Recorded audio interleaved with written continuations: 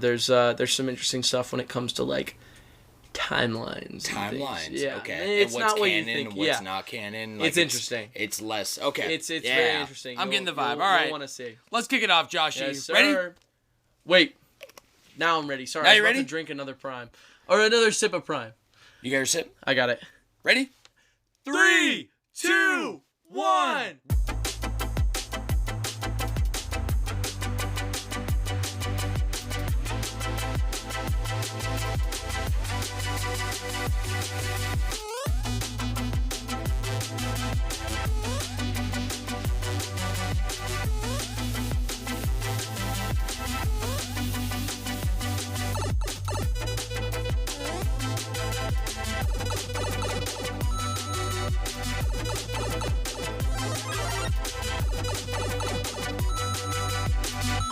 What is good, my friends? Welcome back to the Flash Brothers podcast. It is I, Sam, joined as always by the Star Warrior himself, my brother, roommate, best friend, Joshi. Hello, everyone. How are we doing? Crowd's absolutely going nuts today, Yeah, Joshi. yeah, Today they're going is crazy. season 2, episode 34 of the Flash Brothers podcast. That We is are right. recording Wednesday, is April 10th today. And as I said, my name is Sam. It is you and I once again, my brother. Yes, sir. And this is a very special episode today. This is. It's not going to be marked a special episode Okay. because we do have a more traditional format. It's more special to us. It is. It's very special, and I'm not going to reveal what it is just yet. Oh. and the title might be a little more cryptic if you don't know what it is. What's the title? Just The for title is someone like me. Dreamlander. Dreamlander. Yeah, 2 words. Okay. Because that is the, I guess the race or species or like the origin, you could say, from the planet as far as I know. From a lore perspective of things.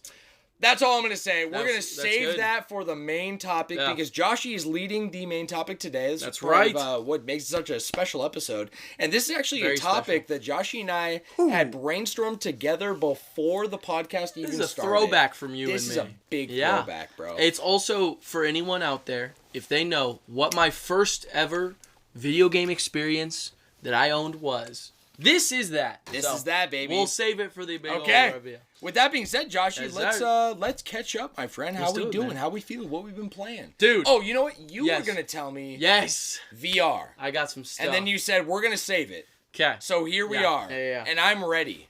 First off, I'm getting a phone call. Oh, it's from my sister. Do you mind if I answer? Oh yeah, let's take Sorry, a break. Anticipation. Hi, Katie. Ooh. That was excellent. Yeah, that was a good one. Excellent there, Joshi. Yes, sir. All right. Wrapped up that phone call with your sister. You're about Yes, I to did. dive into some VR. Oh my goodness. Yeah, I didn't All right. forget. What's All right. happening? Okay. So, dude, I'm going to sound so shitty. Do you mind if I pee real quick? I'm so sorry. I want to get into this so hard, but I noticed my brain was slightly focusing on this. Let's do it. Please, yes. I thoroughly back. apologize. No. Thoroughly. It Very was- thoroughly apologize. Someone else had to meme here other than me. That's okay? right. Yeah, You're not 'cause wrong. I'm always the one going to the bathroom. Wait, too, can we pause so. it one more time, actually? Ooh. I'm just kidding. We are letting it roll, brother. Are we? Whatever you gotta say. Oh, Say it to my face. I absolutely should. Okay. Okay. So, I've just recently gotten more into my VR, Yeah. right? Just a little bit, like, kind of using it more consistently, I guess, since I started playing Tetris more. Totally. I've been playing Tetris VR way more. Tetris Effect, VR. Tetris Effect connected, VR. VR Effect, yes. connected. VR connected. Effect. Yes. Yes. So, it's, I've been using it a lot, and with that has come this kind of search I've been doing for incredible... I started this... Okay, so VR, the Oculus... Yes. Or now the Meta Quest, Yeah. right? The Oculus Quest. No. We the said Meta we're Quest. not calling it. No, that, we're though. calling it the Oculus Yes, Quest 2. yes. Okay, so the Oculus Quest 2 comes preloaded with this program called the VR Animation Studio. Okay. And it's a showcase for a bunch of VR animations that were made for like... For everyone else out there, by Yeah. the way, I've only ever worn an Oculus one time. So legitimately, and that was years ago, I Yeah. do not remember or I Right. can't even visualize anything what in my it head is, about yeah. what Joshy's talking about. Okay. So I'm in the same shoes for any of you who So, are in that boat. Yeah, so essentially a VR animation would be like a 3D animation, could be as short as this loop is right there. Okay. Almost just like a 3D thing you could view, right? And it would have like ways that you'd view it. Now, that's only one part. Anyone can upload those things, but there are also studios that make VR animations, just like you would make a short film, right? And upload it to YouTube.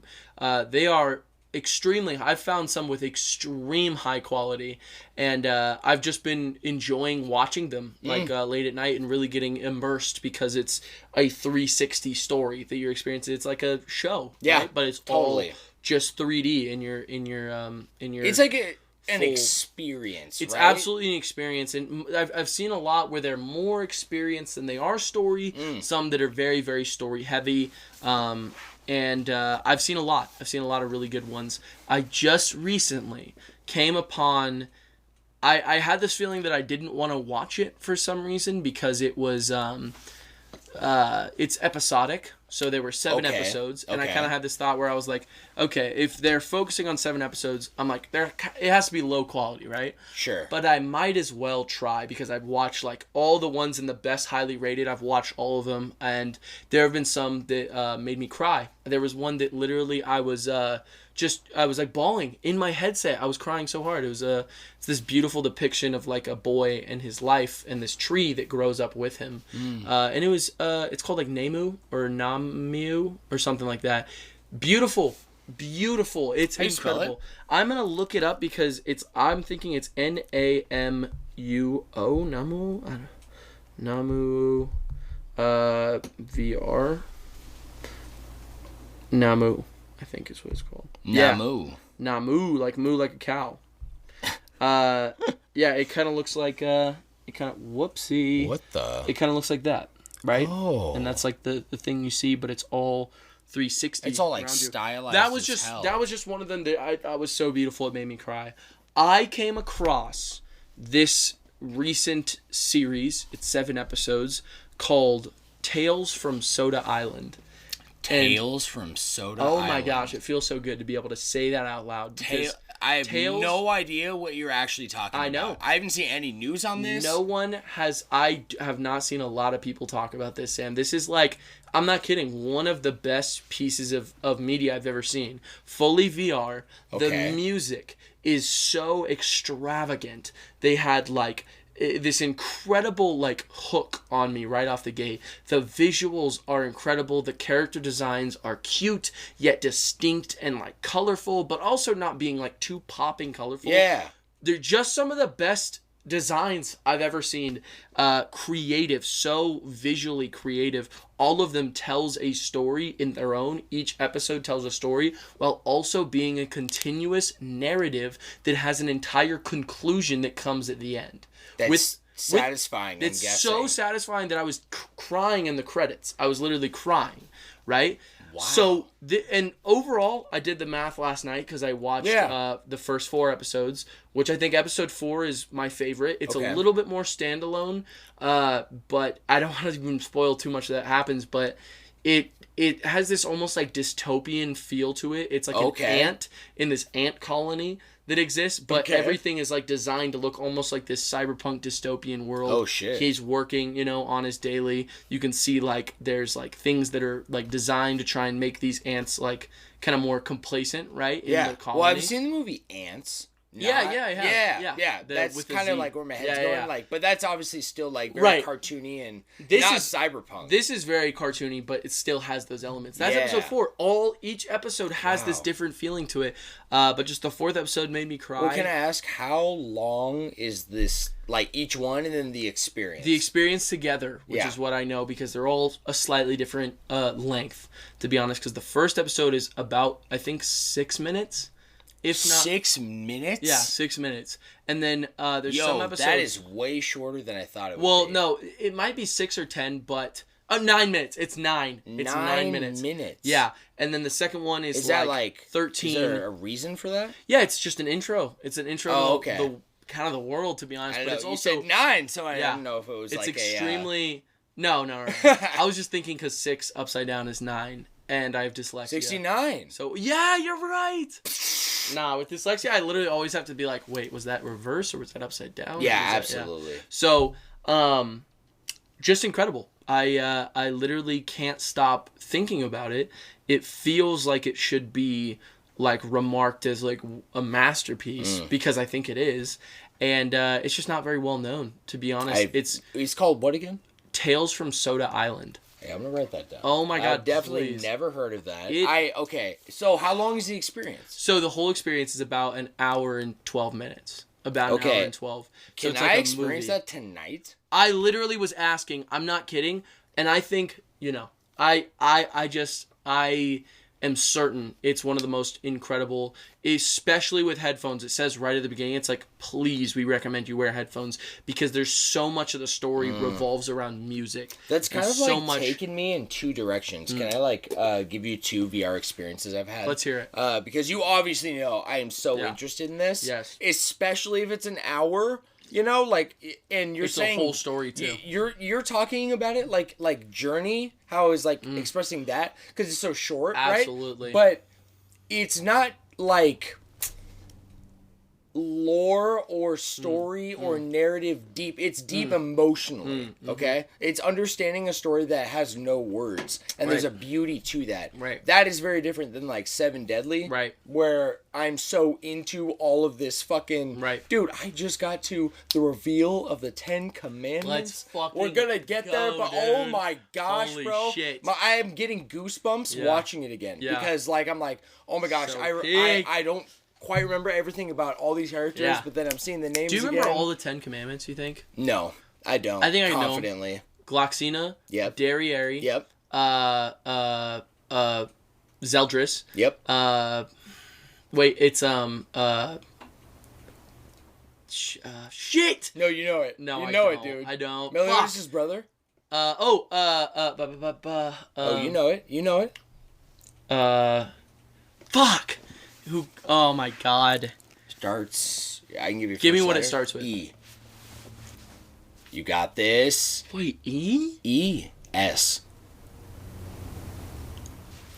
I don't remember. Wait. Estarossa.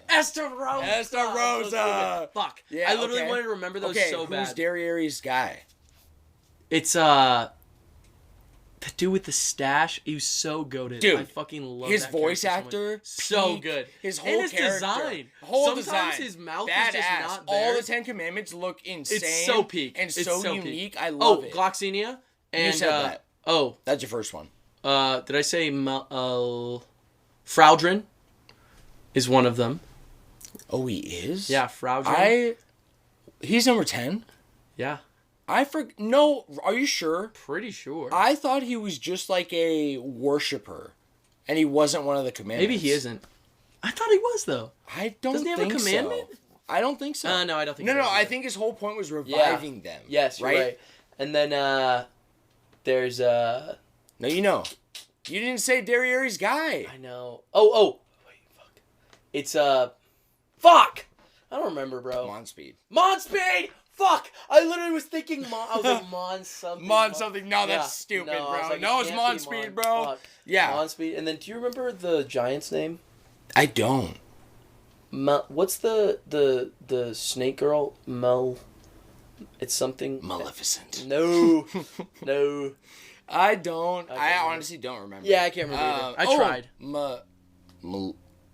Malicious? Malika? It's something like that, yeah. Malika? No.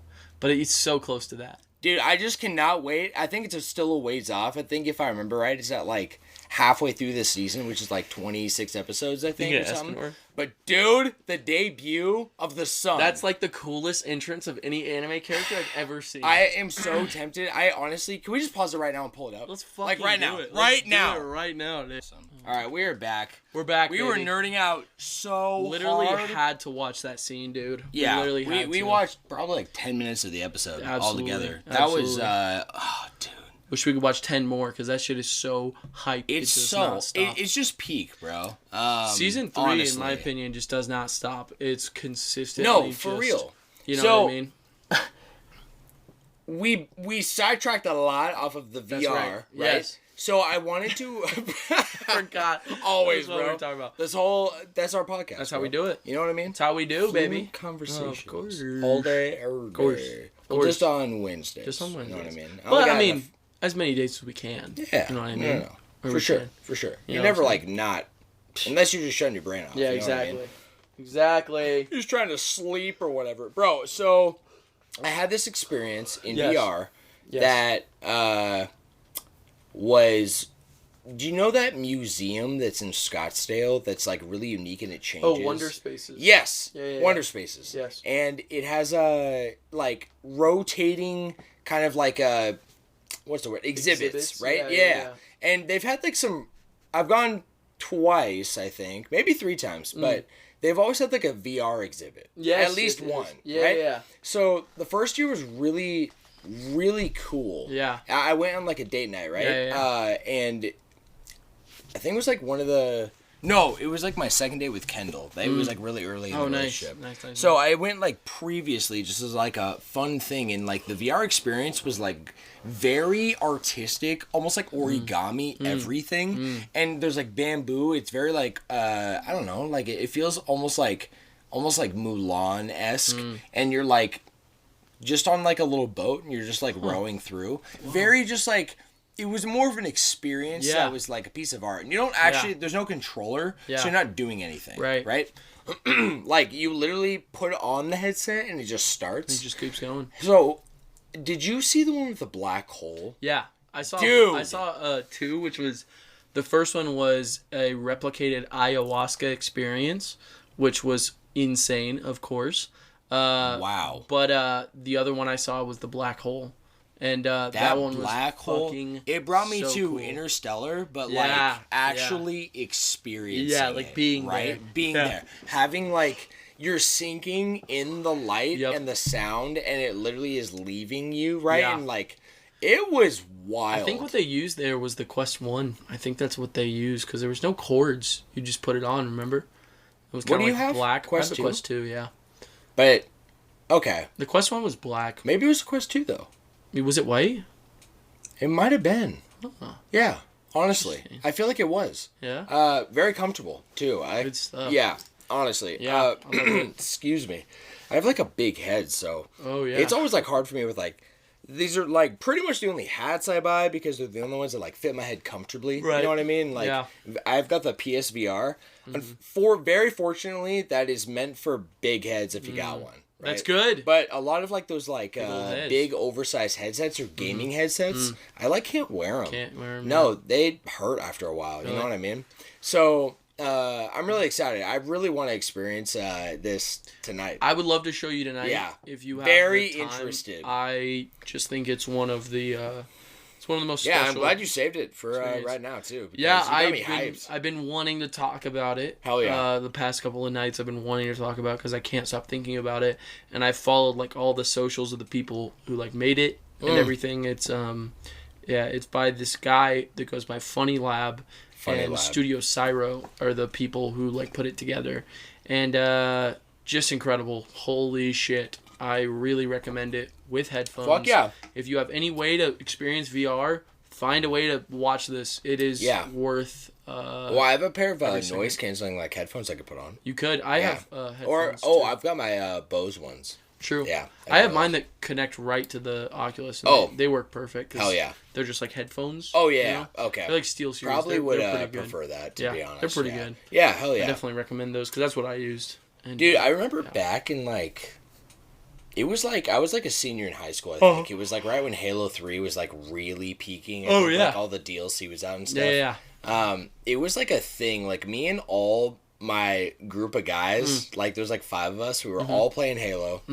We all got like these like Razer headsets. Oh, nice. They were like $120 or something. Yeah, so we saved up like a pretty penny. It was a lot of money to us, right?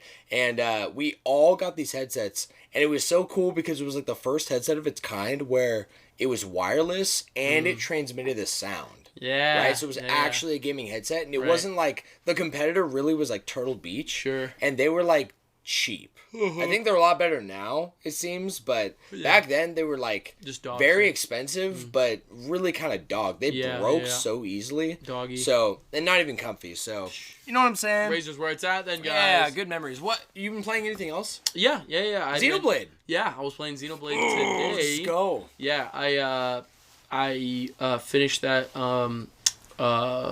that hero quest with Vatri, the Machina guy from Kevis. Vati? No. No. It's like Vatri. Anyway, really fun. I'm gonna look it up. That boss was really fun because I got like 3 chain attacks. Who's the boss again?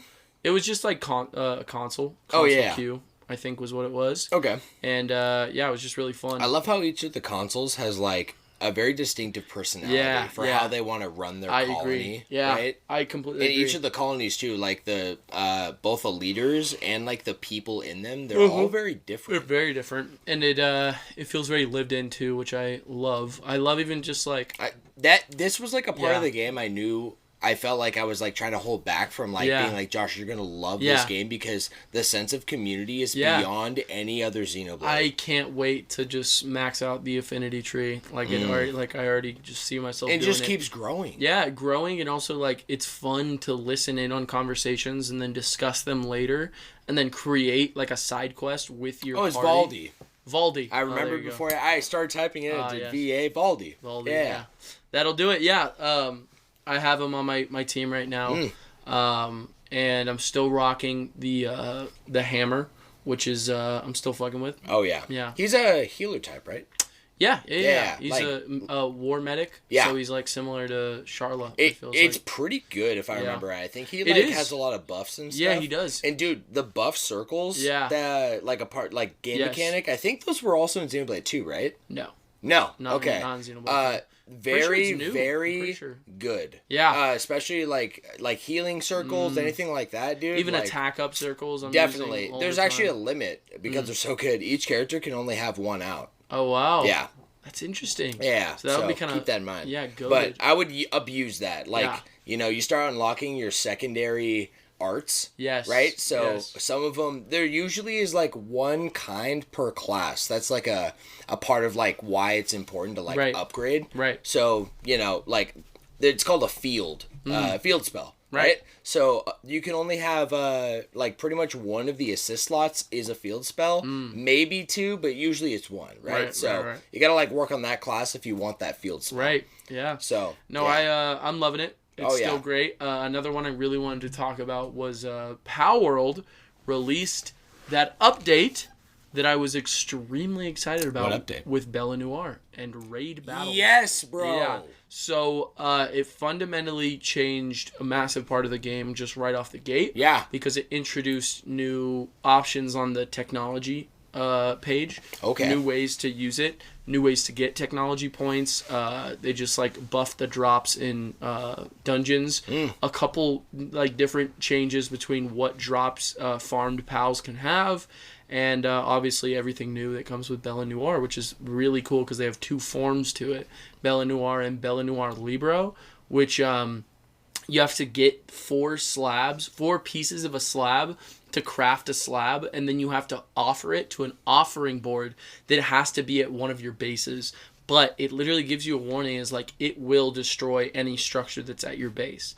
I already had maxed out 3 bases and I was using all 3 of them. However, they introduced a brand new way to be able to get ore, which is an ore farm you can set at your base. And there's 2 upgrades, and obviously I'm really decked out, so I was able to afford the second upgrade, and I have it going, so I'm literally able to get ore in my main base. Wow. Right? So I don't need... That's probably like what, the most precious resource? Like yeah, absolutely, because that is what's turned into either refined ingots or like high quality refined ingots. Like PAL ingots is what they call the last one. PAL ingots. And PAL ingots. And so it just changes the game. It makes it so that I didn't need one of my bases, which was exclusively for mining ore, because you can set it up where ore will drop, and you can set up a base around it. And I had a pretty cool base there. But I removed it so that I could do this this raid, right? Yeah. Which I thought it was crazy that they were doing it at bases, but because of that, you can have up to 20 pals fighting alongside you. Oh, because that's how many pals you can put in your base. So, does it only destroy like a part of the base? No, it if Bella Noir goes throughout your whole base, it'll destroy the whole thing. That's why everyone's recommending free up one of your base slots and just use that as a raid option, which now that you don't need ore farms anymore, now that you can do that at your home base, there's really no point in having a base dedicated to ore farms, iron ore farms, or whatever they call it, So how many other bases do you have, though? So I have 3 bases in general. See. So I have one that was my main base. Yeah. Before this update, I had one coal mining base, and then I had an iron mining base, right? And it was basically like... so now you're going to have 2, though? I'm going to have 2, and then I'm going to have the third one. Okay, I was like trying to gauge because I was like, okay, well, if you have like 7 farms going, right? Like, that's still pretty good, right? But... Yeah. 1/3 dedicated to raiding. I mean, that's like a big cost. It's a pretty big cost if it weren't for what they just introduced, because now farms don't have. No, it to makes exist. sense. It makes sense. sense. But I would literally be like, yeah, it's kind of shitty, to be honest, if you're just making it so that I have to take that away. Or I have to destroy one of my bases. You know what I mean? But now I think I'm going to use that last base as breeding and farming and all those things that just kind of has like a flat space that we could that I could run. So, yeah, absolutely, bro. And I did the first raid boss, the easier one, and it was a really tough fight, but we won. And then I challenged the second one, which it uses one of your slabs, and so I have to get more from dungeons. The second hardest one, or the hardest one, I mean, is extremely hard. Like, it's really, really difficult to beat the pal. And they literally have it so that you have to kill the pal. You can't capture it, but it'll drop an egg of that pal that you just fought, which has never happened as a part of it. So it literally is like you can use... An egg from a raid boss? Yeah. Oh, okay. So you can use... Now the raid bosses, you can use 20 pals plus all the pals you have in your account. So it's like a regular fight, plus you're using all the... And you can just cherry pick, because it was, Bella Noir, dark type. Dark is weak to dragon in the game. So I literally loaded up with all the dragons from all the dungeons I did. I had a bunch of like leveling up books, which they just introduced in this new update. So I was just leveling up a bunch of guys that I already had, bosses. Even if they were like level 35, I got them like up to like 46, like something like that, right? Yeah. And I took down the first boss easy peasy, and this second one is not so easy peasy. I'm gonna have to do updates to come. Yeah, I'm gonna have to do some grinding. We'll see what I think. I'm gonna try and just find as much like high quality weapons as I can. For sure. You get like high quality weapons schematics. There's still no PvP, right? No, but with that said, they just released a trailer for some PvP. I was gonna put it in the news, but I kind of thought you already knew. Oh, were you gonna? No. Oh, but you saw it. Yes, I did see it. Yeah. Yeah. So pretty hype. So exciting. Yeah. Dude. It looks really different. They also there's a Quivern, I think is what it's called. Quilvern. Quilvern. Yeah, we saw like an elemental variant of it in the trailer. Just as a cute little teaser.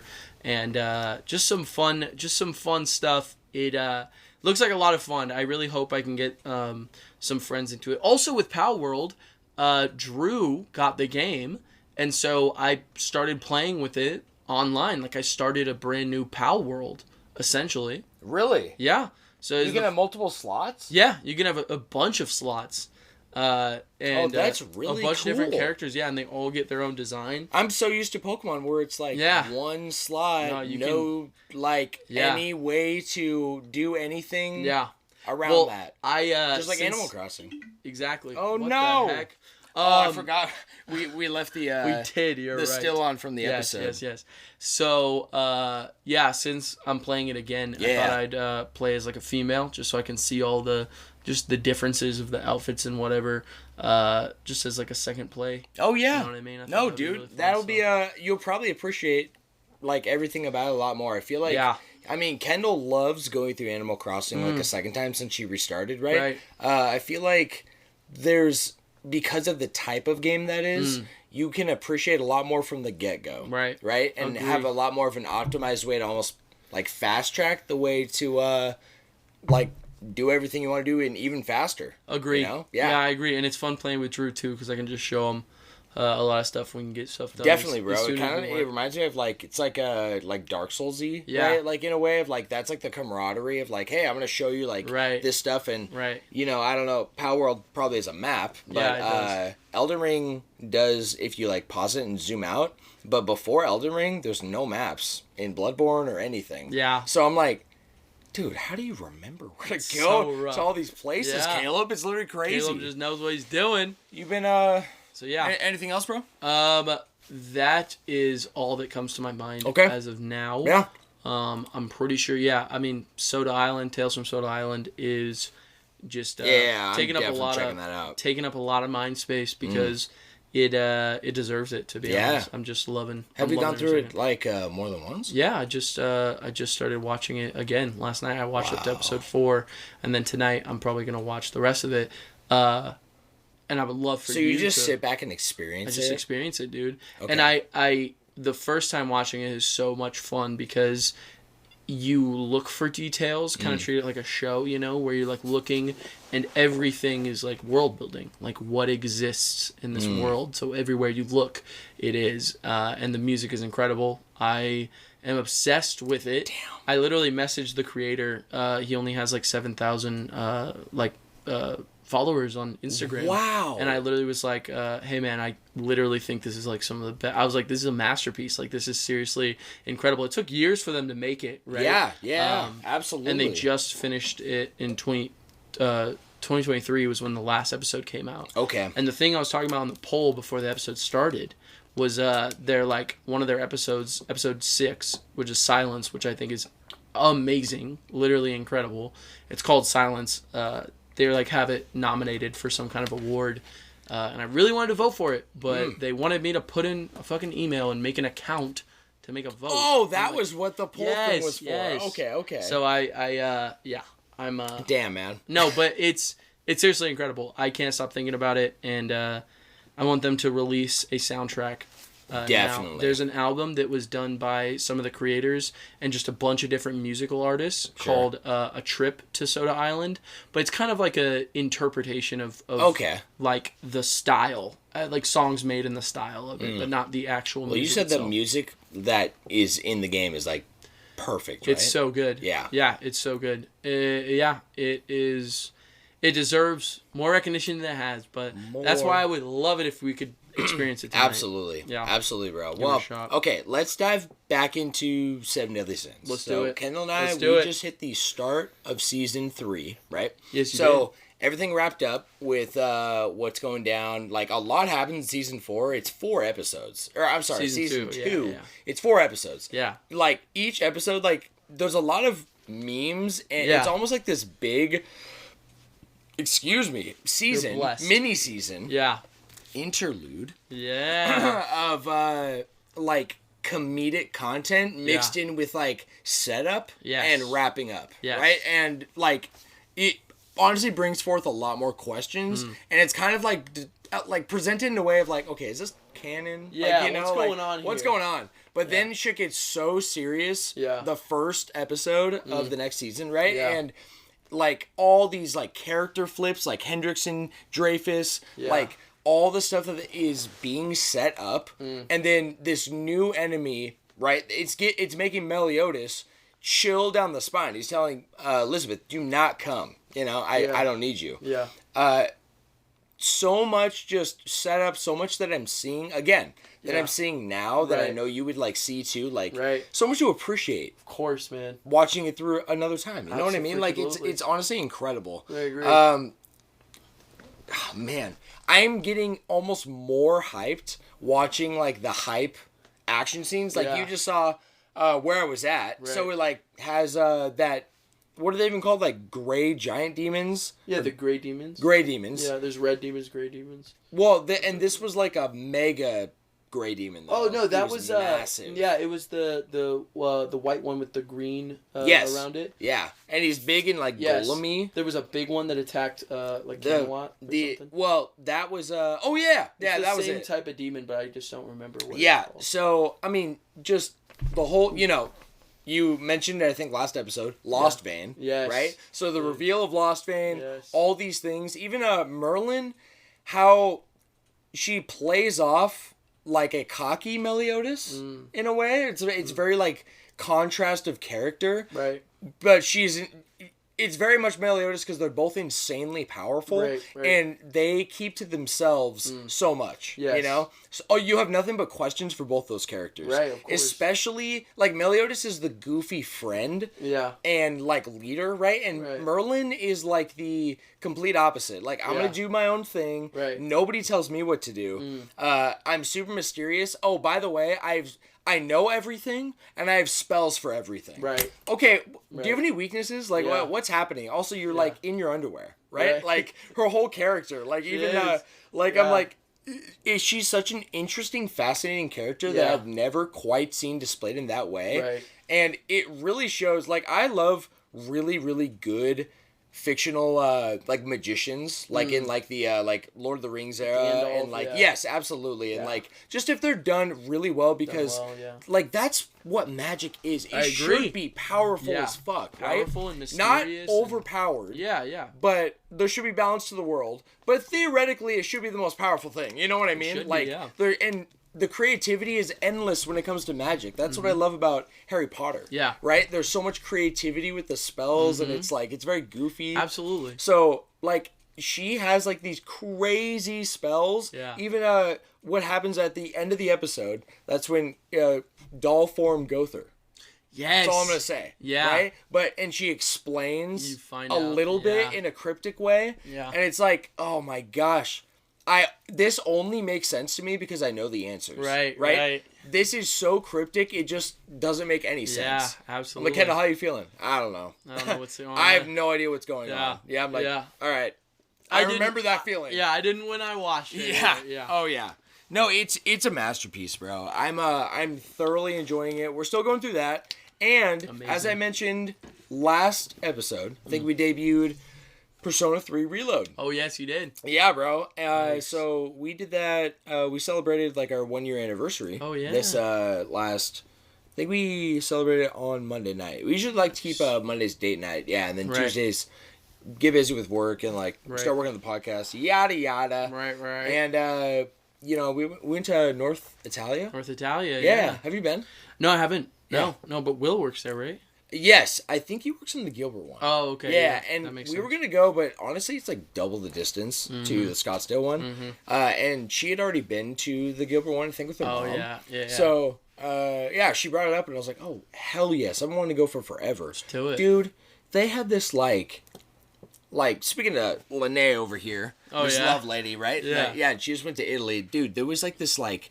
Imagine like a piece of like fluffy, melt in your mouth like sourdough bread. Yes. And it's like a huge piece, right? Yeah. And the top is like, it's like almost black, but it's done in the way it's so attractive to, like you're salivating looking at it. Right. Because it has like the grill lines in the black. Yeah. And in the middle of it, like in the like small squares, is like melted truffle butter.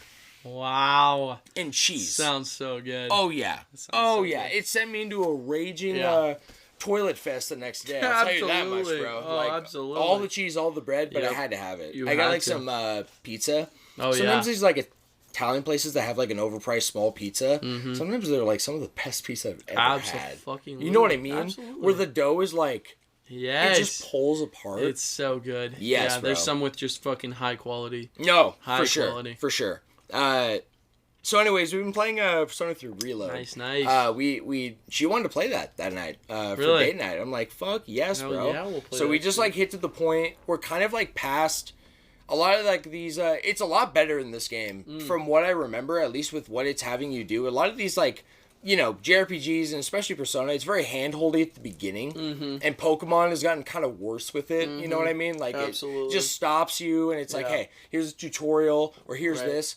I love how Xenoblade handles it. Yeah, Xenoblade does it You can perfect. skip all tutorials if you really want to. Yeah, but the tutorials are almost, like, integrated, right? Very much so. Yeah, and they're actually useful, right? Very much so. And they're fun, whatever. Yeah. So, definitely is there in the game, but we just hit the point where we're kind of past that, and we're able to have free time and embark on Tartarus. So what makes it different from Persona 5 is, I'm sorry, I need a little bit of water. I'm going to steal some of your... That's okay, man. I ran out of all my drink sources. Oh, man. Well, you do have that water bottle that has water in it. Oh my gosh, I thought it was empty. My bad. The way it's like sitting in the label, I was like, oh, it's empty too. Silly Billy. You can also, so good, yeah, though. you can also have that one too. It's you, my guy. Appreciate it, Thank brother. you. I love you. So, the way saying. it's set up that's different from like the Memento stage. So I kind of explained to you one time, like offcast, how insanely like unique and special the story is from Persona 5, because it's almost like the psyche of these certain like mentally tortured people. Right. It grows so much. Yeah. Especially if it's of like a sin. So it represents the 7 deadly sins. Blade explained a little bit when I was hanging out with him recently. Yeah, a lot about like how they create castles, and they're all like mental kind of like things they're going through, right? So I'll give you an example. The first boss, it's kind of dark, and I'm gonna kind of censor it a little bit because honestly, not for kids. It's very like M-rated, right? But there's a PE teacher, and he's a very attractive, really cocky son of a bitch, right?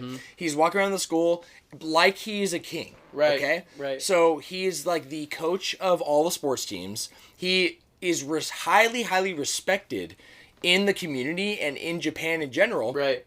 Because he is I think he's either an ex or a current Olympic player that represents Japan. Yeah. So he is like a almost worshipped individual in the game, right? Yeah. Even like he's on the news all the time, blah blah blah. So the school looks really good if they kiss his ass, right? So because of that, he does whatever he wants, and he's kind of sick, right? So in Persona 5, because of like, the abstraction of diving into the psyche of mankind, and that's the visualization of, that's what Mementos is.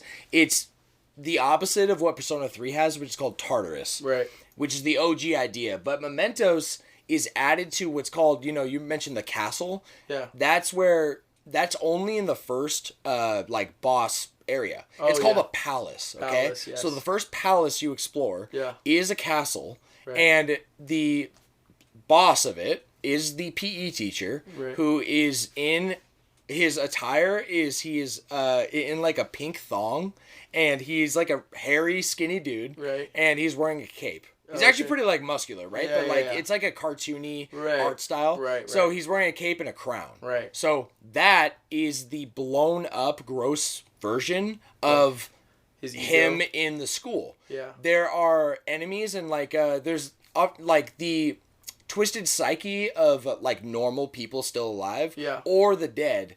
That is what creates shadows, and those are like basically the demonic souls that try to just tear everything down around it, right? So you're kind of trying to like extract them as you're diving into and trying to destroy the palace, right? And ultimately, what's the theme of Persona? Change your heart, right? So you force, basically, you make them confront themselves and get over this thing and recognize they're wrong, and then in real life they confess everything and turn themselves in, and it's genuinely them, and they can't almost explain it, but they had a change of heart. Wow. So it's a really like magical experience, right? Magical, man. So in Mementos, it is the collective conscious of humanity. Wow. So the deeper you go into it, which it represents the world, and you're going into the core of the world, right? When the level in Smash Bros. Like starts popping off, and it shows like the lightning going into the core. Right. That is the core, and basically that's the final boss. That's the god of the collective conscious of humanity, right? So cool. There's a lot of like big like themes like mixed in there, and also that's kind of like spoiler light. It's been out for a long time, but genuinely there's so much depth and like genuinely good plot twists and all these things. I love the Persona series. Right. What makes Persona 3 so different is there isn't really dungeons. It runs on a moon cycle because it does like days and shit. So every full moon, that is a major boss fight event, but it's just one night. You're not like going into like a palace. Right. So anyways, it's really cool. So we just started being able to like control our free time. So get our social links up, explore like the actual gameplay of the game. Yeah. And then get into at Mementos battling, fusing personas. Nice. She's like wanting all like the really cute personas and stuff. Dude. You know what I mean? Hell yeah. Like Pixie representing like a fairy because it's all these mythologies. So. Right. I've seen Pixie. I've seen on Blade's thing. Yeah, I'm pretty sure. I was like, is it Dixie? No, it's definitely Pixie. It's Pixie because then there's another one called like Pixie Queen or something. And then Blade has that one. Yeah. It's like Pixie Ultima or something. Yeah. Something like that. But yeah. Excuse me. There's because they'll pull not just like one like representative of the mythology. They'll pull several. Multiple. Yeah. It's so cool. It is cool. I think it's so sick. Yeah, and it's really evolved. I'm really now being able to like appreciate and see and granted it's been over 10 years since I played Persona 3, the original. But I see so many of the things, like even in like improvements, I mean, from Persona 5. Right. Because Persona 5 was, I think it was 9 years between Persona 4 and 5. Wow. Yeah. And we're growing on, I think we're going on 8 years from Persona 4. Wow. Yeah, 7 or 8. Oh. So they really take their time, the Persona team, and put it together. 5? I meant Persona 5. Yeah. Thank you very much. Yeah. So they really take their time like with these games, and there's so much like I love being a Persona fan because I know I'm gonna get a very quality product. Yeah, absolutely. And like absolutely. It had, I think, the Guinness record at the time Persona 5 coming out, most voice acted lines in a video game ever. Yeah. Right? It even in a PS5 disc. Right. That has all like several gigabytes of data. Yeah. Okay. And you can download data onto your hard drive, right? Yeah. And most games do that. Usually. It still has compressed audio for the voice acting. That's amazing. They can't have the full quality. That's incredible. It's too big. How many do you know? Or I think it was like some. It was give something. Me a. If I was to guess, it was definitely in like the 10,000 or 100,000 range.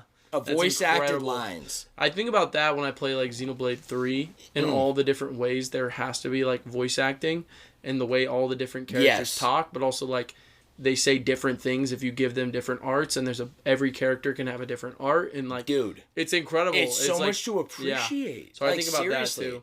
Yeah, so cool. Really loving it. And like Tartarus is the concept of Persona 3, so when it's crazy because it also is a school, so like your school, which is called Tartarus Academy. It'll come to me. Yeah, something. Your SEES, okay?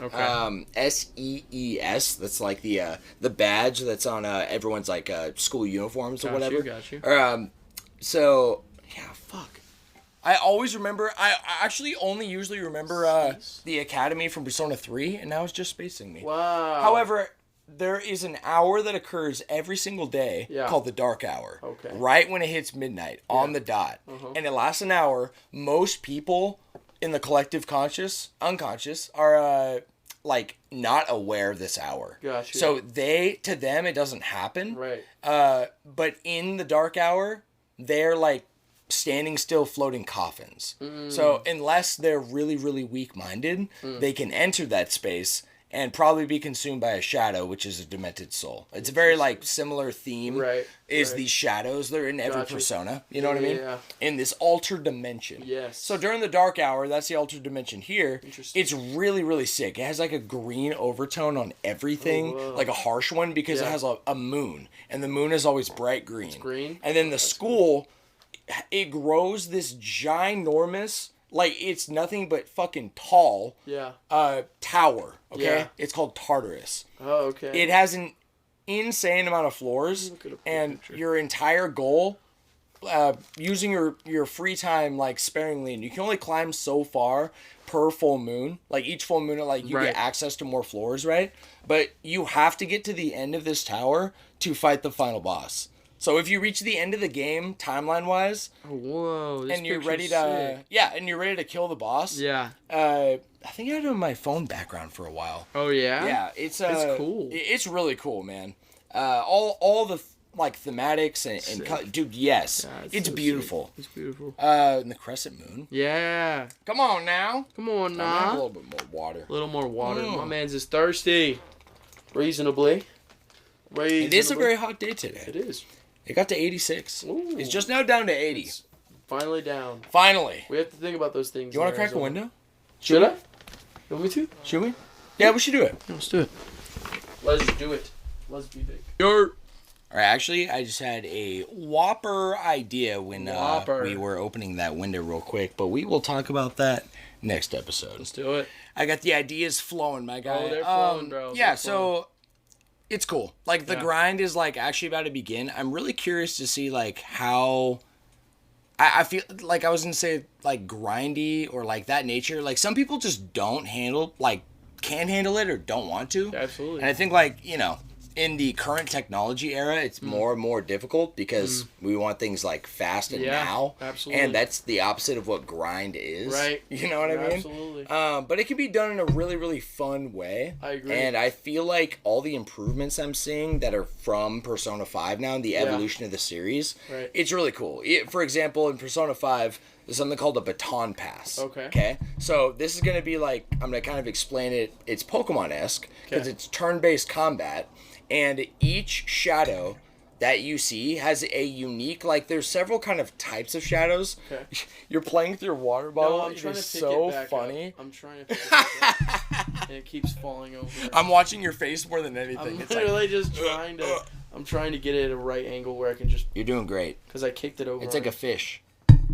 Got it? Yeah. Got it, baby. There we go. Peaches got your Oh, back. he's got my back, buddy. So, each shadow, like, has a specific type on a chart. So it has, like, there's 3 types of physical attacks. There's, like, slash, gun, arrow, and then there's or I think strike, not gun. Okay? And Not then, gun. no, because Evoker is the theme of the game. Yes. Yeah, so the most badass way to summon a persona, that's by the sick as way. fuck. Like, it's like, it never ever gets old. It's so insane. That's sick. So then there's all these types. So there's like fire called Agi. There's electric, Zio. Ice, Bufu. And then there's more types, I think, than there used to be. There's Garudon. dark and light. Garu is wind, right? And then there's I think there's poison now, and then daze or something like that, or like something like fear. I don't know. There's 2 symbols I don't quite recognize, but granted, each game kind of like sets its own stylized theme, so I could just not recognize it, right? But it's different than Pokemon in like beyond like the simple typing, right? However, what's really cool about the combat and makes it fun being a turn-based game in the modern era is kind of like chain attacking. So basically what that means is, oh, dude, it's hype, right? It's like this, almost like the tactical advantage because you're a smart boy, right? So as you're playing, you see this this shadow, this slime shadow. He's weak to fire. So you use fire. Now he enters a state called down, okay? And he's got like a spinny stars over his head. This only means he is going to take more damage the next time he's hit. When it comes his turn, he will get up and attack. And he won't be in the state anymore. He's not like paralyzed. Right. He's not paralyzed. It used to be they like missed a turn, but this is like the evolution of the combat. So hear this out. So basically it puts it on a timer because your goal is to get all the enemies downed. So actually you don't want to hit the same guy because that'll, once he's hit once, he'll fall out of the state. He'll be back to normal. Okay? So you hit him with fire. There's another enemy that's weak to wind, but you don't have wind. You get, because you hit him with his weakness and he entered a down state, you can also crit with a normal attack, and that'll also make him enter down. Okay? So once they're entered down, you get what's called a one more, and you get to act again. But, oh no, I don't have wind. I could crit him, or I can use, in Persona 5, it was called Baton Pass. So you disappear like a ninja, and you reappear as the other character that you want to shift to, and you can continue the chain until you run out of characters. Oh wow, that's sick. It's really sick. Yeah, I like the sound Each of that. chain you do increases damage and increases or reduces the cost of SP, which is like how you use your abilities. Oh, that's so cool. Yeah, it's so sick, right? It's very creative, and you unlock things later to make it more rewarding. So you want to use it, right? Right. So this game took that idea, right? The element, but they didn't call it baton pass because it's like the element of Persona 5, right? They call it shift. Okay, and you're shifting to the next player. Gotcha. And then once you get every enemy into the down state, you can issue out an all-out attack, which is basically press the X button, and it's a very flashy anime. That's Choker's final. Exactly. Yeah. And if it kills the enemies in that, then it'll have a splash screen where it just like it ends the match like that, just like in Smash. Just like Smash. Mm-hmm. Wow, that's so cool. It's honestly very like flashy, creative. If you finish it in Smash, it'll go to the title screen, right? It'll go to the winner select screen. Like it'll do that thing, and then the match will end. And then it's end. And then it'll stay on that screen. It'll do the. That's what I mean. So usually it'll like show the enemies like getting wrecked, and then it'll zoom in on one or multiple characters, and they'll do a little anime quote, and then it'll be like the end, and it will show like the end like results screen. Right? Wow. But this would end on like this like total anime like hand painted image. That's cool. It's really cool. It's very like really cool. It never gets stale. Yeah. Even the music has like switch ups in it, which it didn't used to. Yeah. It very much was the song Mass Destruction on repeat. I'm serious for 80 plus hours. Which one does that go? Ooh yeah. Da-da-da-da-da-da-da-da. Yeah. Baby, baby. Don't get me wrong. Fantastic song. But I guarantee you, I have heard that particular song more than any other song in my life. Yeah. Because of Persona 3. Yeah, and I'm about to experience it all over again. So, by the way, I also listen to it in my free time. There you go. Let's just add to that. And in Smash. So, and in Smash, dude. It just follows you forever. Yeah. Joshi, that's all I got for you. Let's kick off this episode. Let's kick it off. We've had a very casual. It's been almost a couple hours since we started our pregame, which we will get into in a second here. That was a fantastic pregame, by the way. It was fantastic. It's always getting better and better. You know what I'm saying? Isn't it always? But let's get plugged in here, Joshi. Ooh, let me write in the time though, because make it easier to edit later. Easy. You know what I'm saying? My friends, welcome to the official Flash Brothers podcast. Welcome, everyone. Welcome, man. This production is essentially two best friends sharing casual discussions and divulging our collective interests together. That's right. Know what I'm saying? That's so right. We blend retro and modern topics framed around gaming, anime, and further diverse passions we both share. That's so right. Our focus is set on spreading positive vibes within comprehensive and informative content while keeping it casual. And building a vibrant community where you can actively join the conversation. Know what I'm saying? Episodes drop Fridays at 5 a.m. with pregame dropping 24 hours earlier. So that'll drop tomorrow morning. Yes, today, as we said earlier, it's Wednesday, April 10th. As of today, yes. As of today, baby. It is. Joshi, let's explain how everyone can get involved. Let's get everyone involved. Yeah, let's get everyone involved, Let's do it. Questions, comments, theories, discussions, and more can be written in, my friends. Wow. We call it write-ins or submissions, all right? For our segment known as Party Chat. That's right, within baby. every episode of the Flash Bros podcast. Check out our Patreon. That's going to be patreon.com/Flash Bros podcast, where you can sign up for a free membership, get updates and Discords, and they just introduced a brand new feature on Patreon, Joshi. What did they introduce? It's actually really sick. So you can now... They used to just make it so you could mark your content as for everyone or just for paid members. And you could like even have tiers, right? Right. Now they have an option where you can only give it to free members. So that actually is a benefit because now I can post episodes that I just want to like maybe after it's been out for a while, maybe it's a special episode that normally would be paid. I can give those episodes out for free members. After a while? Yeah. Even like a taste? Like just a taste. But what's really cool about it and kind of gets you hooked in, honestly, is you can only access it by being a free Patreon member. Wow. So, at the very least, that encourages, that should be more encouraging more than ever for like just signing up for the free Patreon. It just takes an email, to be honest with you. Yeah, but you'll get updates to everything we got cooking, and you will see our gold tier sponsorship. Oh yeah, you Joshi, will. let's dive into that. Let's dive all right, in, man. Special recognition during each episode. That's incredible. Access to our exclusive content and Patreon posts, which is only growing. Right. Season 3 is about to begin. That is 100%. My man, we got some stuff in the oven. Yeah, we cooking. You know what I mean? We're cooking is right. You can send submissions directly through Patreon and have exclusive access within our community Discord server. That's you know what I'm saying? Absolutely. And the biggest benefit, Joshi, to be honest, to hop on board early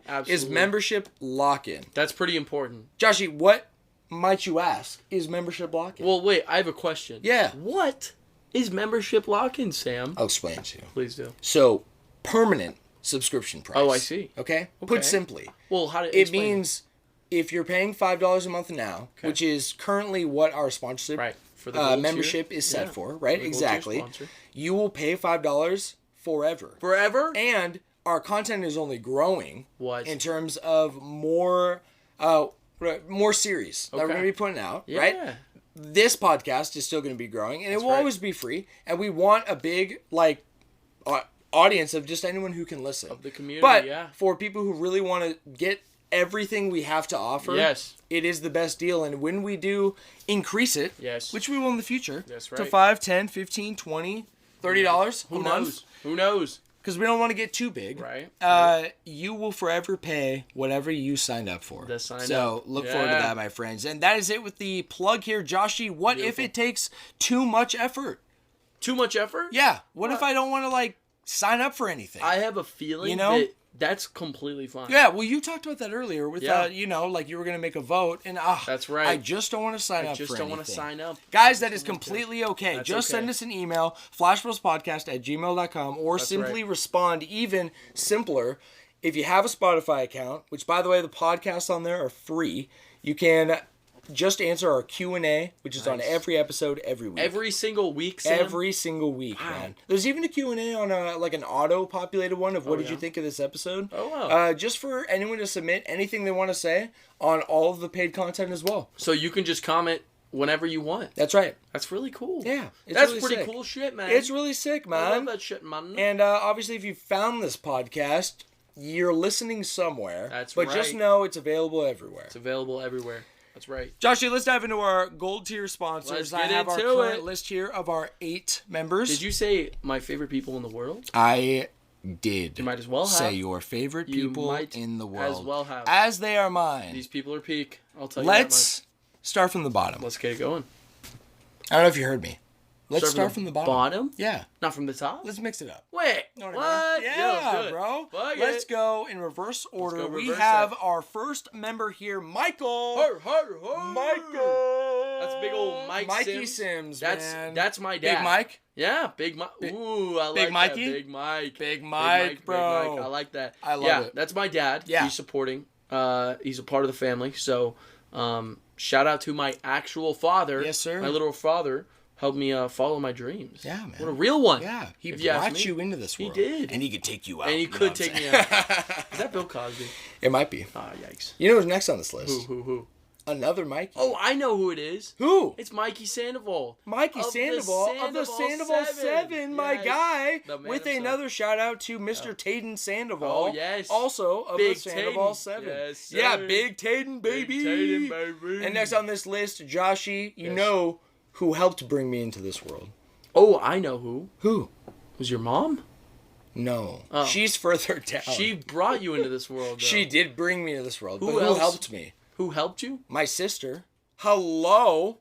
Your sister. Yes. Oh, Lene Lovelady. Lovelady herself, my man. She helped bring you into this world? Absolutely. That's amazing. Yeah, dude. Shout out Lene. Helped shape who I am today, you know what I mean? There's nothing that woman cannot do. I know. She is superhero. She's with 4 kids. Yeah, she's doing it all. Wink. What? Are you one of her kids? What are you trying Next to on this list is Johnny. Crazy. John Rao the 4th. We talked about him earlier. Yeah, we did. Yeah, man. So much love for Johnny. We haven't had him at the house in a while. Yes. And look forward to that this next week, Johnny. We'll be reaching out. On pregame. Yeah. Make sure to listen to the newest pregame because we we were just giving you some love over there. You know what I mean? Oh yeah, Yes, Johnny. sir. Yeah. Honestly, one of our most faithful listeners too. Absolutely. So, big shout outs to him, No and question. much appreciated all the support from all these guys so far. This is fun switching it up. And isn't I'm it like, fun? I almost don't know who's next. Right. You know what I mean? Right. Yeah, because you get so used to it. You get so used to right? it. Yeah, We've literally done it for exactly. 33 episodes. So That's right. Let's mix it up. Next on this list, and he's getting a plug. Who is it? It's a Drell. Oh, it's a Drell, of course. It's Drell himself. Williams. My man was just out while I was working on the pod, and Yeah. then like you, me, and Gaby were all playing Smash. It, yeah. Adrell was playing. He plays like very competitive volleyball. Yeah, he's got a volleyball league. Volleyball league. Yeah, exactly. So Kendall and Jade went out with him to like support. And they watched his game. And dude, so cool. And they all came back, and like Kendall's all hyped up, and she wants to play volleyball now. Dude, she's like, I still got it. And she said Adrell was a demon on that court. She did say that. He was going crazy. And you know Adrell too. I never know. I've never seen him, and he's always like, oh, yeah, it's all right. No, he's a good player. I've played with him before, and he's like always one of the best. The worst part is trying to get him to take a compliment, right? So I'm like, "Did you play really well?" And he'll say something like, "He's like, yeah, I was playing pretty decent today," which means that's what he said today. Yeah, he was probably playing incredibly if he'll give himself a little bit of credit. You know what I mean? If he'll say that, that's enough for me to know that it's probably a ridiculous amount. Also, let's give him a plug. Yeah, let's give him that plug. He also Twitch streams on Twitch, of all places, right? He goes by Sweet A. That's Sweet AYEEE at Sweet A on Twitch. So Sweet A. So go check him out. He's so freaking funny. He's great. Oh my gosh! Can I have a sip of that? Yeah, of course. I wanted to try it, but I also the first sip is always the best. It's the sip cracker. The sip cracker. Sip cracker. It's also what people tell me to do. Sip cracker.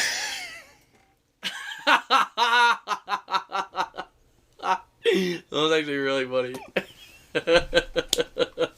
What's so funny is I'm just really surprised I caught myself. Yeah, you were I honestly... You were like, yeah, sip cracker. Fuck.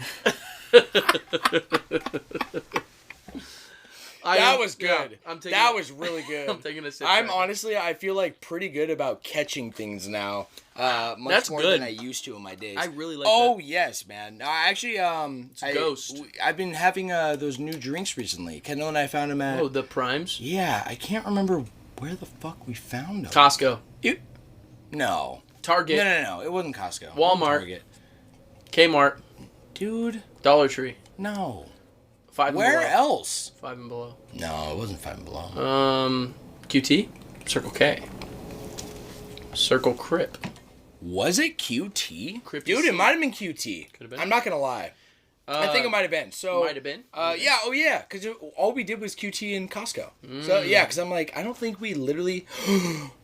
No. What was it? Fries. That was like the one I didn't. I haven't been to Fries. I genuinely don't really shop there. I just go there for my medication. Love Fries. I know, man. Genuinely, they do have good deals though. They usually sometimes, do. Yeah. Honestly, I just don't like going to the one by our house. Yeah. I really don't. That one's not nice. You should try going. I like going to any gas stations here. What's like, the one? I don't like going out in public here. Yeah. What's the one in down the street? Excuse me. Kind of close to the. Well, the one you mean or close to the one that's on Alma School? H Mart. No, the other one. It's. I thought that was Sprouts. No, it's not Sprouts. It's a place like that. Oh, that's like down on a. Well, that's on Gilbert Road, right? No, it's down Dobson. Yeah, it's down Dobson.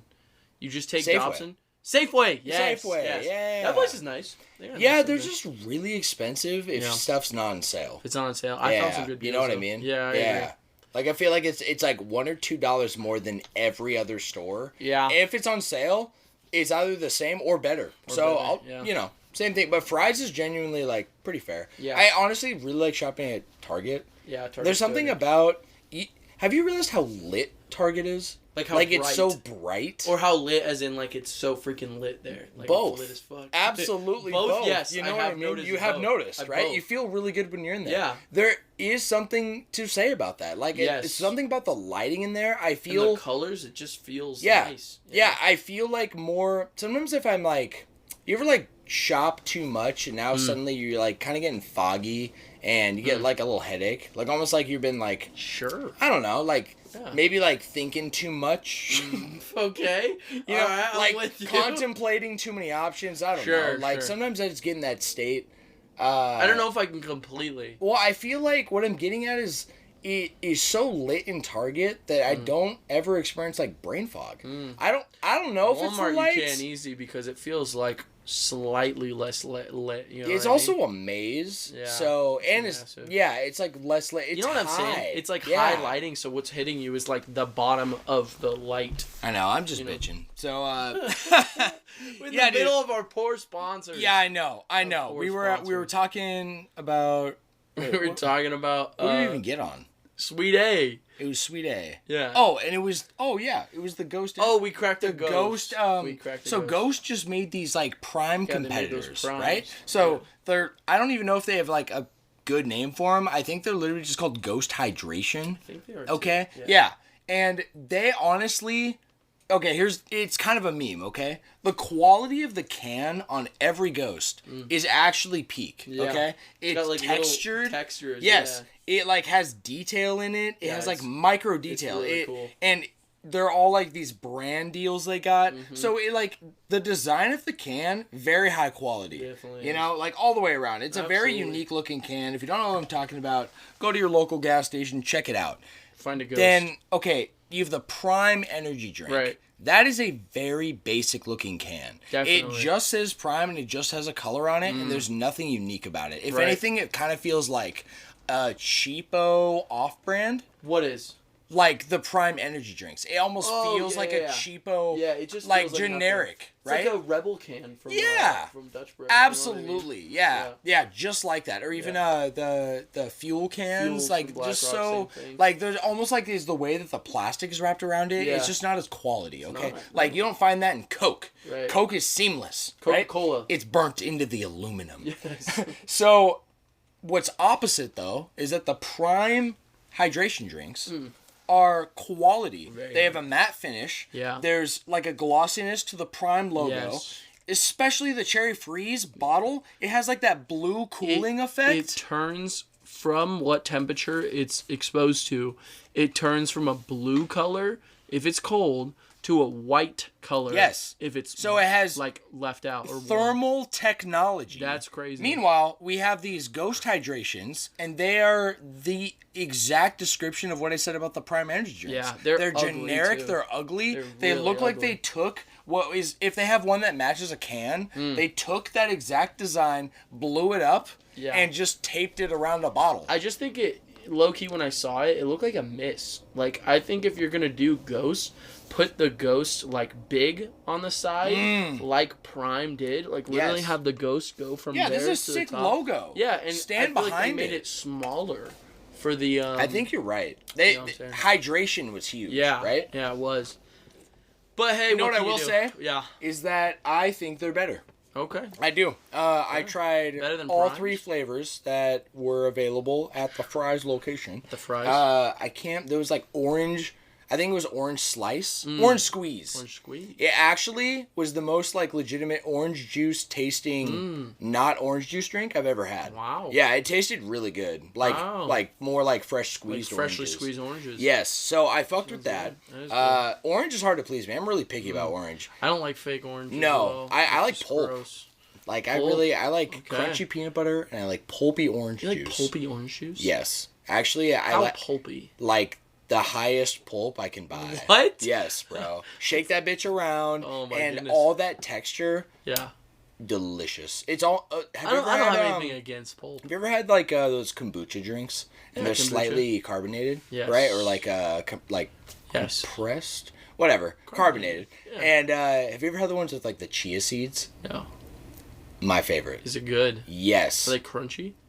Yeah. If you're not really supposed to chew on them though. Like they just kind of are a texture that you're drinking. Interesting. And I like it. I think I like it because it's like small and it's it's really soothing. Yeah. Sounds Do you like weird. boba? There's people out there definitely disagreeing with me right now. Absolutely. You know, it's like honestly most people don't like the chia seed ones, right? So no, I don't like boba. Why not? There is something about the size and too big. Maybe? It's too big, and if we're talking about the traditional tapioca balls, Yeah. I do not like those at all. Why not? There is something about the texture. It's like it's beyond soft. It's gone to squishy. Like okay, soft is like cookie dough. Okay, that to me is peak kind of texture. Yeah. It's soothing. It almost melts on the roof of your mouth or on your tongue as it's dissolving. I see what you're saying. Breaks apart. Right. If you bite into it, it has a little bit of brittle crunch because of the sugar and the chocolate chips. Sure. It's a very satisfying. And when you bite bite in, to describe it. By the way, I got you. I almost feel like I could. Are you in? Now. Yeah, there's a podcast, right? So I gotta be descriptive with my words. I'm picturing. Here's the thing too, like it's almost like fresh baked bread. As you're biting into it, it's almost like you can feel like the tearing of the substance. Okay, of the food. And it's very satisfying. Yeah, There's something about it, right? I can't explain it any better than that. There's no sound either. It's all just what you feel in your mouth. I'm with it. There's something about those damn tapioca balls. It's like too squishy. And I don't know if it really is this, but I love all seafood. And that is a big texture thing for most people. But like scallops, that's almost like the tapioca ball texture, but better. Scallops are delicious. They're delicious. That's probably my favorite seafood. Oh my gosh. Other than lobster. You got me thinking about it. Or crab is good too. Yeah, let's go to angry crab after this, bro. Oh my god. Jazzy's working. Yo. So shout outs. We're still gonna get through our shout outs. We're shouting out in the middle of our shout outs. Listen, these tapioca balls, and I have to wrap this up because these tapioca balls, it almost reminds me of the texture of like squid. I do not fuck with squid unless it's calamari. Calamari, maybe it's because it's so thin and it's fried. What else have you had that's squid that's a little like thicker? Well, have you ever had like actual little like squid bits or like an actual piece of squid? I don't know. Or like squid sushi? Like layered over the top? Maybe. I feel like you probably have. I probably have. I don't fuck with the texture at all. Like it's like, So I think the tapioca balls kind of give me that like the sliminess. Yeah. Plus, I'll be honest, there's almost no or bad taste from those little balls. You almost just have to swallow them, and I just don't. I just would rather not. Yeah, I disagree. I think they're delicious. I get it. Like most people, especially in like a really cold drink smoothie level. You ever had like a milkshake smoothie? The best thing you can get from Boba. They do the best smoothies. They do. They have there's a taro smoothie I always get. And if I ever go, I haven't been in so long. Do you go to like a certain place? To Bosa. I meant to say Bosa. Did I not say Bosa just now? I think you have been saying Boba the whole time. Well, I've been saying Boba, but I just said Bosa. Oh, maybe I missed it. Yeah. I think I did. But I've been to Boba places with excellent smoothies. Right. Yeah. Bosa Donuts does really good smoothies. Really? And, okay, I'll be honest. I had one time. Well, actually, I think it was when Dusty was visiting. He got like some smoothie they had, and I thought it was very mid. What was it, though? I don't... Like a strawberry? Maybe strawberry? Smoothie? Probably mid. Because they're going to make it like a Dutch Bros smoothie. Yeah, it just didn't taste like real strawberry. Unless it's a good smoothie. Yeah. Like a taro. Because that's like a non-traditional flavor. Like, you know what I mean? What is taro? Taro is like I think it's a fruit? I don't fucking know. Rintaro is the main character from Steins Gate. Taro. Rintaro. Right. And then Fujitaro is a character from One Piece. You're right. Yeah. Actually, lied. His name's Fujitora. Joshi, next on our list here is Kendall. Kendall Southern. Shout outs to my gorgeous girl. Let's talk as much as we did. This has been the longest plugged in we've ever had. Let's talk as long as we did for a drill for Kendall. So what do you want to talk about? Oh, man. I don't think there's much to say. Kendall's great. You just had your 1 year anniversary with her. Yeah, she's in your room right now chilling big playing time. Animal Crossing. Yes. And she loves it. Yeah. Actually, I forgot to, I don't have like my Nintendo online family plan on auto renew. Oh, interesting. So it ran out like 2 days ago. Oh, and really? I found out. Yeah. I think I got an email and I just like put it in the backlog. Yeah. But Kendall literally was like, hey, Animal Crossing's not working anymore. And I was like, oh, wait, why? Do you need Nintendo Online for... You do for the DLC. Oh, shit. Yeah, and I think the way it works is she already started accessing DLC. Oh, yeah. So you need to have Like, because you can buy the DLC, right? But to get the free one, you need an active membership. Just like the Mario Kart 8 Deluxe. Just like that. Yes. So, she's like, okay, well, can you renew it so I can play? So, dude, wait, I was like... she's been playing the Happy Home Designer? Yeah. Really? Dude, yes. And she's going ham. Like, I thought she just got access to it because she just started talking about it a couple days ago. Right. And I'm like... So are you like is it your first house? Like, what's the vibe? She's like, oh no, like I'm going back to my first house now, and now I'm doing the outside. Wow. So she's like going ham with everything the game has to offer. She started getting turnips. Oh yeah. Yes. And big hype from her on like the entire process. Like she's like checking every day. It's exciting. She forgot to buy them Sunday morning. Oh, no. And she was devastated. That's so sad. I know. Anybody who plays Animal Crossing, that's a heartbreaker. Yeah, I know, man. Then you're but just sad yeah, the week. biggest heart. She like made me this like anniversary gift. Like she's been working on it for months. It's like just basically a little like scrapbook of our adventures over the last year. Yeah. So cute. Yeah, dude. Honestly, amazing woman. Cannot say I'm grateful enough, to be honest. Yeah. Yeah. She's definitely fantastic. That Kendall's hat? This is my hat. I just left it in here yesterday. Oh, bet.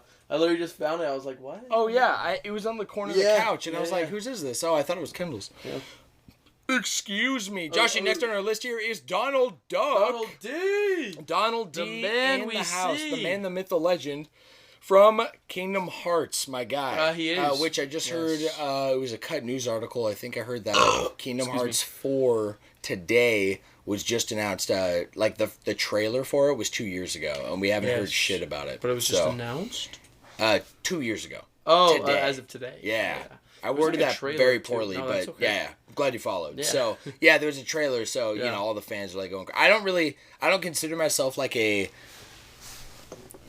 I think even calling myself Kingdom Hearts fan, like, it's very loose because most fans of Kingdom Hearts, like, real fans, they're, like, diehard Kingdom Hearts fans, right? And they've, like, probably played a bunch. They know everything, you know? Yeah, and they've played them all, and, like, it's almost like, for some of them, that's the only game series they play, you know? I've seen some people like that with Fate. You know, Fate Stay Night and those Fate games. Definitely. And I was on that train until 3. So I've just kind of really fallen off. Yeah. And I'm watching from afar. Like if, you know, for me it's more like if 4 drops some new trailer and it's all hype and people are going crazy, I'll for sure watch the trailer. Right. But I will not probably have any interest to get it. Yeah. Even if the trailers look insane. I think there is a trailer though. No, that's what I'm saying. 2 years ago 2 years was ago? the first trailer. Yes. But it's been silence. Yes. So it's kind of, silence. going, you know, 2 years plus of just straight silence. Not even a release date, nothing. Yeah. Usually, you know, fans can take it as a bad sign. I honestly really think, hey, delay the game as much as you possibly can until it's ready. Just like good. Persona 6, right? Make a good game, man. I'll be patient with Kingdom Hearts. But let's wrap this list with my mother. As we alluded to earlier, Joshi, Annette. She's the one who brought you into this world. She is the one who brought me into this world. She did. And she can take me out. I'll tell you that much, man. But probably my biggest fan ever. In life? To be honest, yeah. One of the biggest supporters I've ever had my entire life, man. Supported you up until, you know, where we're at now. Absolutely. And now she's dropped off the map. She absolutely can't stand my guts. She absolutely does not. She texted me the other day. She said, no, we honestly, it's crazy because both my parents, also I reciprocate all those feelings to my father as well. Like they're just amazing parents and have always, you know, despite their own struggles, if anything, they're kind of like me. Like if I'm struggling, I'll probably like seclude a little bit. Both of them are like that. Yeah. So, and we all just kind of like struggle with reaching out, I feel. You know what I mean? Yeah. On a consistent level. Consistent reaching out. So I feel like but there's a special thing about it. It does feel like more, you know, maybe I only feel that because we have such technology at our fingertips. But in reality, that's how things used to be not that long ago, right? So I do always feel like whenever I talk to them, text them, or see them, it's always like so quality. Yes, you know, like I don't take it for granted. Absolutely. Yeah. So I feel a similar way with my parents. I mean, my parents are pretty similar, but more in the sense of like They're just always like doing something. Oh, yeah. You know what I mean? So yeah, shout out to my dad who was the first on the list today. Yep. He's normally it's family start and family ends. That's baby. how we do it. We're all a family over here. We're you know all what I'm a saying? big family. What do we call it? The Flash Squad? Flash crew? Flash crew? No. Flash. Ooh. No. Flash. I wrote it down. Flash. Flash Squad? Flash Squad. Flash Squad. That's tough. Even if it's not, let's call them we're the Flash Squad today. We're the 7 Deadly Sins. Yeah, Flash Squad. Yeah, we're all a family. Yes, okay, that's what I'm getting at, right? So nothing but love here, guys. We appreciate you all so much. 2 more special shout outs. Yes. We got it for Brad and Caleb, 2 buddies. Close friends of mine that I've known for a very long time. Yes, we have. And they're just like involved with the show with music from Brad. Check out also his handle, Shadow Buddy or Shadow Buddy Music. You can find his music basically everywhere. And YouTube, he's got like visuals to go with it. And his Instagram, he has a bunch of promotions. Yeah, so. And it's really good music too. Very good music, man. Yeah. So he makes our intro, and reach out to him about season 3. So we'll have updates soon. And Caleb, an additional co-host and just a big part of inspiration and topic suggestions. And come up with man. Yeah, from the beginning. So big shout out to him as well. Joshi, you know how we do. I do. But I think we can take a small break. Let's take a small break. Yeah. I gotta pee. Yeah. I'll be right back. Oh. All right, we are back. Joshua. Here we are. We're back. I kind of got a little kink in my neck. A little kink in your neck? Sam will crack his neck like he's going to kill himself. Yeah, I will. He'll literally, I can't believe you do that.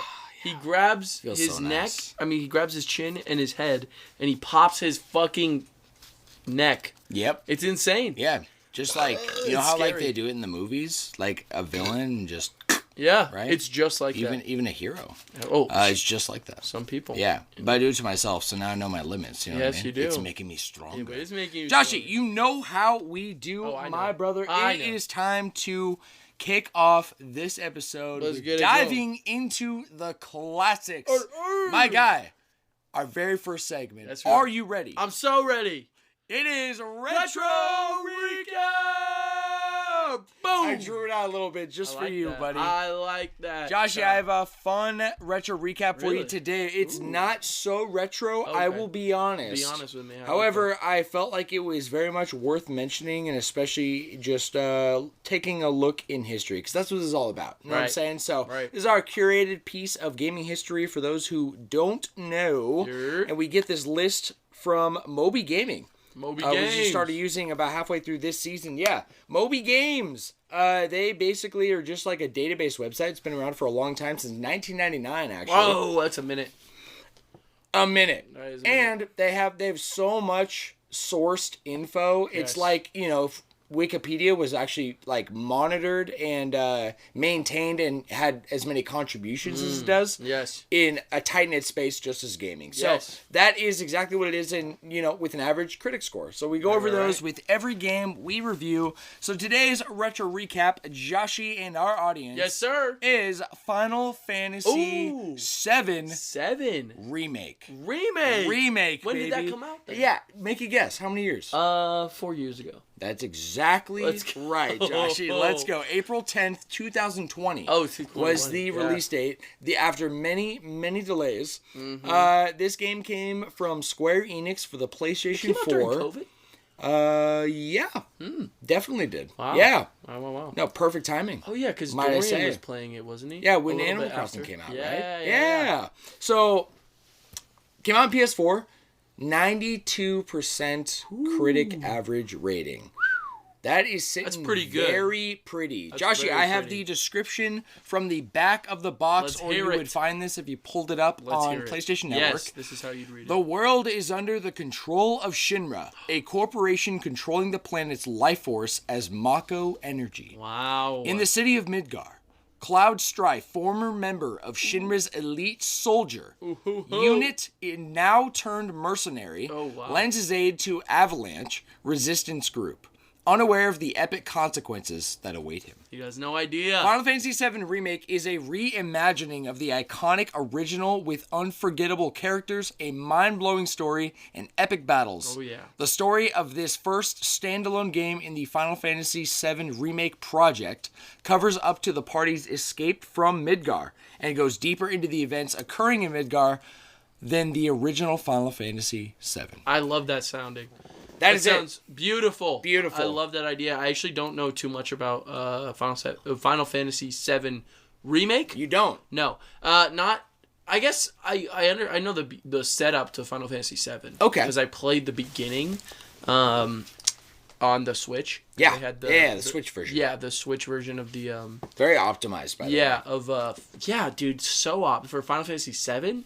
Absolutely. They literally had It runs so well. It runs well. You can speed up the game ×2, and you can, in a section, turn off encounters. Yes. So you literally, going in a cave is so annoying in, like, old Pokemon. Oh, yeah. Because the entire time it's random encounter. Yeah, that's the entire game. That's how it feels at that beginning part where you're, going through those metal corridors. The factory? Yeah, the factory, yeah. And, dude, it was so clutch to just turn that shit off. So I know that's not Final Fantasy Remake, but I do have a little bit of understanding. So let me dive into a little bit of the history of Remake from my perspective and my memories, being a part of the massive hype train. So first, we actually had a whole unpacking of all Final Fantasy VII Remake in our last episode of Season 1. It's at I think it was the last episode we had last year in December. So check that out if you're interested for more. So I'm going to keep it pretty brief. Yeah, was that with Caleb? It was with Caleb. Yeah, we went into the history of it. We had an extremely lengthy main topic, and it was one of the longest episodes we had. It is. It's up there. Yeah. I think it's top 3. Above 5 hours. I think it was above 5. Around like 5:20, 5:30. I think it was, because the longest is 5:26, right? Something like that. 5:36. Yeah, 5:36. If I remember right. If you remember correctly. Anyways, okay, let's dive into some history. So, the original Final Fantasy VII comes out on PlayStation, okay? That is the first of basically an explosion very similar to Kingdom Hearts, but Kingdom Hearts kind of fucked up. I actually what's funny is when I was on the toilet earlier, we were talking about Kingdom Hearts, right? And like just kind of like where the series has gone and things. To the credit of the fans, there was a 14-year gap between 2 and 3. Yikes. That is huge. That's a lot of time. It's a very long time. 14 years. Fortunately for Final Fantasy fans, there are other games in the series, okay? Some people, granted, have only played 7 because each series game is very standalone. Yes. But 7 is one of the few that they went into a whole universe, okay? Right. So this spawned several games. Final Fantasy VII on PSP called Crisis Core. Final Fantasy VII Dirge of Cerberus. Crisis Core just got a remake, right? It did. Actually, I think a year or two after 7 remake. Oh, okay, cool. Yeah. Maybe, I think it was just over a year ago. Maybe 2, though. You know how time flies, bro. Time just flies. It's flying by. So, Dirge of Cerberus, a whole backstory with Vincent. That was on PS2, and that was a third-person shooter. Yeah. Okay. That's cool.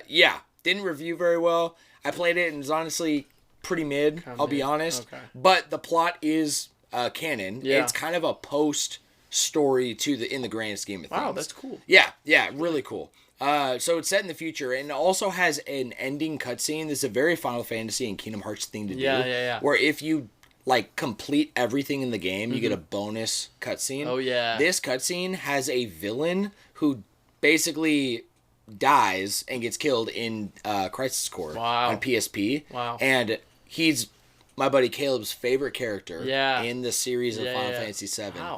Yeah, and it's very cryptic, and we have not, since then, I think it was 2006, 2003, that's somewhere around when Dirge of Cerberus came out, we have not heard a word about that cutscene since. It's been like 20 years. Yeah.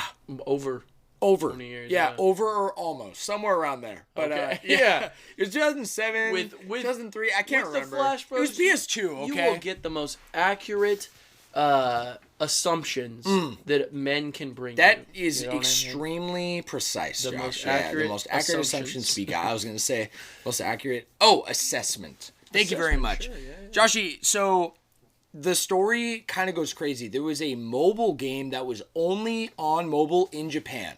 You had to have like a phone registered to that like network to even access it. So I didn't play that. That was called it just got remade and came out in iOS and Android. You know what I'm talking about? Maybe even Steam. It's I don't know the name, but I saw It's a mobile game. Yeah, I saw stuff for it. Is it Ever canon? Crisis. Ever Crisis. Yes, that sounds right. and it is canon. Wow. So back then, pretty much, we didn't even have an official translation. Wow. So it was kind of a missed thing that was canon, and they kind of retconned some stuff. They had the movie, Final Fantasy VII, Advent Children. That is, all of it is canon. Yeah, okay? that's what the Cloud's skin is from. Yes. So it kind of, before remake, all of this universe was kind of like, there wasn't an exact timeline of how this all made sense. For sure. Okay? Yeah. It was kind of like, it seemed like 4 or 5 different alternate realities in the world of Final Fantasy VII, okay? Gotcha. With still major characters that are there, but, Right. you know, they all kind of diverged in a way. Sure. And in a way that kind of was contradictive. Come Final Fantasy VII, which everything about this remake, Josh, I hope I can hype you up to eventually play this series. I'm definitely playing it one day. I don't think you truly need to experience any of the other games. You can start with remake, and you will get an incredible, one of the best gaming JRPG experiences there is. 100%. I mean, that intro I've watched because I really like the intro in the original. Oh, yeah. With that music. Dude, the train coming in and then like, how does that theme go? Like, yeah. Oh yeah, no, even before that, it's like. Yeah. Dude, and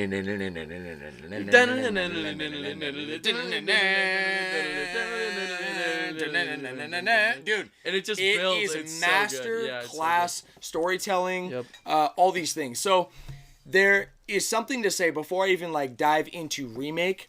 There are a lot, the writing of 7, I'm not even going to be completely accurate here because it's been a while since I've looked into this, but all this info is like public, and basically like there's a lot of things because of the time period. I mean, this came out in 1999. No, 1997. The original, yeah. Yeah, 1997. Thank you very much. So You're so welcome. The way Sam. that the localization and the translation, because this is obviously Japanese origin. Of course. So there's some certain dialogues and there's certain events that happen that are contradictive to everything else that's come after it. Specifically Crisis Core. Like, if you need to know any 2 games here, it's the original Final Fantasy VII and what happens in it. You can even just look up a YouTube video, get the plot. Right. Crisis Core is extremely important. Crisis Core is the entire events directly before 7. I think there's a few year gap. I think it's like 7 or 8 years after the events of Crisis Core. Right. That's when 7 begins. Got you. Because Cloud is not in a good state of fighting, but then obviously there's that opening cutscene, right? And he's been chilling in Midgard and like doing his thing with Avalanche. Anyways, all of Crisis Core is arguably like it is an incredible game. You know, I would recommend genuinely, if you had an option, watch and skip the game of 7, watch the lore. You've probably been spoiled on most of it anyway, but get the intricacies because it's really deep, really fascinating. Right. Okay?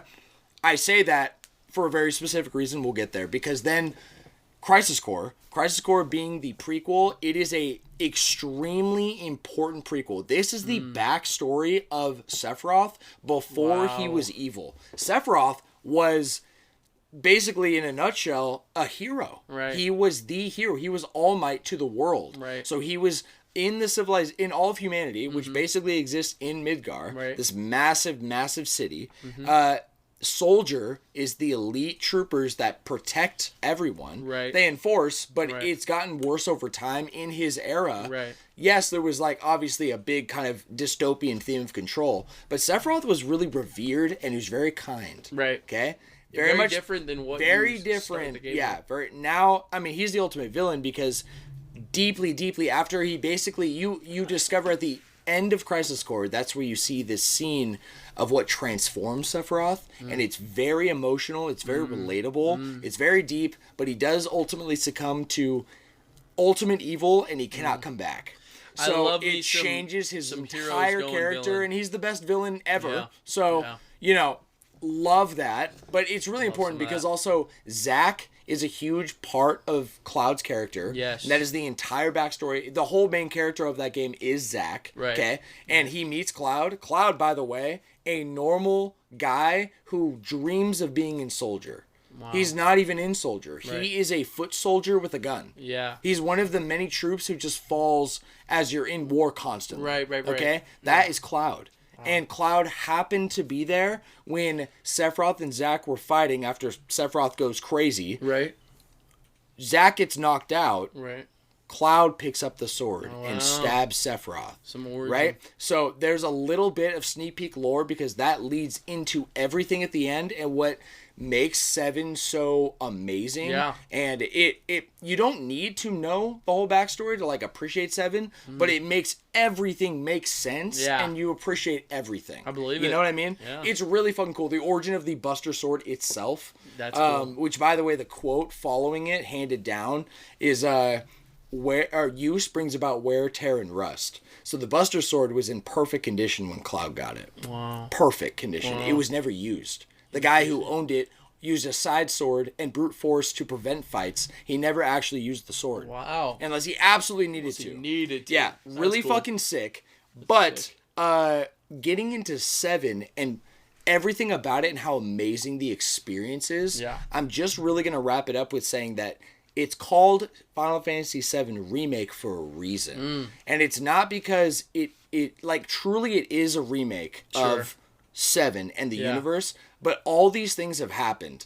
Remake comes out, the plot heavily differs from the first game. Right. And it seems at first in a very naive way like this is like, oh, they're just reimagining it or like or whatever changing it for some reason. Yeah, right. But no, now fast forward from the last 4 years, all these questions and there are so many good that like if you played it, we'd dive into some fan theories, which is basically what Caleb and I did in our episode. Right. But you love fan theories and like there's so much to I'm a One Piece fan. Come Dude, on. yes. So there is so much to be said and a whole plethora of conversations we could say theorizing about the first game alone. Right. Because of what it sets up, how it changes That's Sephiroth. hype. It is so hype as fuck. And then now they have retconned in the correct way everything else to set up for this ultimate timeline. Because this game is basically erasing the first game. Although the first game is imperative to the story, because basically the game recognizes that it's on a different timeline than what it should be. Interesting. So that's a part of it. Yeah. Right? That's why I say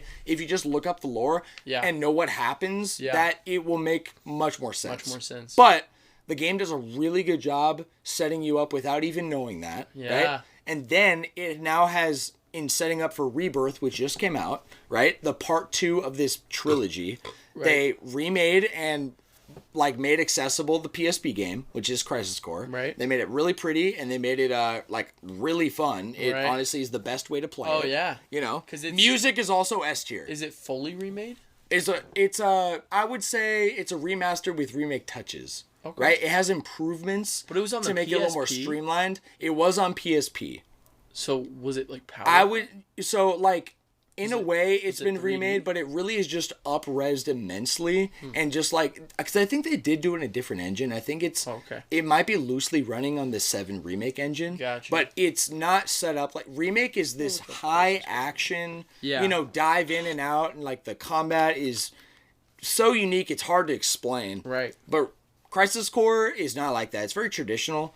It's real time, but you do have commands and you do execute attacks in real time, and you have like abilities that are on like a recharge. Gotcha. It's kind of Kingdom Hearts-esque. Yeah. You know what I mean? Okay. Yeah, without being... Kingdom Hearts has a really deep like auto attack combat system. This is more RPG. Reunion? Is that what it's called? Yeah, it's called Reunion. Reunion. Okay.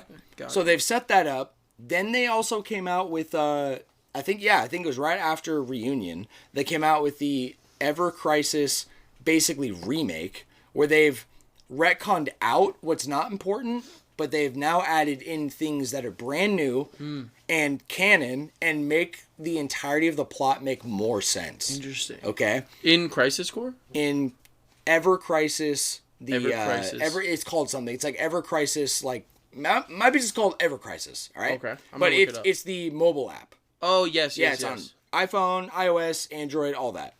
It was the one I had pulled in my iPad like a while ago when it first came out. Yeah, I do want to play it. However, my problem with it is it's episodic. So I'm going to save my experience with it until it's done. I feel that. Yeah. But it's canon. It's canon. That's so interesting. Yeah, all canon. And actually, it's beautiful. So it has events and things that happen in all of the Final Fantasy games, but it's done in a very particular way. Wow. That's kind of beyond me. And I think I need to play it to understand it. Yeah. You know what I mean? Yeah, I feel it. Yeah, and I love how it's laid out. It's very pretty. It looks nice, too. Yeah. The art style is very cool. Like, it's the art style. It's the artist who does Xenoblade 2's villains.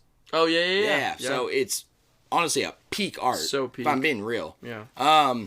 It is gacha system-y, but I really just want to experience the plot. That's what I was going to ask. You know, I realize myself, and what sucks me into microtransactions is live service games that I will be playing for a long time. An episodic game, I'm so resistant to the microtransactions, it's crazy. I won't spend a dime. Right. You know? Yeah, because it's not like live. Like there's nothing you're gonna lose. No, and I'm going into it for the experience and the story, not for anything meta, right?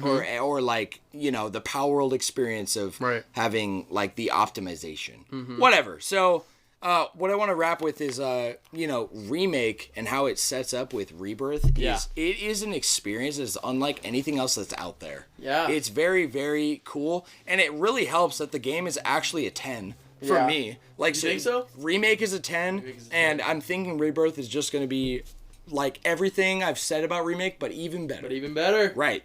That's nice. I can't wait to play it. I definitely will play it one day. Yeah, and I will say, too, for you in particular, peak voice acting, peak cutscenes, seriously, like, so much quality. It's like movie, you can tell, high budget level cutscenes that are just beyond anything that even Xenoblade has. Just the graphics are like high. They're insane. I can't. When I'm playing the game, I'm serious. I can't believe it's real. Right. Like, how is this game actually so nice. Like exist? Yeah, like the particle effects when you like. Yes. Things, specifically, I am talking about the upgraded version, right? When I was playing PS5. Remake, on PS5 with 60 FPS, the ray tracing. Oh yeah. I've never seen a game look so good. The way that it shines off the sword in real time on PS5.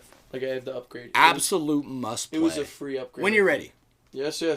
I would encourage you to dive into it. Otherwise, you might feel like Blade did when you played it. You know? That's true. Joshi, let's jump to our next section here. We got our news flash, my brother. Let's get it. There is some news this week, and I did tell you before we kicked off the episode that I had a new twist for you, as I love to do. Loves the twist. So I'm going to get to the twist. Okay. Let's start with the patch notes. To reiterate from last week, the Season 2 finale will be April 26th. Oh, yeah. So stay tuned for that. Look forward to that, my friends. And the Season 3 premiere will kick off May 3rd. Nice. 1 week later. I'm fucking with it. Joshi, our headline today comes from IGN. Ooh. It is Nintendo shuts down online services for Wii U and 3DS. I heard about that. But fan project Pretendo is keeping them alive. What? Dude, this is huge. No way. Yes, I didn't know if you had heard this or not, but you know, we'll start with the sad news. A part of it is obviously this is things we've been talking about. We brought this up in Season 1. A minute ago. It's official. I think it was April 8th. The services are officially down. I'm pretty sure. I think April 8th? Yeah, or 9th. The day of the eclipse. Oh, that's weird. Oh, that's strange. It was the 8th. Yeah, I mean, that was the day the eclipse happened. So if it happened on the day of the eclipse, not only is the sun getting blocked out, but so is our games. They were preparing. Oh, Street Pass is out too. Yeah, that goes with it. Which kind of sucks. Because that was such a cool feature. I know, and I've also been playing Kid Icarus Uprising, and I've been, using those street coins or whatever they're called. Oh, yeah. To get more like of those models that they have. So they don't have like everything that's not online connected. Like you can't like. It's down now. I mean, I won't be able to play some of the stuff, which kind of sucked. Yeah, let me know. Next week after you get back into some more gameplay, if you can notice like a negative experience after. We'll see. I don't think it'll be too bad. Yeah. But I think it'll be definitely different. Yeah. Well, just know if you have anything already purchased, you can re-download it. So, and I'm pretty sure it still forces the latest update. So there's some form of like back-end servers running, but no more online play, no more buying games, no more anything like that. I don't even think is the friends list system gone? I don't know. I mean, it used to run through Miiverse, so... I'm guessing that's gone too. Probably gone, So, man. Josh, let's get into the story here. So, doing what Nintendo don't. Fans are mourning the loss of the Wii U and 3DS servers after Nintendo shut them down yesterday. Yes. But a fan-driven endeavor called Pretendo is offering a helping hand for those looking to get a few more Splatoon and Super Smash Bros. Matches in. That's what's up. Nintendo announced plans to shutter the servers last year. At the time, bless you, bro. So At the time, the Mario company said the move would mean the discontinuation of online co-op. Bless you. Boy. Bless you, bro. Are you allergic to Nintendo right now? Nintendo's giving me the sniffles. Yeah. No, Momo just came in. So this would mean, the Mario company put out a statement saying this would mean the discontinuation, bless you, bro, of online cooperative play, ranking systems, and data distribution. No. With the only remaining services being Pokemon Bank and Poke Transporter. Interesting. Wow. Didn't know that. They're keeping that around so that you could still bring. That's the actually guys from crazy X, because Y, I and Z. specifically remember going on like the Pokemon subreddit and people were freaking out, being like, 'cause they "Get thought it your was gonna- Pokemon out of the bank." And honestly, I forgot. Yeah. And I have every Pokemon through Omega Ruby in my bank. You better move 'em which is over. like 720 something. Yeah. Although I, 'cause think I just passed that number in Pokemon Go. Oh, let's go. Or I'm like really close. Oh, nice. Yeah. So let's continue. Although the Wii U and 3DS owners are currently still unable to download... they are currently still able to download update data and re-download past purchases. Oh, I thought you were going to sneeze again. No, I was yawning. The server shutdowns have indeed brought the end of an era. That's so sad, man. So Pretendo aims to fix that. Yay. Its website describes it as an open source project that aims to recreate Nintendo Network for the 3DS and Wii U using clean room reverse engineering. Wow. This means free continued access to online features for Nintendo hardware that is planned to, quote, exist long after the inevitable closure of Nintendo Network, end quote. Pretendo is unfortunately still very much a work in progress. I'm actually going to jump to another article that I think is an update made the next day because I think there is access right now. Oh, wow. So this is from now a Nintendo Life article basically covering the same thing. Interesting. So I'm going to just jump to that. So it says the fan-made server I'm substitute curious. Pretendo Network is now available even for those who don't want to hack their Wii U. So I guess maybe they're still working on the 3DS, but in the previous article I was referencing, it was basically going to jump to and wrap up the article saying that they don't want to release it until it's ready, and they're like ready on a legal side of things too. Oh yeah, you know what I mean? Because there's so much shit with. Oh, Nintendo. absolutely. I honestly, right when I heard that, I'm like, that is not going. Yeah, that didn't sound like a good idea. You know what I mean? But it's all about how they go about it. The biggest thing coming from what I read, I think there was like a lawyer who posted something about basically how to avoid Nintendo coming after you. The biggest thing is money and monetary gain. And making money. So by making something free, there's a lot more leeway, I'm pretty sure, in terms of what you can get away with. Right, especially if it doesn't include like the necessariness of like hacking your machine. Yeah, because they get hacking, pretty pissed about that. Absolutely, but I feel especially like if it's like anywhere near like the past like 20 years. Sure. Yeah, absolutely. If something hardware. recent, absolutely, that's done. Yeah. But yeah, no, that sounds promising if it's just the way you connect. Yes. Check this out. I'm going to go into some details here. So in a blog post released today, which this article I think is from yesterday. Okay. So yesterday, the brains behind Pretendo marketed the full launch of SSSL, a private SSL exploit for the Wii U which allows users to connect to Pretendo Network from a stock Wii U with no homebrew or custom firmware at all. That's crazy. That is crazy. According to the statement, a DNS change is all that is now required to get the network replacement up and running on the Wii U, allowing anyone who had previously resisted installing homebrew the chance to get in on the action, which that was kind of me. Like, I was dancing on the homebrew fence, but low-key, I'm so loyal to Nintendo, too. Like, I don't want to, like, actually, like, break any headway here, right? Of like, course.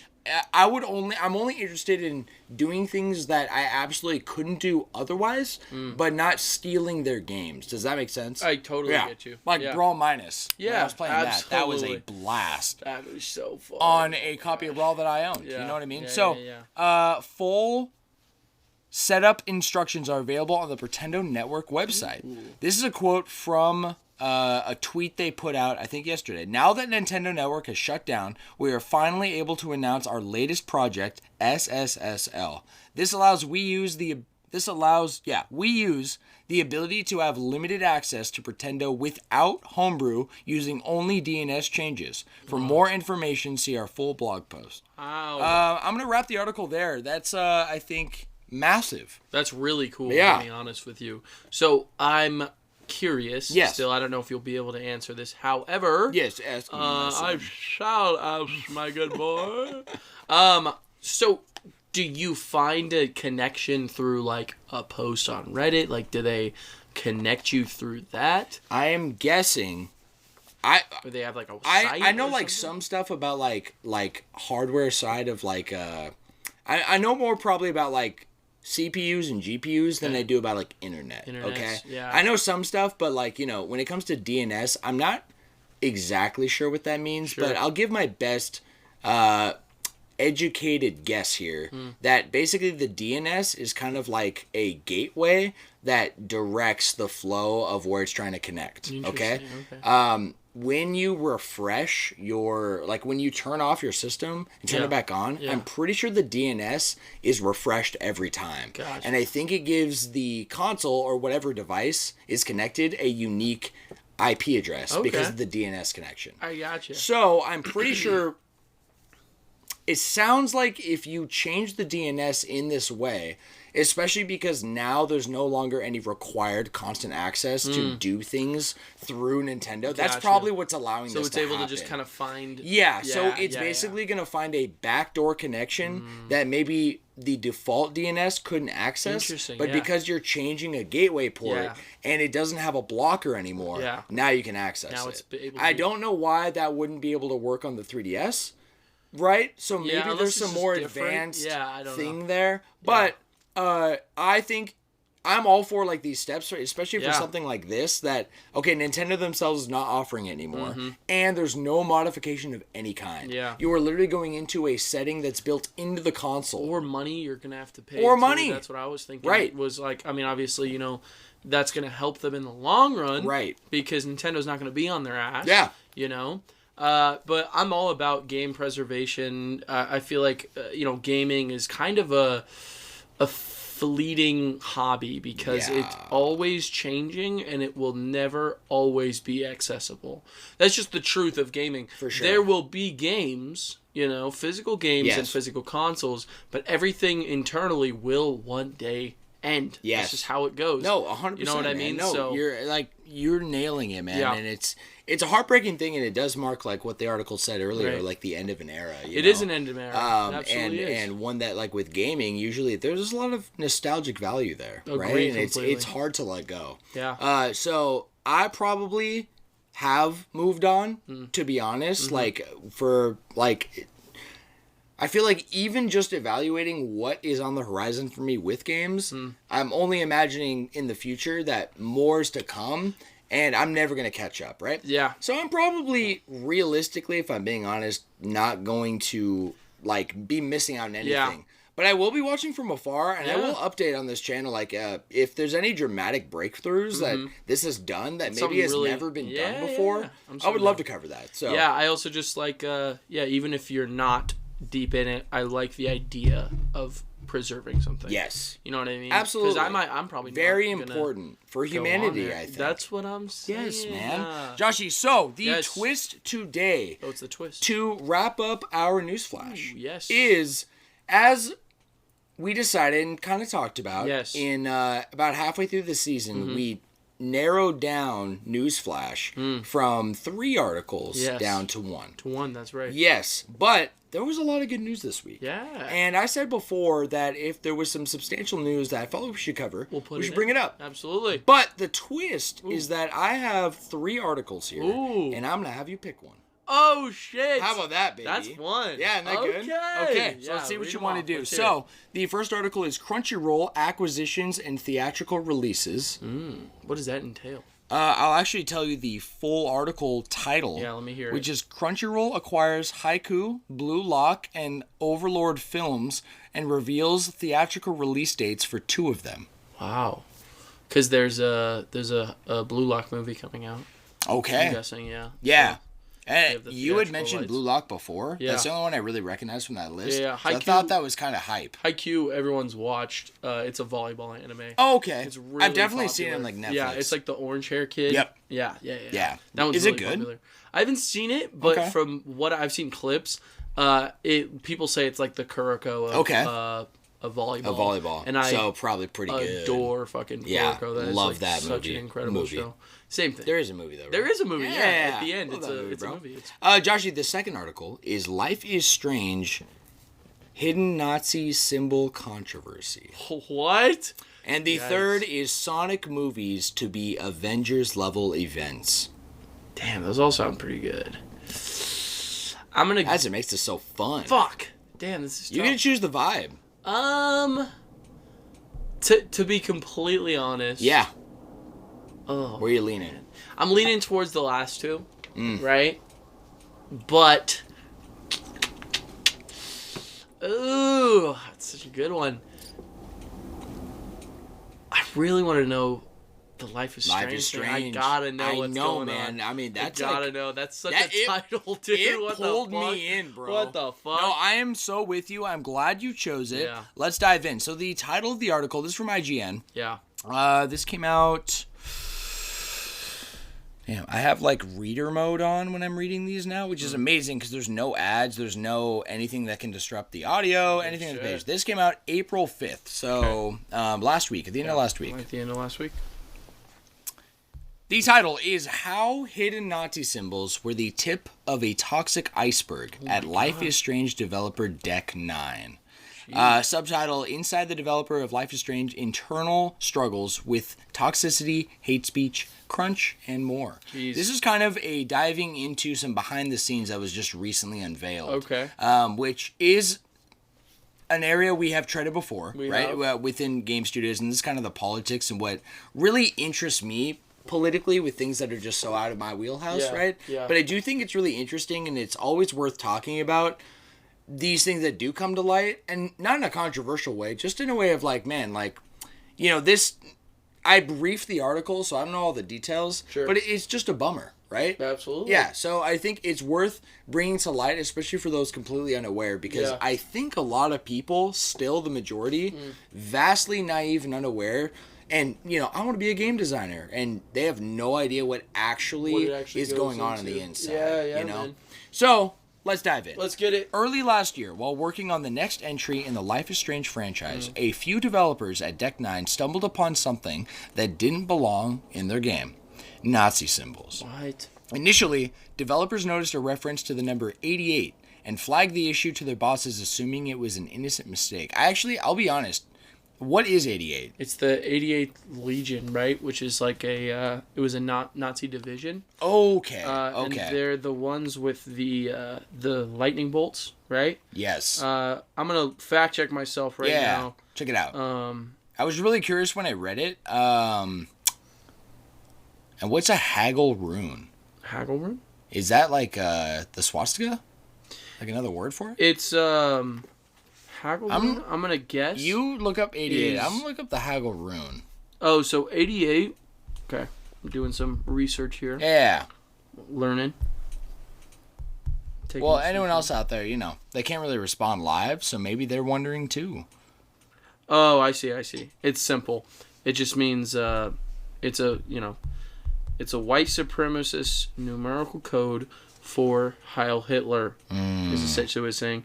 H is the eighth letter of the alphabet. I see. Yeah. And then Haggle has a lot of lore behind it. It's a runic symbol. It kind of looks like an asterisk. And I'm briefly reading just on like a rough Google search. Basically, it also means faith in Nazism. So there you go. Okay, let's continue. Not so great. With that, yeah, not sounding good for Deck 9, man. Heck no. Okay. They flagged the issue, since other bosses assuming it was an innocent mistake, but in the ensuing weeks, others found more problematic signs in in-universe labels. Really? Such as references to a racist meme, the number 18, and the Haggle rune. As the number of possible hate symbols mounted, staff grew increasingly concerned that someone was putting these items in their game deliberately as a dog whistle to white supremacists. So wait, this is an inside job? Yes. Wow. Yeah, that's what makes crazy. this really interesting. And they didn't know off the gate. Right, this isn't coming from fans. Right. This is coming from the developers. Yeah. being like, I didn't put this here. I didn't put this in. Why is this here? Why is this here? Yeah. And it's not just like a random rock. It's something substantial, right? Yeah, for sure. We'll continue. Nazi imagery would be inappropriate in most games, but in Life is Strange, in the Life is Strange titles, the dissonance would be especially frightening. Since its inception, the series has been lauded for thoughtful portrayals of marginalized individuals. Its most recent entry, The Life is Strange True Colors, won Games for Impact at the Game Awards 2021 and the GLAAD Media Award for Outstanding Video Game. Wow. With such a reputation, developers tell me there was an expectation that any whiff of hate speech would be immediately removed and thoroughly investigated. Very, very, so it's taken really seriously from a high-end level, right? Very, very. But as the weeks went by, management remained silent and staff unrest grew. This wasn't the first time executives had failed to act when marginalized individuals at the studio felt unsafe. According to over a dozen current and former employees across several departments, most of whom spoke to me on condition of anonymity for fear of reprisal. Wow. Right? Am I going too fast, by the way? There's a lot of info. Okay, Deck 9's management has long let a toxic work culture fester at the studio. Wow. They claim the C-suite has protected multiple abusive leaders, encouraged crunch, and allowed bullying of individuals advocating internally for more authentic representation in Life is Strange. Wow. Now, on the cusp of announcing its next game and struggling to secure other projects, Deck 9 leadership is facing growing... Oh, yeah. I feel like it's worded funny. Deck 9 leadership is facing growing internal discontent from those harmed by its inaction. While the developers of Life is Strange love and belief in the series, many of them increasingly struggle to reconcile the values the games promote with the culture in which they are made. Wow, that's so tragic. It's very tragic, man. Wow. So they find out who? This is really, oh my gosh, I did not realize how long this article is. Josh, I read probably 1/20th of the article. Holy shit. I'm going to be honest. Yeah, Wow. now it's a whole backstory. It's literally a whole backstory. Holy So I'm going to goody. fast forward to the end Yeah. Do a little and fast see if track. I can just get a TLDR down here. Yes. Well, that's already pretty tragic, though. I mean... That's the last thing you want to hear from any studio. Yeah, there is a response from Deck 9. That's how the article actually ends. There's like an update, and it was their official PR response to everything. Yeah, it's all divided up. It's multi-paragraph. It has studio, employee conduct, collaborating with partners, and it is a whole wrap up. So I'm gonna skip all of that because it also just briefly sounds like PR speech, to be honest with you. I hate PR speech. I know, bro. Hate it it's so written much. Words of, we're going to tell you everything that's right and you want to hear. That you want to hear, but it nothing sounds will like actually perfect employ. writing. Nothing will actually try to do. Well, to be honest with you, a lot of this just goes into a lot of backstory with the game series. So I think we can kind of just wrap up and just there. If we have any more thoughts, but it's kind of a more enlightening story. Yeah. You know? Yeah, I had no idea. I didn't even know that studio very well, but just tragic, man. Yeah, it really sounds like I'll say that it's stemming from a place of leadership and when brought up, no one's doing anything about it. Yeah. And there's almost like a fear of saying more than that because you'll be terminated. Right? And which is such a we shitty all can relate to environment. what that's like Yeah. at any job. It's a very shitty That's feeling. what I'm saying. It's just shitty in general. Especially for when you feel like you're doing the workplace. right thing. Yeah, right? I agree. Yeah, that's when it's like truly like the worst. Or someone's problematic and they're being defended. Yeah. Give me a break. Come on, man. Yeah, I'm very disappointed. What's the name of the studio? It's Deck 9. Boo to Deck 9 leadership. But, Boo to that's Deck the thing. 9 It's leadership. boo to the leadership because Yeah. it sounds like quality employees if they're bringing it to light before the fans are. Some quality employees. Some. I don't know how many are, like seriously, advancing on that whole like bullying atmosphere. Yeah. I think that's just It's sick. unfortunate, You know man. what I mean? On a lighter note, did you ever hear about the guy who put like a fat meme a developer on Halo 3 No. with Iraq? No. Yeah, it like something that, if I remember right, this one of the like developers, I think he was on the graphics side of things. Oh, okay. He like hid an image of tits like in the What? sky at one. You had to stand in a certain spot and you had to No look at the way. sky.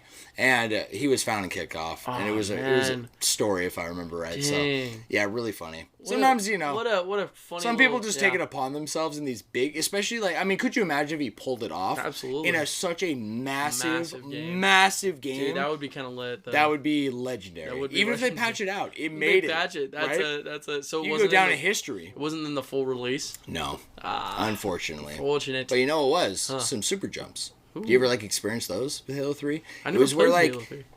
oh my gosh, Remember this? Joshi. Dude, I said I Oh. would play it once I'm done with Half-Life. Yeah, but right. I'm playing on your out. Master Chief collection. Yes. You play Halo 2? No, I haven't played any Halo. Oh my we gosh. talk about Okay, this. there's a tech. Yes. Because it's not like Call of Duty, at least up until Halo 3, there's no sprinting. Yeah, It's very yeah. like, you're walking and there's one speed. Okay, you can slow it down on the stick, but Yeah. you got your run speed, and Right. it's kind of shit. Right. So for all intents and purposes, the physics are kind of simple. Okay. Really, the only like big physics like part of the game is grenades. Okay. Other than that, bullets do their thing. Right. They're not really doing a distance lob. It's like, Sure. if they're in the head spot on a sniper, you're gonna kill them. For sure. But they have kind of the Halo thing is ragdoll mechanics. Oh, okay. So that is the only physics happening. Right. So with the ragdoll and it being so simple, there's these things that were discovered, I think, since Halo 1 called super jumps. And it was basically just a misprogrammed hole in the ground where if you stood on it in a certain spot and looked a certain way, holding a certain gun sometimes, you jump on it and you go crazy high, Really? like beyond the bounds of the game. Is there fall damage? No. Oh, wow. Not in Halo. That's Wait. crazy. Halo 3, I think there wasn't. I could be wrong. Huh. I could be totally wrong. Could be. But I think they don't have it in Halo 3. Well, okay. But in Halo 1 and Regardless, 2? you were able to reach some heights that you couldn't normally get That's to. crazy. There was this level, this multiplayer stage called Ascension, and it's a really sick looking level. In fact, I'm gonna pull it up for you just so you get the whole visual here. Reminds me of the Super Mario 64 it was a solar flare jump. Remember that one? Solar flare jump. Remember from Super Mario 64 speedrun? No. We talked about this, remember? There was that one guy who did a jump at a certain time, and the only reason it was possible was because of solar flare. Oh my gosh, I do remember that. Yeah, dude, no, that's just insane, all right? Nothing like that happening here. This is a very zoomed out view of the stage, okay? Multiplayer map, one of my favorites. It's small. It's very like asymmetrical. There's something different in each quadrant of it. It's got 2 layers. But you see this really tall structure? There's stairs that go up to it, and then there's stairs inside, and then there's a top level, and you see it kind of has like a little ledge that's a roof. Yeah. There's no way to get above that roof up onto the top. So at the very bottom of it, very bottom, like the bottom of like one of those flights of stairs, you could super jump to the top. Wow. And if you had any kind of like, I don't know, I don't think there is a sniper on that level. okay. I can't remember. Some of the levels, the maps that are part of the game balance was That'd they be didn't busted, have though. some things. Yeah. I don't know if there's a sniper in that level, but if there is, regardless, there's a battle rifle. Yeah. And you take that bitch up there. You Oh just man, mow people down. it is cheating, my guy. It is cheating, man. Yeah. So yeah, there you go. Crazy. Yeah, a little lore I love for it. ya. A little lore. Joshie, let's move on. Yes, sir. To our canon events, my man. This is our main topic today. Yes, sir. You know what? We should probably just take a Quick small break. break. Yeah. I should probably piss before we PT. dive in because I need to open my mind. Yes. Welcome back to the Flash Bros podcast. Sam, how are you feeling? I asked Sam like 3 times. I was like, "Do you want to finish your little chocolate?" You got? He said no. I said, "Fucking start it right now." So, did you cut out the last part? Because Sam did reveal. Okay, you wrote that down? Yeah, I did. Okay. I did. Well, I'm going to reveal what this episode is. Finally. Yes. I have been waiting. We have been, haven't we? Joshie, what are we talking about today? Today, we are going to break down and have a deep, deep dive into the Kirby lore. Kirby lore, baby. We're doing a Kirby lore episode. Kirby. That's right, baby. Wait. Talk to me. Talk to me. What do you mean Kirby lore? That's a There's fantastic lore to Kirby? Fantastic question, Sam. Yes. If anything, one of the most extensive pieces of lore, consistent and extensive in Nintendo's entire catalog of characters, in my opinion. If anything, more consistent than the Zelda timeline. Zelda timeline. Whoa. I'll explain because we have an episode. You can go back and watch it if you haven't seen it already. Do you know the number? I don't remember. I think. No, that's okay. So the Zelda timeline, very, very Maybe great. It was 10. Might have been 10. It's a fantastic timeline. However, it is piecing together what they kind of had in their minds. Kirby lore is not that at all. It's extremely, extremely consistent. That goes by designs and the things they talk about early on in the old games and things that were set up. The original? Yes, the OG. Kirby's Adventure, right? Or no, Kirby's Dream Land? Kirby's Dream Land is the first game. Kirby? Yeah, Kirby. Kirby the Frog? Kirby's Dream Land, Kirby Dream Land 2 and 3. Kirby the Frog. Those ones do have some lore, actually. Really? Kirby's Dream Land 2, yes. That's when actually the lore kind of kicks off. There's setup for the whole games, and I will break that all down. Okay. But, if you're ready, wondering baby. if there's lore, there absolutely is. There is actually an extensive amount of Oh it. my gosh, guys, I am so excited. Yeah. I am going to buckle my seatbelt, grab some snacks Grab a that I snack. was already You snacking already on, baby. snacked? As Joshie said, this will be a full unpacking of the lore within the Kirby series. Yes. Josh is totally leading this cast. I honestly am probably going to be doing a lot more listening and probably just interjecting. I want you to ask questions. Yeah, If you're that's curious, definitely where I'm at. this But is- I'm gonna be sitting comfortably in like almost like the theater seat with the audience, taking this in because I have no idea. I think that's perfect, and I want you to get. It's almost like it's a story. So I want you you mean to interactive interject. story? Yeah, interactive is right. That's what a video game is. Yes, sir, Let's baby. hear it. I'm playing a game. All right, guys. I will be spearheading this as of now. Okay. And I will be taking over right now with the first piece of canonical lore Okay. in this whole timeline that is important to explain. So, just breaking it down, the ancient civilization. This is pre the games, very much so. Okay. There was a civilization. It was we a have a powerful year? race. No, there's no years in the Kirby lore at all. There's no years. Nope. It won't. It'll give us. Now I'm really interested XXX. because I don't think I've ever heard of a deep lore piece that didn't have any dating of any kind. Well, it's tough. Zelda's a good example. There's no dates in Zelda. Oh. Yeah.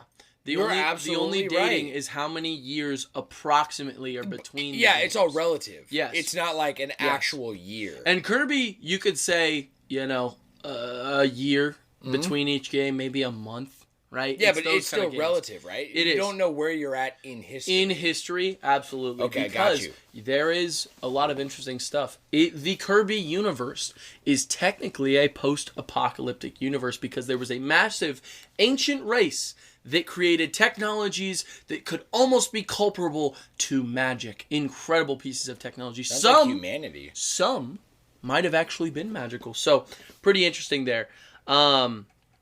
So let's see. Oh shit! Okay. So I'm just going to read this part. Yeah. The ancients were a powerful race of people that spanned throughout the entire galaxy and worked on many different powerful super weapons, such as we'll learn about Galactic Nova, a powerful piece of technology capable of granting a wish to anyone who awakens it, and others that now lay dormant, such as the Star Rod, which you've probably heard of, is an ancient piece that's put in the Fountain of Dreams, which is actually a piece of technology. So we'll learn a lot more about that. Can I interject with the absolutely. Star Rod is a cameo from Kirby that is in Paper Mario. Oh, Did really? You know that? No, I didn't. Yeah, the mini story of the Paper Mario, it's very simple. Yeah. Bowser gets a hold of the Star Rod. Interesting. In the Fountain Does it look of Dreams. like... It is identical. It's got the star and the striped... everything. Wow, interesting. So he gets this. It makes him invincible. So he gets like a rainbow shell. Yeah. And any wish he wants is granted. So your goal is to get it back. Right. The Star Rod, now you know where it's from. That's crazy. It's an ancient piece of technology left over from the ancients. The ancient race. Okay. The ancient civilization is what we call it. Yeah. Who's call them ancients? The ancients works. Okay. Ancients or ancient civilization, I probably have heard more. That's what they call it. Got it.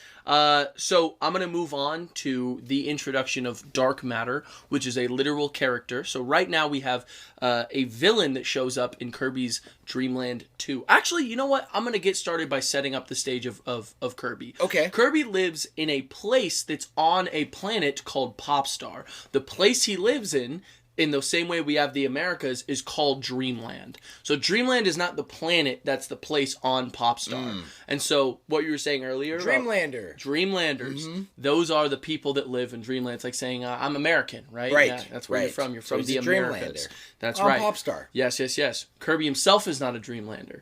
In fact, right. I want to kind of save that stuff for a little bit juicier because it's revealed to us later, and that's the best way to get that story. Let's go, baby. Dreamland is controlled by a tyrannical penguin named King Dedede, who at one point swapped up all the food in all of Dreamland and used his subjects, Waddle Dees and Waddle Doos, to steal all the food so he could gluttonously eat it all, right? This is Kirby's Dreamland 1. This is the first game ever. Kirby, not being happy with all the food being gone, starts a giant fight with Dedede, sucks up all his minions, goes straight to his castle, beats them up. And then they're cool. They're really cool after that, actually. Okay. It kind of starts a lifelong friendship of respect between them. Kind of like a rivalry? A little bit. Yeah. But they're a lot more peaceful, to be honest with you. They're not cordial. Like, trying to kill each other. Yeah, but cordial for sure. Definitely a rivalry of sorts, right? Right. So just with that setup, we also are introduced to a being that exists in Dreamland who is the same species as Kirby, named Meta Knight, who is much older than Kirby and also tried to wage war on Dreamland when he felt that everyone in Dreamland was too lazy. He felt like everyone was really lazy, so he tried to... Including Kirby? Probably not Kirby. I don't think he completely knew about Kirby at this moment. But was thwarted by Kirby and his abilities. That's when we see the halberd. And when does that come in? That's Kirby. Superstar. Also called Meta Nightmare. Oh. Yeah. Okay. Or no, Meta Knight's Revenge. What console? No. It's on the SNES. Okay. Yeah. So that's just a little bit of setup before we get into some of the deeper stuff. Got it. All right. So that's our setup. That's the characters we're kind of working with, right? And they all are kind of cordial with Kirby. Everyone's cool with Kirby. Love Meta Knight, by the way. Meta Knight's a goat. Goated. He is kind of a protectful watcher now over Dreamland and a protector of Kirby himself too, because he knows after their battle the amount of power that he holds within himself. And that is a massive theme within Kirby, is that Kirby is one of the most powerful of his race that we see. Literally crazy. Actually, I'm just going to say they're called Star Warriors, right? I won't get into their whole origin and what they are until a little bit later. But that's what Meta Knight and Kirby are. All right? Meta Knight is a grown-up version of Kirby, basically, or not of Kirby, but of their race. So Okay. he's got like opposable hands. You can see that he's got like thumbs and stuff. Yes. Yeah. He, like how much older are we talking? probably hundreds of years. We don't know an exact number, but we know that Star Warriors live for a long time, and he is a matured Star Warrior, and Kirby has been a baby for a long time. I read something on when I was doing a little bit of homework for the trivia, and I was trying not to be too spoiled on the lore. Something I read was that Kirby is approximately 200 years old. I would say probably accurate. Yeah, Yeah, probably accurate. We don't know, right, we don't know for sure. Yeah. And it was coming from, I think it was 64 or one of the games, Yeah. where somebody said that Kirby had arrived 200 years late, and he was just basically being born and brought there, right? So that would infer, at that point, he was like negative 99 years. Sounds about right. Yeah, from wherever he came from. So something like that. Yeah, Kirby's age, Meta Knight's age, all these characters' age are a little bit up in the air, especially when it comes to Star Warriors. Okay. And I talk about when we get a little bit into where we can theorize and all that. But as of now, we don't know exactly their age, right? So with this force of good that we have in Dreamland, eventually we succumb to a force of true evil, not a hungry penguin or an angry swordsman, right? For sure. We're talking an actual evil being called Dark Matter. He reveals himself in Kirby's Dreamland 3. That's such a hard name isn't that tough? Kirby, actually. Absolutely. Right? Like, it's like Kirby. These names are fucking hard. I will tell you what. All these names. Already, when I said Galactic Nova, that's such a tough name. That's such a tough-ass name. What a title. Isn't that a title? Yeah. All right. So Dark Matter, he shows up in Kirby's Dreamland 3, and because of this is revealed in a manual, he is a loner, and we'll find out why he's a loner. He has no friends. He is called a Dark Matter, and by the end of Kirby's Dreamland 3, he kind of shows up with like a cape and like a sword and a little visor, right? He's got like one eye, but in a visor. He's revealed at the end to be a being called Dark Matter who is capable of possessing people and controlling Dark Matter itself. So a much more powerful being than what we originally assumed him to be. However, is this the being, can I ask, Yes. does he look kind of like Vati? Like one-eyed type, like from Zelda? yes, you'll find out more. Oh, okay. But he is a Dark Matter. Okay. And that's what we kind of find out in these next couple of Got games. it. Okay. His original design a little bit is like Vati. He's got like a cape and a scarf. Yeah, but he's like a humanoid, right? He's kind of humanoid in the first one. Yeah. Okay, yeah. He's kind of like a shape with Isn't like a that the head, kinda. the character that's in the Smash stage with Halberd's that Halberd stage in Smash, right? Where it's moving and it flies around, right? And there's the ship docking bay. Yeah. There's a character that appears. Or is it, I'm sorry, maybe it's the assist trophy I'm thinking of. You might be thinking of an assist Is he an trophy. assist trophy? He is an assist And trophy. he makes it black? No, that's Nightmare. You'll find out more about him. He's from Kirby too? Yeah, he's also All right, from keep Kirby. going. Yeah, but the guy who makes the stage, Yes. that's Nightmare.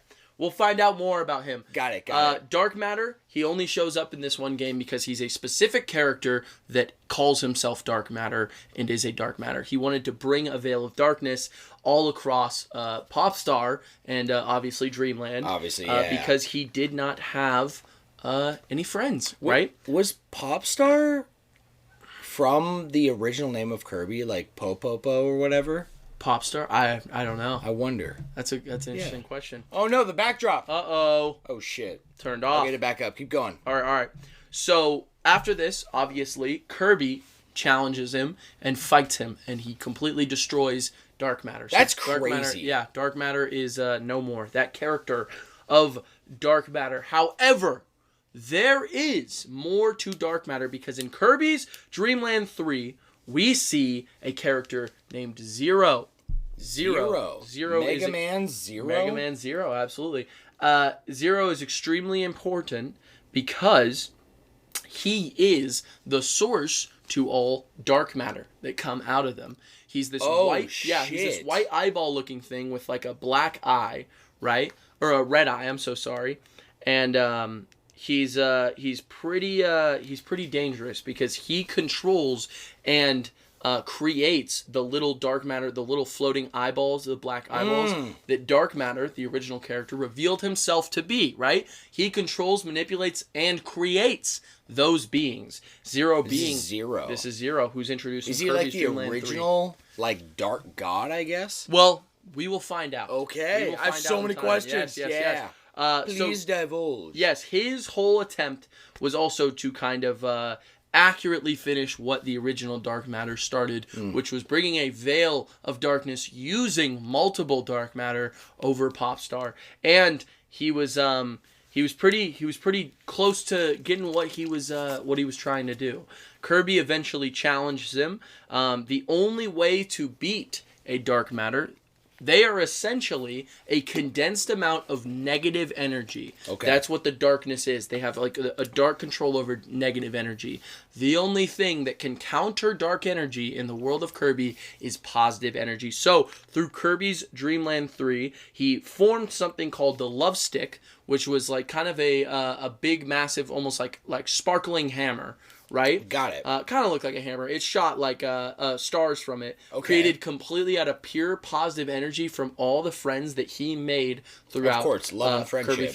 Kirby's Dream Land 3. Kirby's Dream Land 3. Kirby's 3 Land Tree. Right. Yeah. So Kirby ends up destroying Zero and all the dark matter that accompanied him. Okay. Destroying him while his body is cursed out and left as a husk. You can see the eyeball kind of comes out. And Zero's pretty creepy because he fights with his own blood, like red blood. He gets cuts on his body and blood shoots out of his face. And then when his body destroyed, this was crazy to me as a kid, he's like a bloody version of his eye comes out and his body has like this massive hole in it and it just like falls away, right? So the husk of his body, sick. It's so sick. The designs of these villains in Kirby are peak. I'm not kidding. This is deep. I'm telling you, it's deep. Hey, do you mind if I pee real quick? Yeah, man. I'm so sorry. Oh, go ahead. Yeah, no. I wanna be like fully focused here, and I can feel my bladder pulling my mind. I feel you, brother.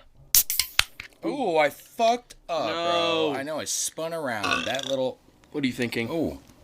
You got it. All right, now I'm thinking it's now I fall because this tab is not splitting. I was gonna stab it with a pen. You got it? Possibly.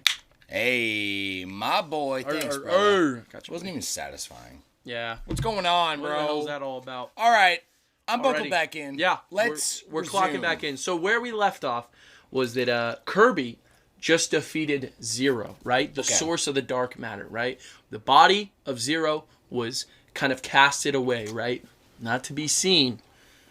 Until that is... Oh, wait, I want to explain something really quick, too. In Kirby's Dream Land 3, we're introduced to a character named Gooey, right? Gooey. Gooey. I read that name somewhere. Yes. Do I know Gooey? He was in Star Allies. Oh, he was in Kirby's Dream Land 3?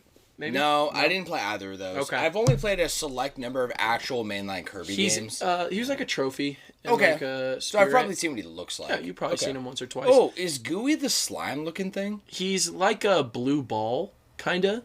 Kind of looks like I'm pretty sure it's exactly what I'm thinking. He's got a big old tongue. Gooey Kirby. So his whole thing, the thing going on with Gooey, is that you're thinking Gooey, my boy. Yeah, that's our boy. He's part of the gang.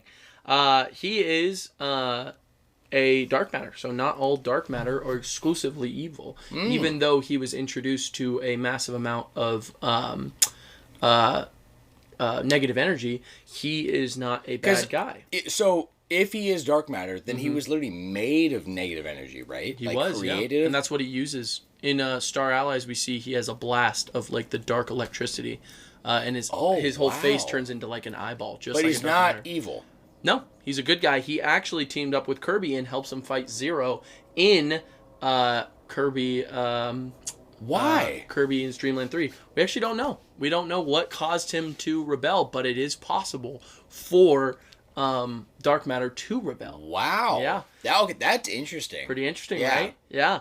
So this is when we're gonna get into stuff that happens in Kirby and the Crystal Shard. Actually, which I know you played. Yes. Yep. My first Kirby game, baby. Yes. I loved this game growing up. Yeah.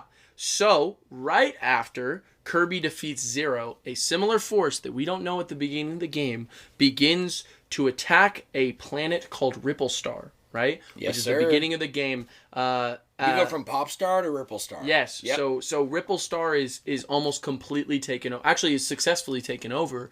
The only thing that survives is that little fairy girl and the crystal shard itself. Yes. And so that's where Kirby kind of Yeah, gets... it's like this like dark, like it has an eye, right? Yeah. And it almost is like a fuzzy dark matter material. Yeah. Making sense. We don't see it. Yeah, we don't see it until the end, right? So... we see this thing at the beginning, though. Yeah. Yeah, it taunts Kirby in the first level. Yeah. Oh, really? Yeah. How... It, like, flies in. It's, like, looking around. It possesses Waddle Dee. And that's the first mini-boss you fight. Okay. So you beat Waddle Dee. Yeah. Then you see, like, this thing, like, just get flung out by Kirby from, like, the final hit. And he flies away. And then Waddle Dee's, like, there, and he joins your group. Got you. Yeah. Okay, yeah. Well, Kirby and the Crystal Shard is one of the only Kirby games I haven't played. So this is mostly just stuff I've learned for the importance of the lore, For right? sure. Interesting. I wanted to note this. In Kirby and the Crystal Shard, there is a planet, the 5th planet, which is called Shiver Star. Yes. You remember the ice planet? Oh, yes. So Shiver Star is Earth. It has the exact same continents as Earth. It's just frozen over. Yeah. This is where we can assume that all the characters, human characters like Adeline, originate from in the Kirby universe. So if you see a character that is human, right, they are from Shiver Star. Or what was their descendants of the people from... Oh, you're so right. Bless you, bro. Yeah, it's literally a frozen over like an Ice Age Earth. It's just an Ice Age Earth, yeah. That would be the second ice, or that'd be the third time that Earth level is frozen 5, Shiver Star. You're right. Yep. All right.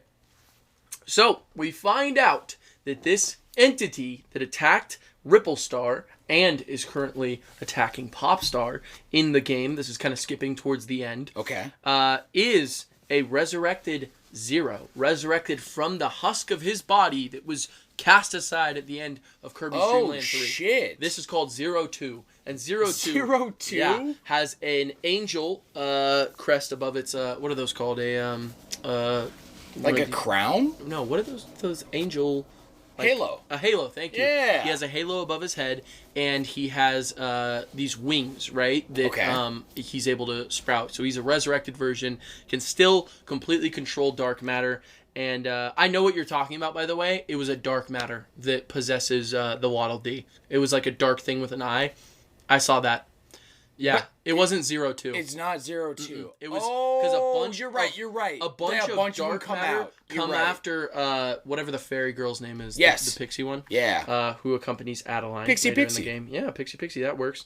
So yeah, he successfully destroys 02 after a big long battle. That battle was actually crazy. It was multi-stage. You're fighting all the old bosses. Yeah. Yeah. That was a struggle. Yeah, it was a tough one. So Kirby prevails, as you will find out a lot in this series, even though this massive resurrected angel god is attacking planets and has the ability to completely take over planets. Kirby saves the whole day. So we're going to get into a game. Story. It absolutely is. A game called Kirby Superstar. Okay. You've heard of this one on the SNES? I have heard of this. Yes. So in played these, it a little bit. Yeah, you might have. In Kirby Superstar, there are multiple games that are all pretty yes, I have played this. Yeah, they're like mini games. Yeah. But they're like games. Isn't like there Dino one Blade, that's like Great Game you're Offensive? almost like rolling and it's almost like golf and you play multiplayer? No, there is not. not. Oh, I'm thinking of something else. Yeah, I think you are. Yeah, I don't think I've played it. Is. I don't know what that is.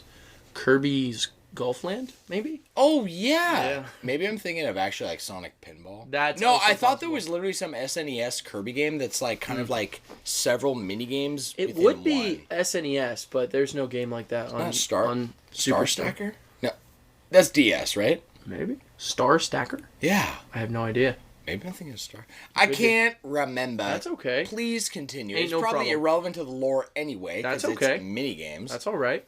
Well, in one of the sub games, Milky Way Wishes, Kirby is at this point in time. There's a game called Milky Way Wishes. Yeah, Milky Way Wishes, Dino Blade, Meta Nightmare, Great Cave Offensive, and I've heard of that one. Yeah, Milky Way Wishes.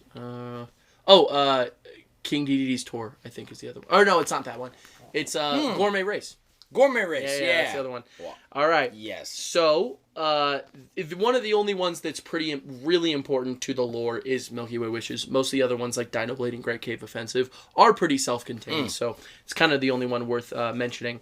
Kirby is manipulated by a jester named Marks, who is a being that kind of just looks like a little dancing guy on a ball, and we don't know where he comes from at the beginning of the game. We don't know where he's from, but we find out a little bit more about him. Marks basically tells Kirby, what Marks does is he manipulates what we don't know at first. The sun and the moon start fighting, right? They're kind of like beings with like faces, right? They start fighting each other in the solar system of where Popstar exists, right? Right. So Marks secretly manipulates the sun and the moon to fight each other. We don't know this. We think he's an innocent character at first, and asks Kirby to go find a massive piece of ancient technology called what is it called again? I forgot. Galactic Nova. Galactic Nova. Yes. Okay. It looks almost like a giant clock with like lazy eyes and like kind of pieces missing from it, but it's like this giant piece of technology, right? Okay. Yeah. So through this elaborate setup, causing the sun and moon, getting Kirby to go get his wish, right before Kirby gets his... the Galactic Nova is so powerful, it's said to be able to grant the wish of anyone who finds it. Right? I see. One wish for anyone, and that could be anything, right? So... Thor 3, right? Thor 3? Right? Ragnarok? Or Thor... No, not Ragnarok. Thor... Love and Thunder. Oh, yeah. Thor 4. Thor 4. Yeah. You're right. So, right before Kirby is about to... He finds it, goes through this huge adventure throughout the solar system, finds this ancient clockwork, and right before he's able to make a wish, Marks hops in. He kicks Kirby out of the way, and we're found out that Marks completely manipulated the whole system. He wishes for omnipotent power and the destruction of Popstar, which the Nova, the Galactic Nova, literally takes it upon himself as a part of the wish to go and destroy Popstar himself. And Kirby is able to get the sun and the moon to work together to stop Galactic Nova, and that's how powerful Galactic Nova is. It took the sun and the moon to be able to stop it. Kirby's then left to fight Marks, who is revealed after that. All the power that was given to him is called Marks' soul. Kirby destroys him, cuts him in half, and little baby Marks is the only thing that's left. Marks wished for, like, omnipotence, and Kirby beat him? Absolutely. That is, I'm going to be honest, anything in this world there's so many that Kirby beats that are omnipotent. That's Zero crazy. 2 is a resurrected, like, god, essentially. Yeah. And Kirby destroyed it, right? Does that mean Kirby's a god? Absolutely. Well, it's God with a small g, I'd say. Okay. Right? So his power is more through will and not through literal omnipotent power. Right. It's Goku. Yeah, I'd say. Yeah, and positive energy and friendship. Yeah. And those ideas. So yes, it is like also Goku. Yeah, absolutely. Yeah, for sure. So after that happens... So Akira Toriyama is what I'm saying. Absolutely. Yes, bro. Absolutely. Okay. So Kirby ends up stopping Marks. He destroys him.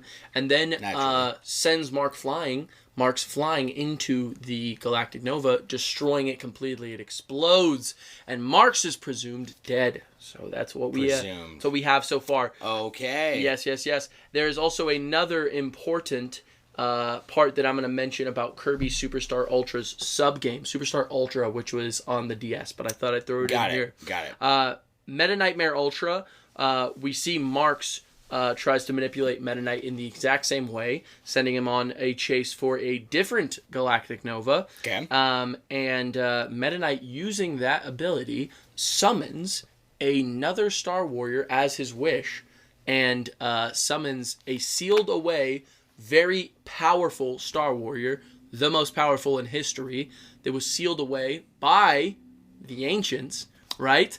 Because of his incredible power, right? Seals him away. Meta Knight literally wishes him to be freed and put right in front of him.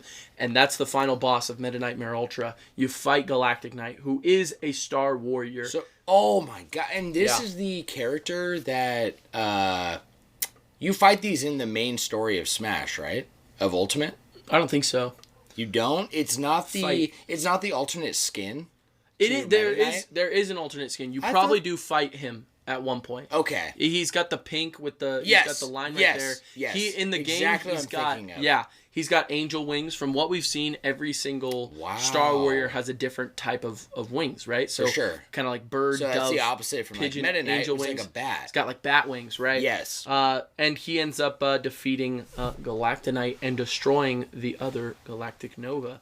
Wow. Which is already set up, so we understand that the ancients built multiple Galactic Novas, right? All right, so I'm going to move on from that. So we find out in Kirby Superstar Ultra through the tournament, the final boss is something called Marx's Soul, which is an extremely powerful being that after the destruction of the first Galactic Nova, he was... all the energy, kind of like Captain Marvel, was centered into Marx, and he turned into Marx's soul. And he challenges you in the arena in Kirby Superstar Ultra, and guess what? Kirby beats him. So Marx Shocker. is still alive, actually, in fact. And How? he comes back. He's absorbed all the power that was originally in the supernova, and became as powerful, theoretically, as a supernova was, until Kirby put him in the dang dirt. Alrighty. Like a bug. Yeah, absolutely. So we, this is going to move on to Kirby and the Amazing Mirror. Okay. So high above... Which, if Yes. I'm not mistaken, is your favorite. That is my favorite. Well, yes. the new one is really good. Yeah, The Forgotten Lands. Yeah, but I'd say like OG Kirby, that is like my favorite, no question. It's For like sure. a Megalovania. It is like a Megalovania. Oh, it's not, You know what Sam. I mean? It's not. It's a Metroidvania. It's It kind of like is, that. yes. I love it. It's so good. Alrighty. So this is some pretty interesting stuff, and it's going to Okay. be important for the rest of the story. So high above Dreamland, there is what is called the Mirror Portal, which is a portal to the mirror dimension. Which, in the mirror dimension, they walk through mirrors, and there's a counterpart to every single being that lives on planet Popstar, right? So, sensing that there was a great evil inside the mirror portal, Meta Knight takes it upon himself to enter Of course it he does. and hopefully destroy it. He's then Freuded by a character who shows up called Dark Meta Knight, who defeats Meta Knight and then goes to Kirby trying to stop him, knowing he is one of the other most powerful beings there, and probably recognizing that he's a Star Warrior, tries to kill him, but unfortunately, through his weird mirror slash, he cut Kirby perfectly into 4 different versions of himself. So that's how we're introduced to those 4 different Kirbys. Kirby. Yeah. Yes, sir. Yep. Okay. So through that, Kirby basically, he finds out about Dark Meta Knight, and he says, okay, you know what? Dark Meta Knight also slashes the mirror portal into a bunch of different bits, and the whole game you have to go around picking up the pieces of the shards that he left over, and Kirby puts them all together. Can I guess? Yes. He puts them together Yes. to re-enter Yes. the mirror dimension. Yes. And challenge Dark Meta Knight. Yes. And bring back Meta Knight? Question mark? Yeah. I mean, it wasn't really a part of the game, but I think he was defeated and just... Oh. Yeah. Okay. He was killed. defeated outside. Yeah. He wasn't killed or okay. anything. But once he's able to gather all those shards, he Shards. he travels into the mirror world, and guess what? He beats Dark Meta Knight. Fuck yeah. From all the crazy powers he got along the way. But unfortunately, he is face to face with the true being of evil that Meta Knight sensed in the beginning of the game. It wasn't Dark Meta Knight? Yes, I was thinking it was, actually. It is not. Who is it? Dark Mind is his name. Dark Mind. Yeah, he looks like a giant, almost eviler version of Zero, right? And he is the Zero of the... Is that the of other Shadow skin Universe. that's like the dark version with like a slash through it of like Are you talking about Meta Knight? Yeah. Yeah, there's a Dark Meta Knight skin. He's got... Okay. He's got a scar right here. So that's Dark Meta That's Knight. Dark Meta Got Knight, it, got it. Okay. Yeah. What's this being called? I'm sorry? This is Dark Mind. He's more... He is a Zero, basically. Okay. He's the Zero of the mirror dimension. the mirror dimension, yes, sir. It's like some MCU shit. Yeah, so it took all 4 Kirbys to defeat Dark Mind, who had multiple phases and was a dangerous part of that end game. And they're helped by a 5th Kirby called Shadow Kirby, who helps them all out and helps them escape the Dreamland. The Mirror Dimension, right? Yes. And he promises to Kirby that he will protect the Mirror Dimension, and there's no need to worry about whatever shows up in that mirror. So portal. is that like Kirby's Ultra form? Yeah, it's Kirby's counterpart. Wow. It's Shadow Kirby. Shadow Kirby. Yeah. That's so cool. It's really cool. He's literally he can talk. He's like a character who talks to you at the end of the game. Wow. Yeah, so pretty cool. And you see him throughout the game. He's like running in the background, or you'll see him and then he'll like run away, right? So he's throughout the entire game trying to help you. I have a small interject question. Yes. Does Kirby ever talk, or is he always the silent protagonist? He can't talk. Yeah. Okay. He's a baby. He can't talk. No, he's a baby. But his mirror form could talk. Yeah. But also, mirror forms are different in a lot of different ways. Where you literally face all the bosses, and all of them are like different. Like Wispy Woods is like a castle, right? So they're all pretty different. Okay. Right? Yeah. And Meta Knight in that universe is just completely evil. Yeah, Shadow Kirby. I'm assuming. Sense. Yeah, absolutely. Makes sense. If Kirby can't, then right. That probably means Shadow Kirby can. Probably. Yeah. Okay. So that's what I'm saying. Yeah, he's able to do all that. That's going to move us on to Kirby Squeak Squad. Kirby is introduced in this game eating a fluffy piece of cake. He can't wait to eat his shortcake. That's all he cares about. Shortcake. It's accidentally stolen when the Squeak Squad, led by DeRoche, pull up and steal from King Dedede's castle in the depth of the castle this chest that's told to bring omnipotent power. But DeRoche didn't give a damn about that. He was hoping it was filled with something valuable. DeRoche does not. He's the leader of the Squeak Squad. Who the fuck is DeRoche? He's the leader of the Squeak Squad, the one with the red hat. He doesn't care about ultimate power. What he cares about is money. He's got a whole squad of goons who are there to try to steal as much money as they can. Yeah.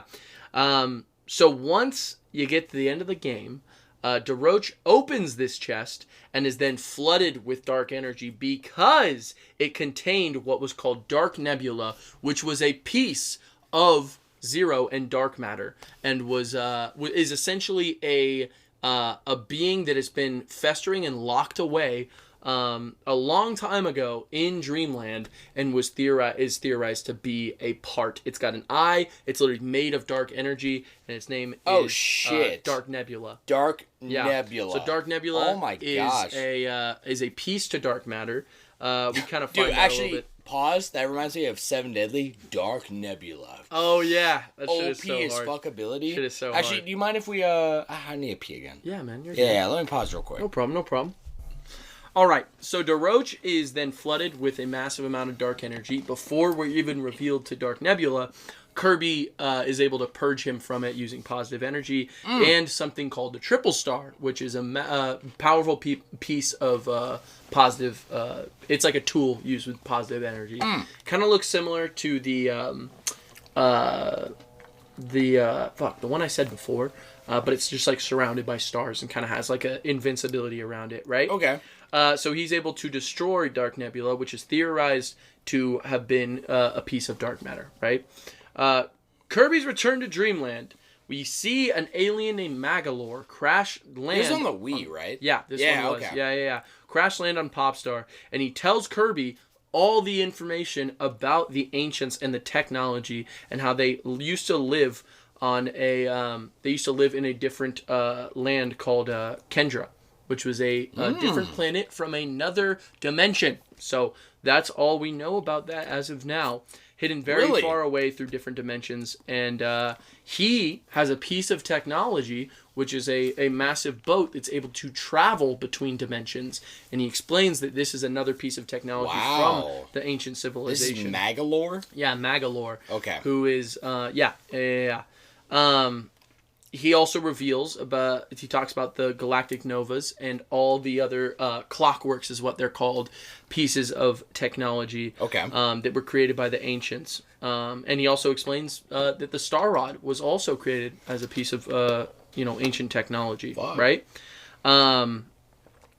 So he also explains to Kirby, that he came to this dimension knowing about Kirby because Kirby had battled one of his friends. It's later revealed in a later game that that friend is Marx. And we know that he survived that, but we don't know where he is as of yet in the universe. But he's apparently somewhere out there because he was able to tell Magolor about the battle he had with Kirby. So that doesn't really bode well that he's friends with Marx, because Marx literally tricked Kirby and manipulated the entire solar system. Not very far behind his friend, once Kirby is able to... he defeats something called a Landia, which is this 3-headed dragon. It was the last piece of technology he needed to grab for his ship, because his ship crashes and those pieces go all throughout Dreamland, right? Right. Once he beats the Landia, or he beats the Landia to steal what's called the Master Crown. And right when Kirby gets the Master Crown, it's revealed that Magolor was setting him up for this piece of power that he wanted to use. He dons the Master Crown, and we see that it is sentient in its own way. It has an eyeball on top of it, and it's a really interesting crown. It's just not like a typical transformation. It clearly has a will of its own, and we will find out more about the Master Crown later in the game series. So much setup. There's a lot of setup. Yeah. After Kirby fights him, there's 3 phases to the boss, and he beats him, right? Beats Magolor, as he normally does. Doesn't matter how much omnipotent power is faced in front of Kirby. Kirby's not losing. This is why, in power scaling videos, if you ever see Kirby in there, they always list him at God level.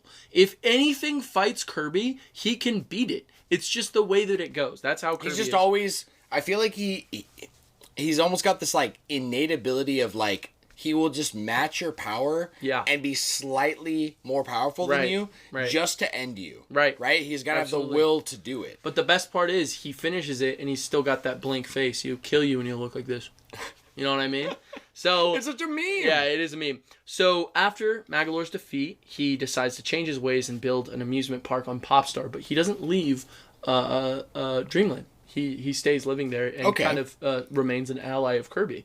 And this happens a lot. Kirby beats enemies, and then they become his friend. All of his friends. Because he defeats the negative energy in them? I mean, it's more metaphorical if you think of it like that, because it's like Kirby is so positive that maybe any of the natural negative energy, not even dark matter related. That's how I like to think about it. Yeah. I like that. He's like Naruto. You know, he's got so much good. He almost brings the good, or Tanjiro. Or Tanjiro. I was going to say that. Yes, where he brings the good out of everyone. Right. All right. So this one. Kirby Triple Deluxe. I'm going to explain this stuff because it's very, very emotional. In Kirby Triple Deluxe, Kirby climbs a massive beanstalk to save King Dedede, who was captured by a character named Taranza, who steals Dedede, believing that he's the warrior of Popstar that everyone knows about, right? Basically... through this game, you find out there's a tyrannical queen named Queen Sectonia, who looks like a massive, almost like a wasp queen, right? Okay. Kirby then takes it upon himself to fight the tyrannical queen that has a grip over the beanstalk. And we find out that Queen Sectonia wasn't always a tyrannical queen, and she used to look just like her best friend of the time, Taranza, who looks like a cute little bug critter. And the reason he kidnapped Dedede was to try and purge the dark energy from his what we find out his lover, Taranza. Man. Yeah. And that is emotional. It is, but we find out a lot more.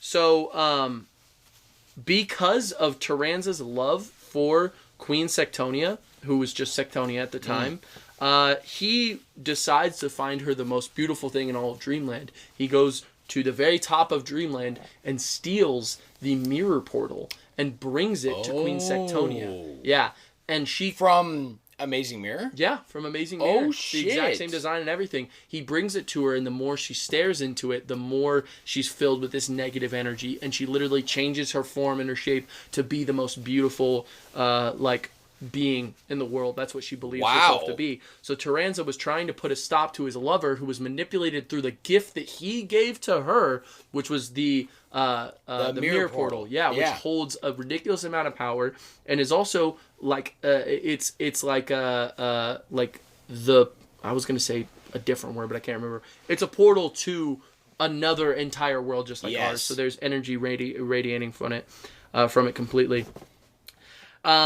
So she became obsessed with the power, and basically we find out that, he stole DDD to try and... He was looking for Kirby to try and, help her from it. And through all this, he kind of realizes that Sectonia is not able to come back, and he decides to defeat her with Kirby. And she dies. So that's the end of her, Sectonia dies, and Taranza kind of remains as like Kirby's ally that kind of exists on the beanstalk. And then this is when I want to get into some interesting aspects. There are sub-games that happen in some games that are a what-if scenario if a Kirby character, in situations, sometimes it's Meta Knight, sometimes it's DDD, playing through the entire game. It's like a fun way to, switch up the gameplay once you've beaten the game. It's like running through... Are we talking like Nightmare in Dreamland, where you can run through the entire game with Meta Knight? Yes. Yeah. That is Nightmare in Dreamland, yes. It'd be similar to that, but there's very important changes that are made to the entire story. Got it. So it's an alternate world where Taranza kidnaps Kirby and DDD goes after Kirby, right? And because of that, and the difference in the way that they act, DDD ends up coming face to face with the mirror portal itself, which this is canonical information that we know through an alternate universe. However, it didn't actually happen. It didn't actually happen, but it is what would happen, and it is what is going on in the universe. Yeah, I got you. So DDD ends up fighting a shadow DDD, the one that comes out of the mirror. Okay. And then after he comes out of the mirror, Dark Meta Knight returns with a slash after his fight from Kirby and basically challenges Meta Knight, revealing that Dark Meta Knight kind of has this yearn to still return and destroy Kirby, basically. And that's where we find that out. So this one is pretty tough, this next game, because I actually didn't play it. It's one of only a couple that I haven't played on this list. So I'm going to try and explain everything learned. It's called Kirby Planet Robobot, which I have not. Ooh, this is Switch, played. Right? No, it's DS. It was one of the last ones. 3DS. 3DS. Yeah. Yes. It's like he's on the mecha. Yeah, I remember the cover art for it. Yes. And he was in that final boss video we watched the other day. It was him in that giant mech suit. That's what it was from. Yeah. So at the beginning, Popstar is attacked by a massive ship, literally the size of the planet, called the Arc Access, or the Access Arc. I'm so sorry. Access home to the Hultman Works Company, a company that is infamous across the galaxy for mechanizing planets and sucking them of their resources completely dry. This is theoretically what happened to Earth, and it's possible that Earth froze over because of its natural resources being depleted. Yes. Right? And so this Hultman's Work Company... I'm with it. We can assume a lot about... Because there's a lot of dead planets around, and these are one of the reasons why. Essentially, after Kirby has to destroy all 4 legs, he meets with the secretary of the Hultman's Work Company named Susie, who's an important character because her backstory is pretty incredible. She is the daughter of Holtzman himself, who is the guy who goes around. Oh, he's almost got money brain. He's got CEO brain, right? Yeah. All about resources, all about money. But how did he get to that way? Apparently, I'll explain this part because there is a one thing I can't remember the name of. Let's see, Star Dream. So the engine of this ship, this massive planetary ship, is called a Star Dream, and it was from blueprints from the ancient civilization. Star Dream is this like huge energy source, right, that powers the whole ship. So when they were first originally building the ship, there was an accident that essentially happened where Susie, who was a little girl at the time, was sucked into a different dimension. Was. Absolutely, right? Hultman thought that she died and essentially wanted to continue the blueprints to resurrect her and bring her back. And you find out that he went crazy through working with the Star Dream and got this like galactic godlike mentality where he was like, oh, I have to create perfection throughout the universe, completely forgetting about Susie in the first place. Susie returns through her fights through the dimensions, comes back to him. He doesn't even recognize her because she's like an adult at this point, and makes her the secretary because he has this good feeling about her. She doesn't tell him who she is because she wants to kind of stop what he's doing, right? Yes. So she teams up with Kirby in the game, and oh, that's sick. Yeah, and they try to destroy the Star Dream together, but Hauptmann plugs his own mind into the Star Dream, and the Star Dream takes over his body and fuses with the rest of the ship, revealing a clockwork. And it was it's the same thing as a galactic nova. It's like, it looks like a silver galactic nova. What a Star Dream is the heart to a galactic nova, and they didn't even know they were building it when he built it, and that's why he went crazy, because it's one of the most powerful beings created by the ancient civilizations. Whoa. Yeah. That's crazy. So the final fight is Kirby in his robosuit fighting against basically a galactic nova. They call it a clockwork because it's like a basic version of galactic nova. Galactic novas are gold, and this one's silver, right? Yeah. And it's the heart of the galactic nova. Yes. Yeah, but it completes itself by forming with the ship, the access arc. Yeah, that's crazy. So it completes itself. Yeah. Oh, look at this. This is cute. Oh, that's so cute. Gooey. We got little pictures going on. That's gooey.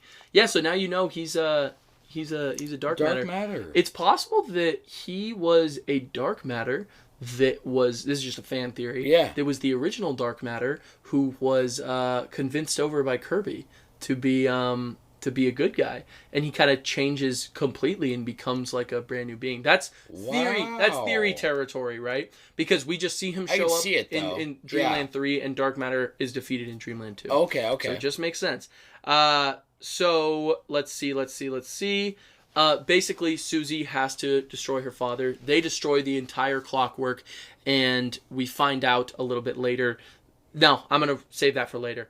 This is the big one, all right? Okay. After Planet Robobot is a game called Kirby Star Allies, and you might be thinking to yourself, what's so special about Kirby Star Allies, right? Joshi, what is so special about Kirby Star Allies? That's a fantastic question, Sam. I really want to know. So I want to explain. Kirby Star Allies, I wrote this down because I thought it was funny. Kirby Star Allies is like the Infinity War of the Kirby series. Oh, all these characters that are set up and introduced are teaming up with Kirby in some way, one way or another, right? They're the Star Allies. Yes. Okay. Yes. So at the beginning, we learn a little bit of lore that an ancient dark force was sealed away in a purple crystal called the Jamba Heart, and a group of heroes, which I'll divulge this information now. This group of heroes was Galactonite and 3 other Star Warriors. Used their ability to catch whatever this thing is and seal it in a Jamba Heart using 4 sphere. They're called I just forget the names sometimes. Yeah. They're called sphere. Oh, special heart spheres. Special heart spheres. 3 of those to seal this being away. Okay. Because of this, oh my gosh, I cannot wait to explain this information. Oh man. I'm just You're hyping me up. I'm gonna give it now, right? I'm gonna give this information now. We find out. Maybe I'll wait. Actually, okay. Whatever you want to do, bro. So at the beginning of the series, we are introduced to this crazy, almost like cult leader guy, named Highness. Yes. Who Highness. who basically worships what's inside the Jamba Heart and wants to resurrect it. Through the ritual, he actually fails, and all the pieces of the heart spread across throughout the entire solar system, right? Don't you love that? That's how that usually goes, classic. right? Yeah.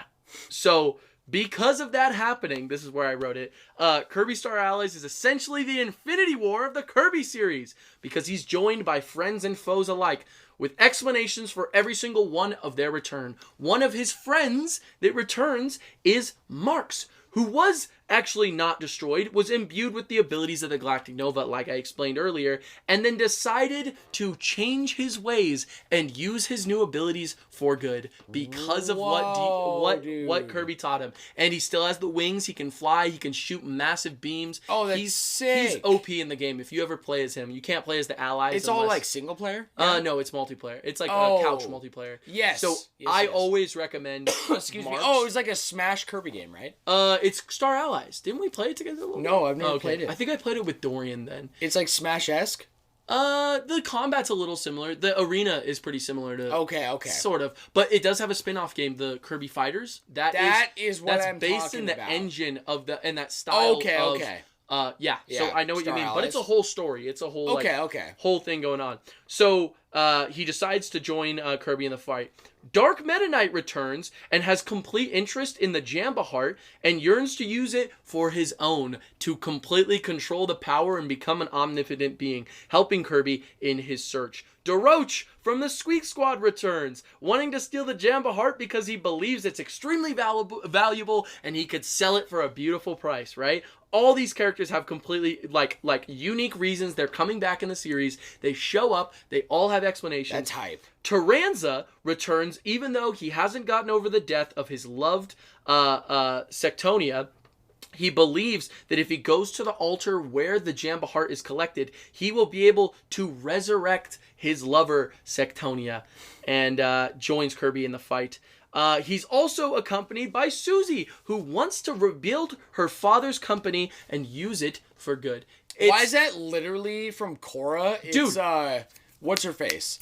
Izami? He's Azami. Yeah. Azami. Same vibe. Yeah, same vibe. Fucking vibe. So all these characters showing, and there's more too, by the way. Sure. Adeline from Crystal Shard shows up. Wow. Yeah, every single character you can think of. These were just the ones that I really liked because they're like prominent either villains at the beginning and then have changed ways. We learn their ways on why they've changed and why they're coming with Kirby. Some of them, like Dark Meta Knight, they're not Kirby's friend, but they will join him to find the pieces of the Jamba Heart. So Kirby and company, they go to find a massive ship that land on Popstar called the Jam Bastion and houses 3 mage sisters. Bastion. Yeah, who worship the Jamba Heart with the Highness, who's kind of their master. He was actually a really good guy for a little bit. He finds 3 orphan girls, all going through really terrible things, right? One was freezing to death, probably on Shiverstar. The other was burning alive, and the other was barely alive after she tried to end her life by getting struck by lightning. This is all real, I promise. Wow. And so these 3 mage sisters now worship the Jamba Heart and the Highness, and we find out a lot once they find his master. Wait, can I pause right here? No, don't do it. I got a piece. Are you serious? It's so bad, What's bro. happening? Hold on, I feel like we're getting to some good shit. Yeah, so and I feel like there's still so much more. Yes. Alrighty. So the after Kirby defeats the 3 sages, he faces off against, or he finds the Highness, who reveals the true truth to Kirby and the true story of the Ancients. So we find out that the Ancients were actually split into 2 factions: the scientific Ancients and the magical Ancients. All right. So So the magical Ancients, they dabbled with abilities like dark matter. They messed around with those kind of things. And these 2 factions, they used to live completely in harmony. One part was scientific discovery, and the other was magical discovery and using what this universe has available, right, in the magical sense.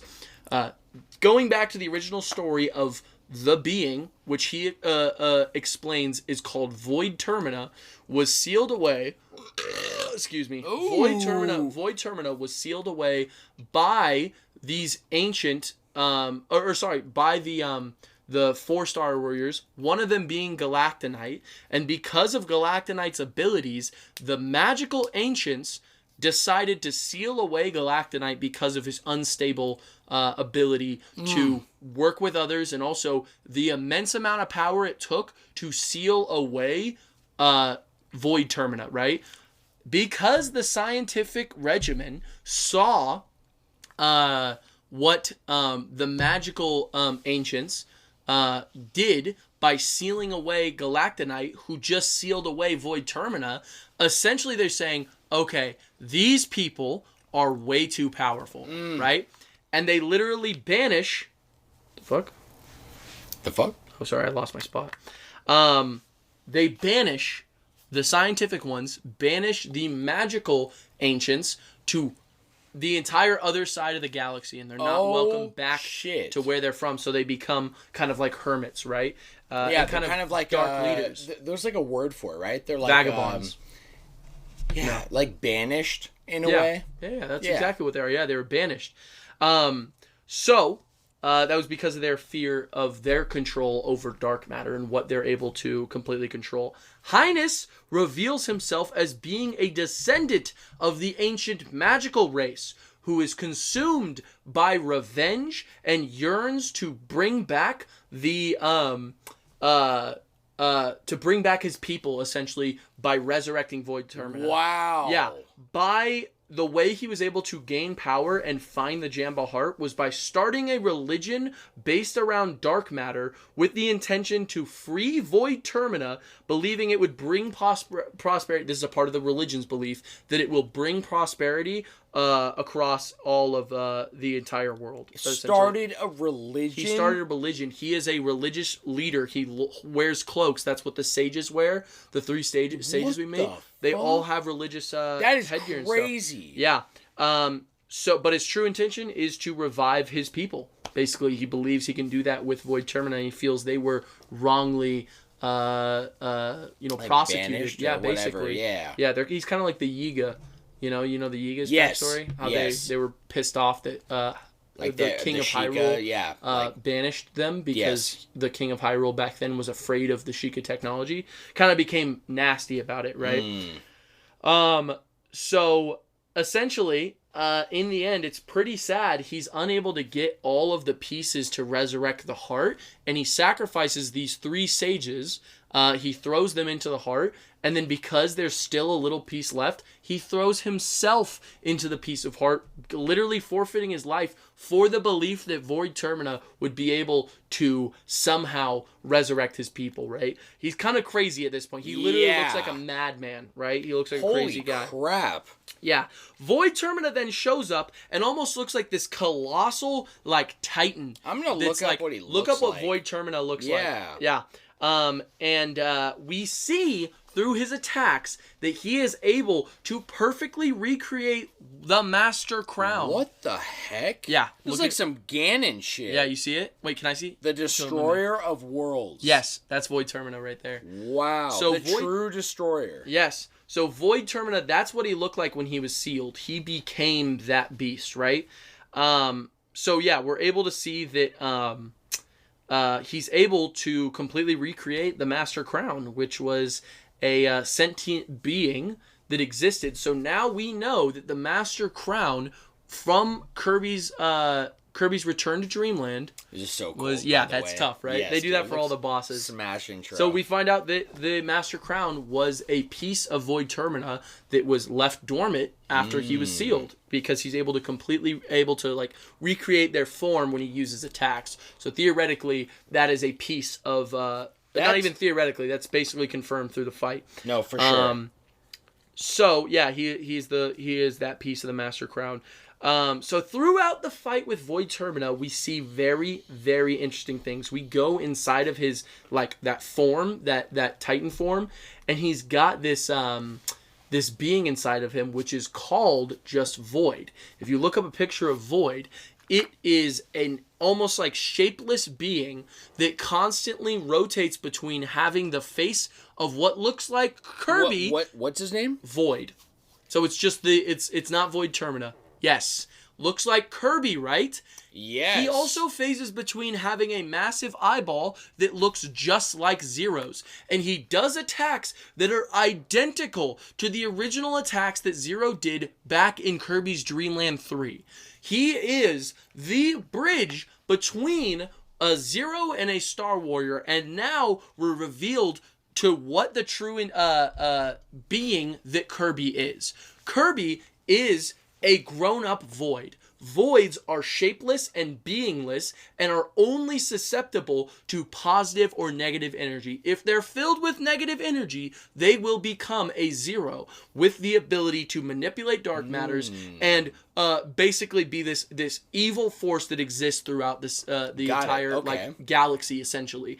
If they're filled with positive energy, they turn into what is called a Star Warrior, which, by the way, because of characters like Galactonite, we know they don't have to be good. They are just either a star, they become a Star Warrior, just like or they become a zero. Their source of power. Yes, and Gooey, substance. Gooey once again, he was filled with negative energy, became a good guy. Galactonite was filled with positive energy, became very evil. These beings are the most powerful beings in the Kirby lore.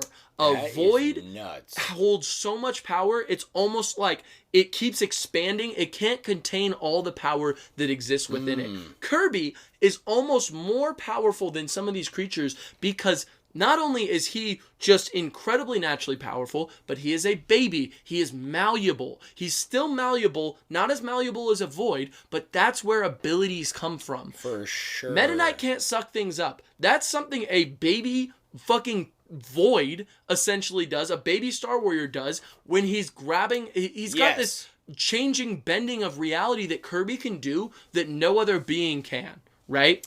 Dude. Pretty fucking crazy, right? Pretty sick. Yeah, insane. Absolutely insane. I feel like it was like a lot of like, almost like light packing for something crazy. Absolutely. Yeah. No, that's what I'm saying. Kirby, and they're still extending the lore. The Kirby Star Allies came out in like 2019. Yeah. Right? Right. And that's this, like the Infinity War, like we said. Literally. It's like all these characters come back to fight Void Termina. So, all these characters, Marks, Dark Meta Knight, Adeline, all the characters from every single game work together to defeat Void Termina, or known as Void. And they literally... Kirby purifies it with positive energy. And we don't know what happens from that point on because it's only the second most recent game to come out in the series. So there is possibly another baby Star Warrior out there created by Kirby on accident because of his destruction of Void. But we don't know yet. That's for the next Kirby game to come out. Yeah. Okay, wait. So where does Forgotten Land fall into this? I was about to go into that. Let's go. So check this out. Forgotten Lands is it's a pretty different game because one of the most important parts is it doesn't take place in Dreamland or Popstar or our universe. Where it takes place is Kirby is sucked between dimensions because of a being called Leonis? I can't remember his name. Leonis? Yeah, I didn't write it down. I don't know. It's like lion something. He's this giant lion guy. What exists on this planet, which we see, are beasts and beasts like kind of people that evolve from animals. But the whole world is decorated with an ancient culture, some kind of culture. This is kind of diving into theory territory, but I'm 100% certain this is a world from another dimension, and the entire place looks undamaged. There's no marks of war, right? Or anything else to destroy it. I believe this is the original birthplace of the ancient civilization. They up and left, went to a different world with more magical ability inside of it. That's why the Lion King is trying to suck from this dimension all these beings to be able to capture them and finish. He literally has a genetic experiment that is based on the genes of an alien that came down to their planet a long time ago. It's all the lore of that game, right? Heck? So, I believe this is all what's left over because it's cars, it's modern technology. Yeah, it's literally called the Forgotten Lands. The Forgotten Lands. I believe that is where the ancient race comes from, and it's not our world because Earth is in the other galaxy. Over. Yes, it's frozen over, and the language in there isn't Japanese. It's not English. I believe it's from the ancient civilization. Wow. And so Kirby's able to go back there, and he kind of saves the day over there in his own way. Surprise. surprise, he does. He does have to fight a being which is like genetically made to be like, it was an alien that was created to be the most perfect being, and then they genetically wanted to recreate him, and that's what the people from the ancient civilization were doing on there. And the Leo Leonis guy, whatever the fuck his name is, I can't remember it. It might be Leo. I don't know. Leo. He's the one who takes over the operation. He finds this being in a tank, in a vat, and it looks like a little embryo, and he decides to completely try to recreate it. And that is where we are at the Kirby timeline and the Kirby lore. There is much to be seen and a lot to be said. We see in a lot of spin-off games and sub-games that there is a being called Morpho Knight, who is another Star Warrior who exists as a being. This is one of the craziest things. If you've ever seen a reddish-orange butterfly kind of fly around Kirby, that's Morpho Knight. In every single game, he shows up. Kirby's chilling, and there's this red... I'm going to look this up and just show you pictures because... Dude? It's fucking I might be literally getting flashbacks. Is he in 64? No. He just showed up in Star Allies. Oh, okay. Yeah. I'm going to look Morpho it up. Knight? So he's sick because he's got butterfly wings. Oh, wow. Right? That's sick. Every single Star Warrior has a different type of Yes. wings, and he just follows that idea. So pretty sick design, if you ask me. I like but that. I want to see the butterfly. Like, it's just such a fucking crazy detail. Let's see. I don't know if I can find it, to be honest. And I'll look it up. In Kirby, in the Forgotten Land, the final upgrade you can do to the sword ability is called the Morpho Sword. And it's literally, yes, every game you see that being, that is Morpho Knight. For some reason, keeping tabs on Kirby. He's a recent villain. I feel like the next series, or whatever the next game is going to be, is going to go into the new baby... baby Star Warrior? Star Warrior who's introduced, and I believe Morpho Knight is going to be the main villain of the next title. With everything that's being sick. set up, that's what we got going. Okay. There are no details that are forgotten. It's all just world building for what exists inside the world. And the source to all of it is the Void Termina, which is what Kirby is, which is what Meta Knight and Galactonite and Morpho Knight So are. basically there will always be positive and negative energy. Absolutely. It's like the recurring theme. Voids, it's hard to say where they come from because they But are... for positive energy to exist, negative also has has to exist. It's all about what that void takes in at its beginning of its life, right?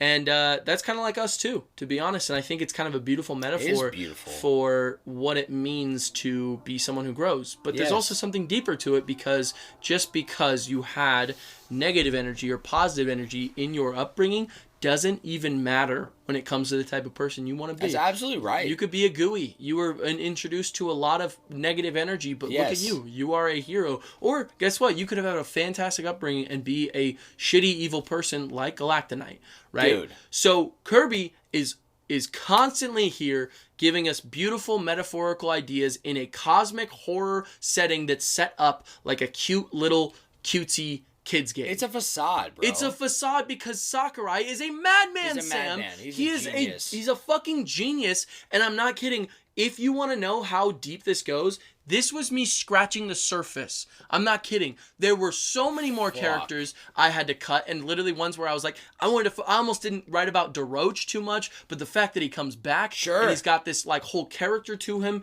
Sakurai, and Susie's story is way better than the way I said it. It's you really said she's well a done. pretty damn prominent character. Absolutely, and she comes back to save like the day with Void Termina. Like this stuff, it's Sakurai's child. It's Sakurai's true game series, and he refuses for it to be bad. He just continuously that heart is so remembers everything that happens in these series, and then they come in, and guess what? Sometimes they have full character arcs, because like Marks, learning to be good, then coming back to save Kirby. Magolor comes back. I forgot to mention that. He's in Star Allies too. Magolor. Really? Yeah, Magolor's in it. Wait. Maybe you did mention that. I might have said it in he comes back as an ally? Yes, right, he does. Okay. Wait, I'm so sorry. Real quick. He's looking. He's looking. I'm just gonna look this up because it's beautiful, and this is literally how you beat Void Termina. All your friends. Yo! It's literally like fucking Dragon Ball. Everyone you've ever been friends with, the chef, fucking... It's literally Infinity War. These are your friends from Kirby 3. They show up in the game, and then at the end, everyone is here. Everyone shows up. Yeah, there's so many I didn't mention. Like I said, I mean, like Rick, obviously, you know, those are the guys from Kirby 3. Kirby's Dream Land 3. Waddle Dee obviously shows up. Figure. Yeah, so check it out. I could actually give some naces. Those are the 3 mages who join you after a while. That's I recognize them. The tarantula guy who lost his girlfriend, Dark Meta Knight, DeRoach, Gooey, of course, he's helping you. Marks is there, Meta Knight, Waddle Dee, Rick, Glob, Blinky, Susie, that's Susie right there, Magalore, and Adeline. Wait, I have a question. Yes. Nightmare. Did we cover Nightmare? Oh, yeah. He's from Kirby's Nightmare in Dreamland. He is a dark force. I meant to say that earlier, but no, I'm glad I brought it up. No, he is a dark force, but we believe him to be a mage who is corrupted by dark matter. Yeah. So dark matter has the ability to possess, but also he's not that powerful. Okay. He's dangerous, you know, and he causes nightmares, but he's kind of like a sub sub-villain. Yeah, exactly. Yeah. Kind of like a threat, but not that big of a threat. Exactly. I got you. Void Terminas are what you got to be scared of. I do those big omnipotent beings. Yeah, dude. Holy shit. And so, just even the way they're depicted, it's like a Ganon / like a demise looking creature, right? Absolutely. It's fucking sick. Absolutely. I did have a question. One of my favorite Kirby games. Yes. Air Ride.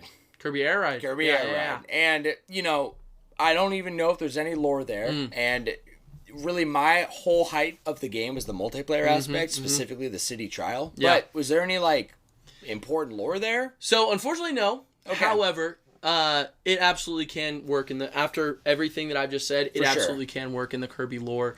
It would be, I mean, if there are big, you know, massive, like, power-ups in that game, probably, like, if there's, like, the Star Rod and those kind of things, it could work. Okay. Kirby is even split into 4 beings, and those 4 beings still exist. So you could absolutely play Kirby Air Ride, knowing it fits into canon. Yeah, so, dude, I'm with it. Did you play that game much? I did not. No. Man, we have to play some City Trial. I'm not kidding, we did play some. Remember when Dusty came in? We did. No, you're right. Okay. That was really fun. Yeah, played me, you, Dorian. No, way fun. And the races they're tough. Yeah, they are. Yeah, no, I feel like you're right. It's like even in the multiple forms you even play with gameplay wise for all these Kirby games. They're all so great. Yeah. And there's so much love and heart in each one. There are no bad Kirby games. I think I said that before the podcast You said that many started. times. Yeah. Did I? Yeah, definitely. Well, you can see it's true. Kirby is not a franchise Sakurai wants to ever be bad. No. And that he wants to be proud of every single one. Absolutely. And that means him putting in the effort to remember lore and to remember characters and their motivations and reasons on why they would show up. Dipped in. Absolutely. So pretty good stuff. That's what we have for Kirby lore as of now. Okay. Do you feel like you understand the Kirby I do, lore man. I feel like you laid it out really well, and I feel like especially like leading up to what like all this building for where we are in the climactic part of the story. Pretty damn hype. Way deeper than I thought it was. You've been alluding to, you know, I've gotten some detail, but not all this detail. Right. Pretty crazy. It is especially crazy. for just how really they made the villain in this, you know, and even the fact that Kirby's a god. But I mean, look at this image, right? That's the whole joke. Is like he only achieves that power when he needs it, right? Because he's the guy that should be trusted with the universe, right? Absolutely, freaking. You know what I mean? He's Kirby, man. He's Kirby, man. And he's that's one of my favorite game series of all time. And you better believe your bottom dollar that I am going to be fucking pre-ordering the next Kirby game. Hell yeah. And all of you out there, to get into the lore, simple. Listen to this cast, then play the new Kirby game. Play the new Kirby. We're talking Forgotten Lands, right? I was going to say just if there's a new Kirby game ever. Yeah. Because I want to see what happens with more Isn't it What's the newest Kirby game? Some Dreamland game, right? Return to Dreamland Deluxe. Return to Dreamland Deluxe, yes. I don't really like that art style, though, to be honest. Yeah, it's good. Yeah. I mean, it's cute, but my issue is it feels like the art style is very flat. For sure. Right? And it's very, like, cartoony. Yeah. And, I feel like there's not much depth gameplay-wise. Yeah. I mean, I just mean literally. The art style I'm not a fan on. Because I played the original Return to Dreamland, and I just love the art style. I love feeling like Kirby has this whole world to him, right? But totally. Anyway, so that's what we got. Lands, then. Yeah, that's our rec. Forgotten Lands is the one. All right, Joshi, let's wrap this cast, my brother. Let's go into our next, a very nice gift. You know, beautiful gift. We're gonna go into our next section here. Get a drink of water. Oh, he's sipping. He's sipping so hard. Oh my gosh, he just drank the whole bottle in one sitting. No wonder he's peeing so much. I know. Wow. Hey, crack one with me. I will. Wait. Oh, okay. I'll wait. You're waiting. He's waiting. Wait, we got some party chat. This is drink at all. Oopsie. Right. That'll do it. There's the crack. Chinks. That was a good crack. Cheers. Cheers. Cheers to that, brother. Cheers to Kirby. To the omnipotent overlord. Joshie, I've got some party chat for us this week. Okay. We got last week's Q&A, baby. Yes, we did. Which I asked, it was episode 33, which was the April 1st episode. Yes, it was. And I asked, any of these blow your mind or what? Caleb responded, and he said the Cyberpunk one would have been cool. Obviously not 9 trillion disc part, but a little cool extra collection stuff. Like a floppy disk would be sick. Yeah, I feel like, absolutely right. Obviously, ridiculous install time. And, like, dude, it wouldn't even run. Like, come on. And there's, like, 90,000. 90,000. Keep those. Yes, dude. You wouldn't keep them anyway. In a trailer? Outside? Maybe. Make a little garden and a little, like, you could stack up, make it look like a throne. You could. Right? You absolutely could. Yeah, that'd be sick. Episode 32, the Q&A on there was, what's your thoughts on the Dune series? Caleb also responded to that one, said, guess I gotta watch him now. Oh, yes, my man sir. hasn't watched them. My man, you gotta watch them, well, it sounds like we kind of inspired him to, they sound at least somewhat interesting to him. Oh. So I hope we hear from you, Caleb, on what you think. Well, the first one's on HBO Max. Yes. So that one's easy to watch. And I think they just dropped, like, the release date for the digital coming out. Hell yeah. So probably coming out in the next month or so. No better time to watch it, right? No better time, baby. To be alive. We have a write-in this week, Joshie, from Johnny. Ooh. He asked, what is your standout, toughest boss fight? I'm talking multi-stage and all your willpower. You think about it. I thought of a couple. Okay? A couple come to mind. I'm going to tell you the first one that immediately came to mind. We actually brought him up a little earlier. Did we? I think with Kendall. Okay. Sans. Oh my gosh! I was thinking. From Undertale. I didn't play Sans, but I struggled. Have with you seen the boss fight? Yes. Of Sans? Yes. It's Dude? insane. Drew learned the whole thing. He learned how to do it. You told me that. Yeah. And showed me legitimately, I got to the end, and there's like one last little like RNG hurdle, and I fucked it up, and I only got there once. I was telling Kendall this. I went hard at that boss fight over and over for like 2.5, 3 hours, and finally just gave up. I was like, all right, so you know never what? beat it technically. I never beat him. Wow. Yeah. Insanely difficult. Yeah. Oh my gosh, there's such a learning curve to Undertale. Yeah. But the precision of Sans, it's like basically to be able to like not take a single hit, you're always barely dancing on the line of not being hit. Yes. So you do have to memorize everything. Absolutely, you do. Yeah. Absolutely. I feel like I'd be better now though, looking back. Yeah. I tried this before I moved here. Okay. But I've played Smash so much now. Don't you feel like by playing Smash so much, you're like your reaction time completely gets agree. better? Yes, because I noticed I've gotten better at Cuphead. I'm much better than I used to be, and Cuphead is a 2D kind of controlled thing. And extremely punishing. Yes, extremely. So you kind of have to just get like frame perfect and that kind of shit, you know. I mean, come to mind? A couple do. Yeah. I'm just gonna run through them. First off, Cuphead is really tough. Yeah. Definitely. Is there a particular boss though? King Dice. King. Did you play? Dice. No, but I was King Dice for Halloween. You were King Dice for Halloween. And I did watch the boss fight on YouTube. Yes. So I understand that it's fucked up. You have to roll by hitting this certain like parryable part. You roll your dice, and it's essentially like RNG on what type of boss you'll get. Yes. And then some of them are ridiculously hard, and then some of them are not. And then at the end, you have to also beat King Dice. But what comes to mind now, when I'm like sitting here thinking about it was Give it to me. this is going to be very obscure. Extremely. I love it. Okay. So, did you ever play the battle map mode for Hyrule Warriors?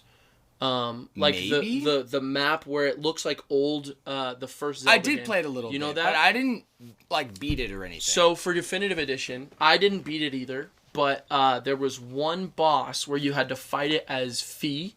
No, okay. you weren't Fee. You remember that girl with the blue hair in the game? She was the other Is it Malin?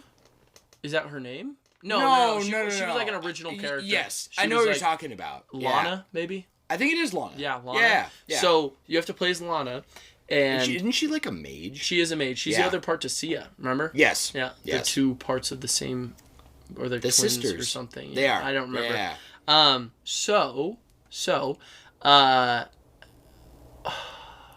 Okay. So it was the Sealed. Do you remember that like being from Skyward Sword? Yes, the big black one. The big black one, right. Kind of has like a Pac-Man mouth, you know? Yeah. Kind of like had the head of like a dragon kind of. Yeah. It was essentially beat the boss. You have no allies, and it has a ridiculous amount of health. And it hit like a fucking truck. Like a truck. It was insane. If you got like hit 3 times, which in Hyrule Warriors, if you get hit, you kind of get stunned, right? Yes. And you can get hit. So one hit, you're done. And I spent like 30 minutes in the boss fight alone, right? Couldn't tell you how many times I did that, but I remember sitting there a couple times I lost, and I was like, I don't know if I can do this. Yeah. I don't know if I can even like beat this. And then I sacked up and I was like, I'm going to beat this. That's the best feeling. It was a really good feeling, but it also made me realize I spent like all day on that. And then I was like, I don't think I like fighting impossible bosses. Even though the feeling was absolutely good. I felt like I literally was hyping myself up. I had it like pause. I was like, keep going. Just keep going. I would go try and take some health, fucking dash away from the attack. So, that one that was the first one that came to mind. So I'm pretty obscure, but I'm thinking of also Sephiroth from the original Kingdom Hearts. I'm guessing you didn't play him. I know you haven't that seen the boss if you fight. Get like the whole thing, he's got like the tape on him, right? Yes, him and Claude both. They're kind of like they have like a different type. Yeah, they're all taped up. Yeah, they've been through some battle scars. Boom. But he has how they handle like multi health bars later in like. Basically every Kingdom Hearts game beyond that one. Maybe Chain of Memories didn't, but Kingdom Hearts 2. Yes. They had there's multiple health bars that a boss can have, and obviously it's a very traditional health bar. Yes. You smack them with the spell or a hit, right. It goes down, but they have multiple. Right. So in Kingdom Hearts 2, they have I don't know. I think the last boss on the hardest difficulty has 12 health bars. It's actually insane. Yeah, absolutely. So if I remember correctly, they didn't handle it with showing multiple. They had a color. So it started with dark purple, and it slowly went to dark red, and then an orange, into yellow, into green. So there were 5 health There bars? was, I think, 9 or 12. Holy shit. Somewhere around there for Sephiroth. Jesus. He had higher than the final boss. Oh my god. Okay? So, crazy. He also had the best moves in the game. Insane reach, very similar to Smash. Right. Sora and Smash. I mean, come on. Just Sora and Sephiroth. Just look at them and look at the sword distance. You know the vibe. Tell you what, right? He's always had this signature obnoxious-ass move called One-Winged Angel. I'm sorry. Heartless Angel. Oh, okay. His title is One-Winged Angel. He's the One-Winged Angel. Yes. Heartless Angel is a magical spell where he basically, a small, drop starts falling that's crystal, and it kind of gets dark in the environment, and then he grabs onto it, and you are instantly downed with 1 health and 1 MP. Can you dodge it?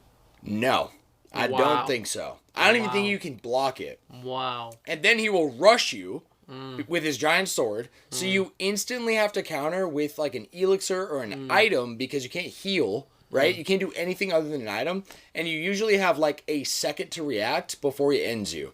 Wow. Yeah, it's kind of fucked up. That's some tough to shit. Start hurting him, he doesn't take any damage from you until you use an ability called Ars Arcanum, which I think Sora has to stand still for a second and then go crazy with a bunch of Keyblade slashes, right? Wow. And that, after you can successfully use that move once, that's when you can actually start to do damage. That's when the damage starts. Yes. Dang. Ridiculous. That is also, ridiculous. Nyx from Persona 3. If you recall, I never beat the original Persona 3. Nyx is the final boss, and he has like 12 forms. Something like that.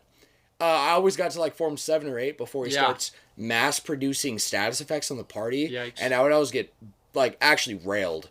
And I was underprepared. It was my first real Persona endeavor after 4. That's Shadow Kirby in there. That's Shadow Kirby in there? Yeah, you see him. Oh, it's cute. Yeah, I thought it'd be like that dark skin in Smash. No, that's Meta Knight. Oh. That skin, the glowing eyes. That's Meta Knight. Yeah. No, it is, now that I think about it. Yeah, that makes sense. It's got his colors.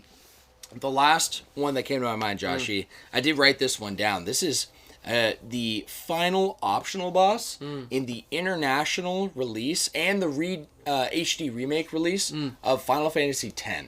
So basically, you can go through the entire game, beat it, and have a very complete JRPG experience. Right. 60 to 80 hours. Right. Okay? Maybe if you're rushing, 40 hours. Okay? Sure.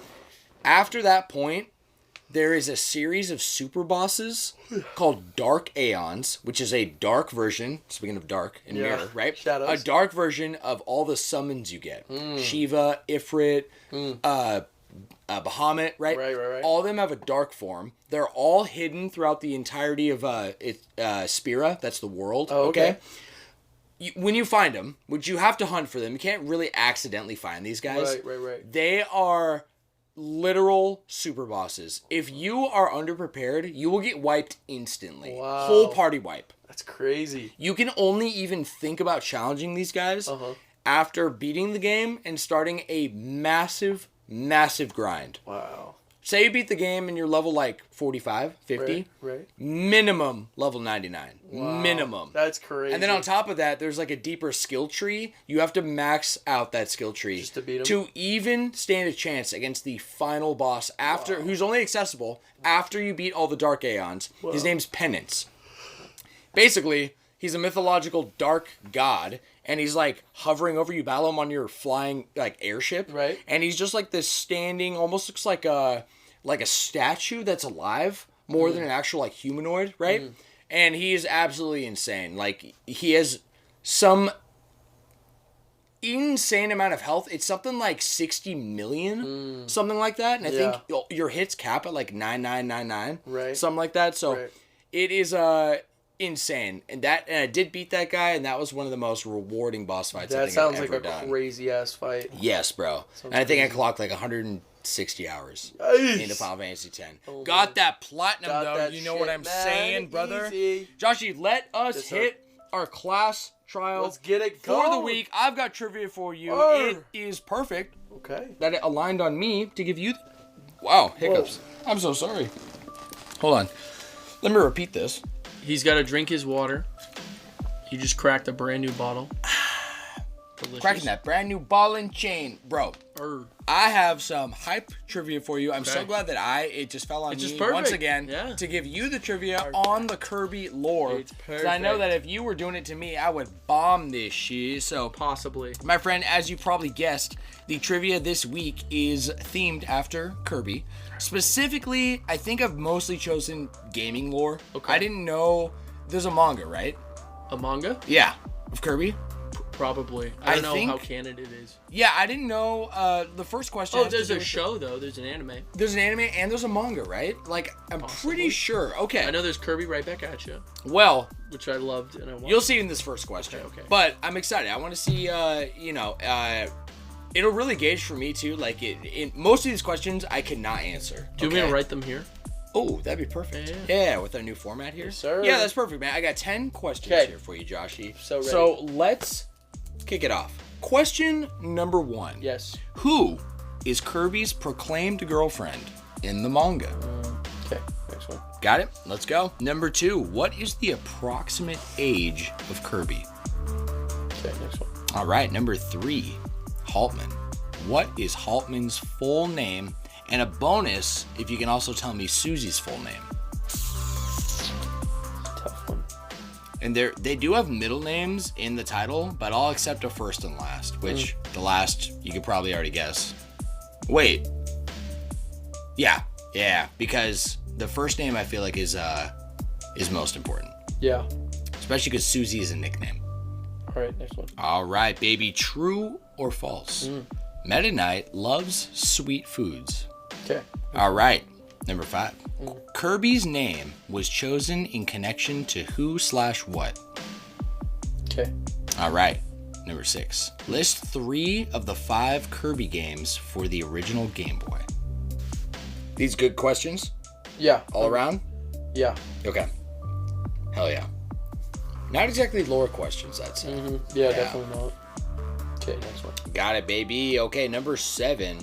Which is not an official Kirby title? Ooh. I have 4. Okay. Kirby's Mass Attack, Kirby's Dream Adventure, Kirby's Avalanche, or Kirby's Ghost Trap. What was the second one? So I'll go through it again. I got Kirby's Mass Attack, Kirby's Dream Adventure, Kirby's Avalanche, and Kirby's Ghost Trap. You can also answer A through D if you don't want to type it out. Oh, yeah. Okay. All right, number 8. Yes. Kirby's Down Smash special, in Smash, has a form pertaining to a pink block with a face, referencing which game? Wait, a what? A pink block? Pink block. It's one of the down B forms he's got, and I think it started in Melee. It's not his main one? It's not his main one. It's a pink block. Yes, with like, oh, you know what? It's not in Melee. It might be Smash 4 onward, but it's a certain pink block that's flat, right? It's like almost like a squirkly rectangle, like a brick. Oh, with the face? And it has as a face, and it's got some like yellow marks on it. I'll pull it up if you want. No, I know what it looks like. Yeah. Okay. All right, next one. Got it, baby. Number 9. What game was Green Kirby first introduced? Ooh. All right. All right, number 10. Which Kirby game is Meta Knight's name revealed? Ooh. All right. All right, my man. Let's go from the top. Number 1. Oh, is that it? That was it. Okay, That's all okay. 10. Let's go, baby. I just want to say, I don't Yes. think I did too well. Yeah, I'm going to be honest. Probably not my best. for of them sure. all. Hey, you know what?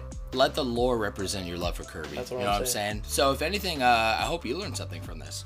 Number 1. Who is Kirby's proclaimed girlfriend in the manga? What did you say? Well, he does have a lover Yes. in Kirby's Dream Land 3. Yes. And I could tell you her design. Okay. I don't remember her name, so I put Mushy, but it might start with an F.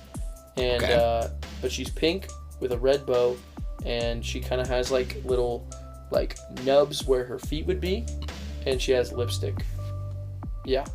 That is Choo-choo? correct, and it's Choo Choo. Okay, Yeah, yeah. your description fits it perfectly. It's perfect, though. right? Yeah. I So, just could not tell you her name because she hasn't been in a Kirby game in a long in a time. minute. Yeah. Yeah. So allegedly, I worded the question because in the anime, I don't know if it's Kirby. No, Kirby doesn't talk. So someone talks on behalf of Kirby and says Choo Choo is Kirby's girlfriend. Well, I don't think the anime is based on the manga. I think the manga is just a separate. I'm sorry, manga. I meant manga. The manga? Yeah, Yes. yeah. Okay. Yeah.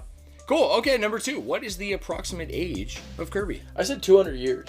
You're correct. Because, according to the wiki, he arrived in Dreamland 200 years too early, making him and so he's approximately a year old from the time he left from wherever the fuck he came from. Right.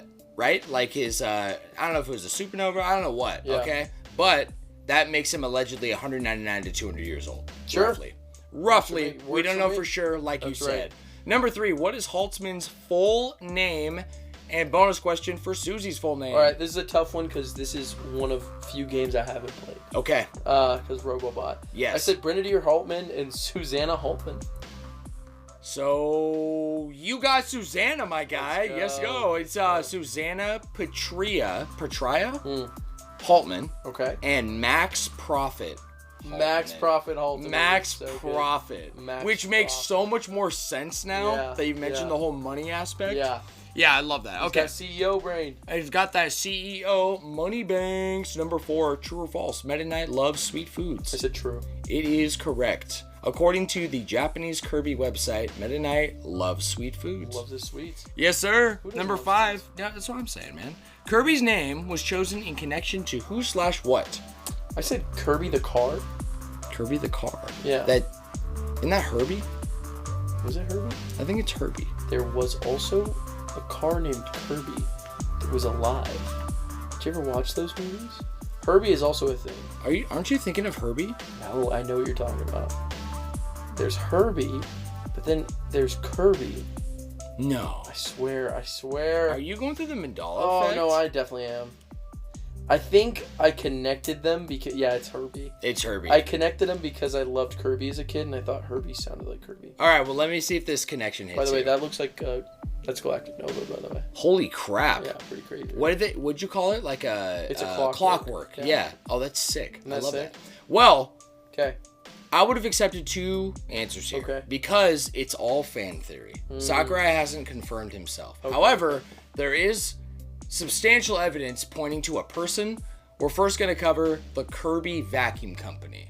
So, Oh my gosh, I've because heard of it's a that. vacuum company, Yes. there is a connection with Kirby having a sucky ability. Right? You're right. So, that's a fan theory. That is a But good the fan second, with some merit, is John Kirby. So, allegedly, this guy is an American attorney who successfully defended Nintendo in a legal battle against Universal in the 80s. Interesting. When they tried suing Nintendo over Donkey Kong Yeah. because it was too close of a reference to King Kong. Damn. They lost. Yeah. I've heard of that. You've heard of this. Yeah. I've heard of So, both of those. allegedly, Dang. when Sakurai created Kirby's Dream Land, Yes. he gifted a copy and said thank you for your like contribution or For your something work on the case. to John Kirby, who doesn't make any games. Wow. So there's Very kind of cool. the little like bit that. of fan I theory like going that. on. Yeah, isn't that cool? I've heard that once or twice before. Number 6, Joshi, list 3 of the 5 Kirby games for the original Game Boy. I said Kirby's Dream Land 1 and 2. That's correct. Yeah.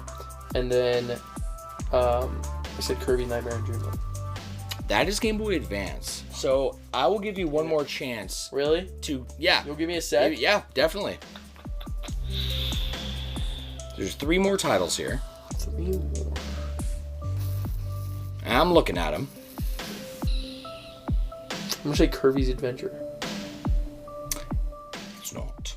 We have Kirby's Dream Land, Kirby's Pinball Land, Ah. Kirby's Dream Land 2, Kirby's Block Ball, and Kirby's Star Stacker.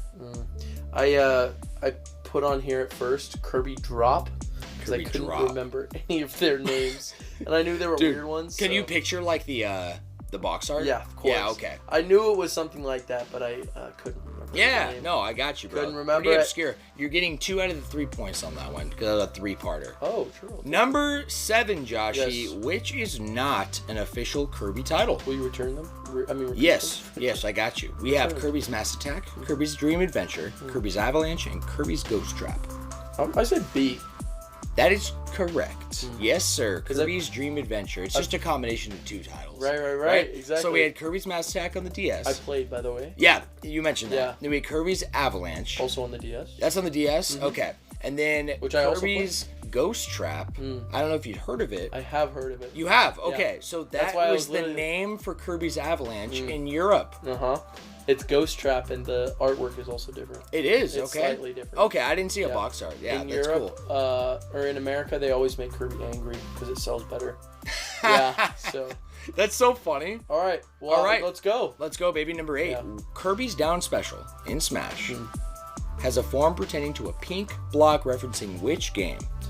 I said Earthbound. It's not Earthbound.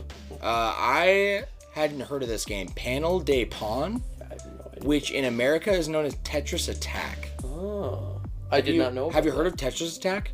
Not really. No. I didn't know if you did because you were a Tetris fan. I am a Tetris You know? fan, Yeah. Yes. And I don't know like how and what exactly it pertains, but I do know that the Down Special of Kirby and Smash Yes.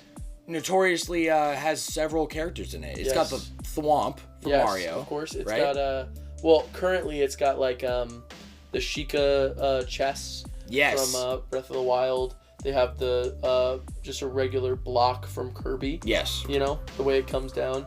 The games, it has much more fun ones because it turns into like Kirby with his friends, a giant muscular guy like flexing, just like a statue of a very sick. realistic man flexing. Yeah, like one of those like WarioWare like yeah, statues. Literally looks just like that. I love that. They have like Mario blocks. They have like a bunch of references to everything. Well, that's so cool. They have Mario blocks in the Kirby games? In the Kirby games, yeah. Oh, shit. Yeah, it's cool, that's really sick. That's sick. All right, Joshi, number 9. What game was Green Kirby first introduced? This is a tough one. This is a toughie.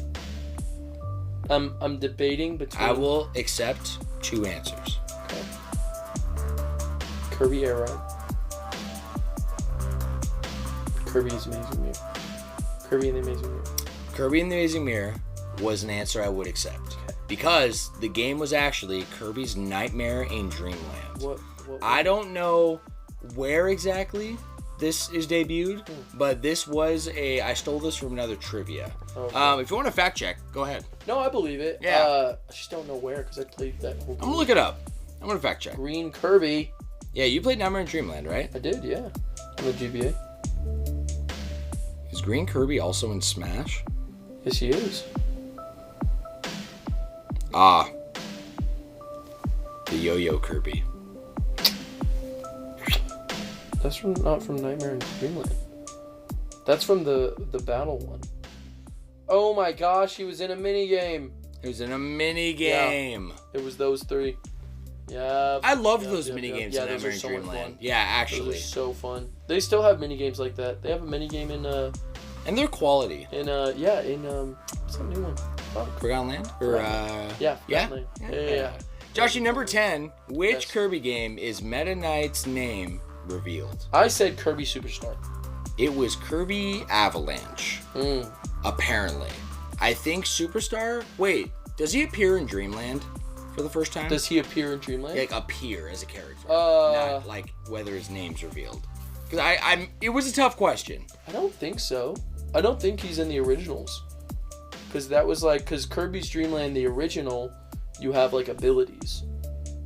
Or you don't have abilities. You don't have abilities. Right. Okay. So I don't know. So Meta Knight first appeared in Kirby's Adventure.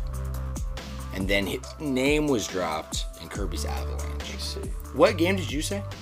I said Superstar.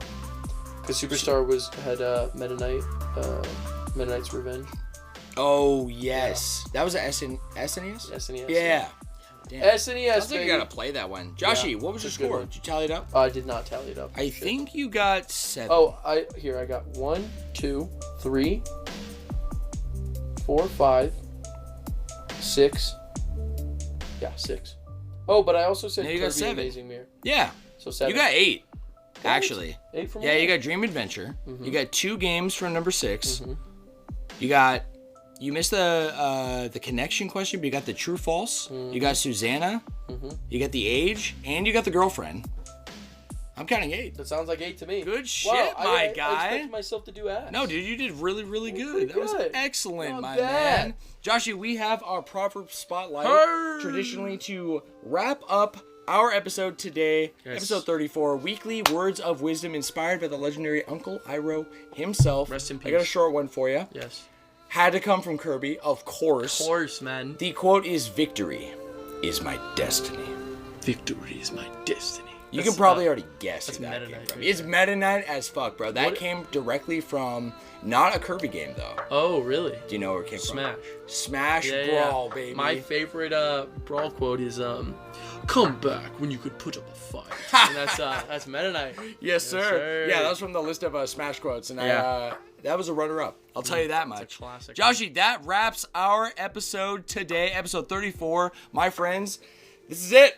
Thank you so much for joining us, man. For the Kirby episode, the long-awaited. We appreciate you tuning in, showing your love and support, as always. We love every time you guys hope this was the highlight of your day this week. Because it is ours. Always, man. Always. Josh, let's plug one last time here, brother. Don't forget to send your listener submissions and write-ins for next week's episode 35. Wonder what we'll cook up. Maybe some of this VR experience, to be honest. Yeah, I would love if we could talk about it. Yeah, dude. Okay. I would do an entire episode about it. I would love that, man.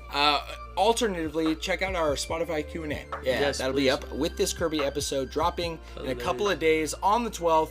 Check out our Patreon, patreon.com/flashbrospodcast, or simply send us an email, flashbrospodcast@gmail.com. As always, thank you for cooking with me today, Joshi. Of course, Fucking Andy. love And you, brother. same to you, buddy. Yeah, dude. Same. No, thanks for taking me on the ride. Dude, of course. It I feels hope healthy, everyone had an amazing time kind of diving into the history of the lore. The history and the lore. The lore of Kirby and how seriously incredible and kind of little like underappreciated. Absolutely. You know? Well, I don't think anyone, including me, like understands even fully the depth of this because it's so much more. It's such a surface level experience if you want to leave it at that, right? So That's why I Sakura loved is a hearing it, genius, man. too. Just saying. Last call, my friends. We'll see y'all next week. Yes, Be sir. safe, spread love, and enjoy your weekend. Goodbye, everybody. Stay safe. We'll see you next week. That was Kirby, like. Oh, he was on his warp star. I saw it. He's out of here. I saw it in my head. There he is. Oh, Oh, shit. no, Kirby down, You bro. dropped him. He's so cute. I love him.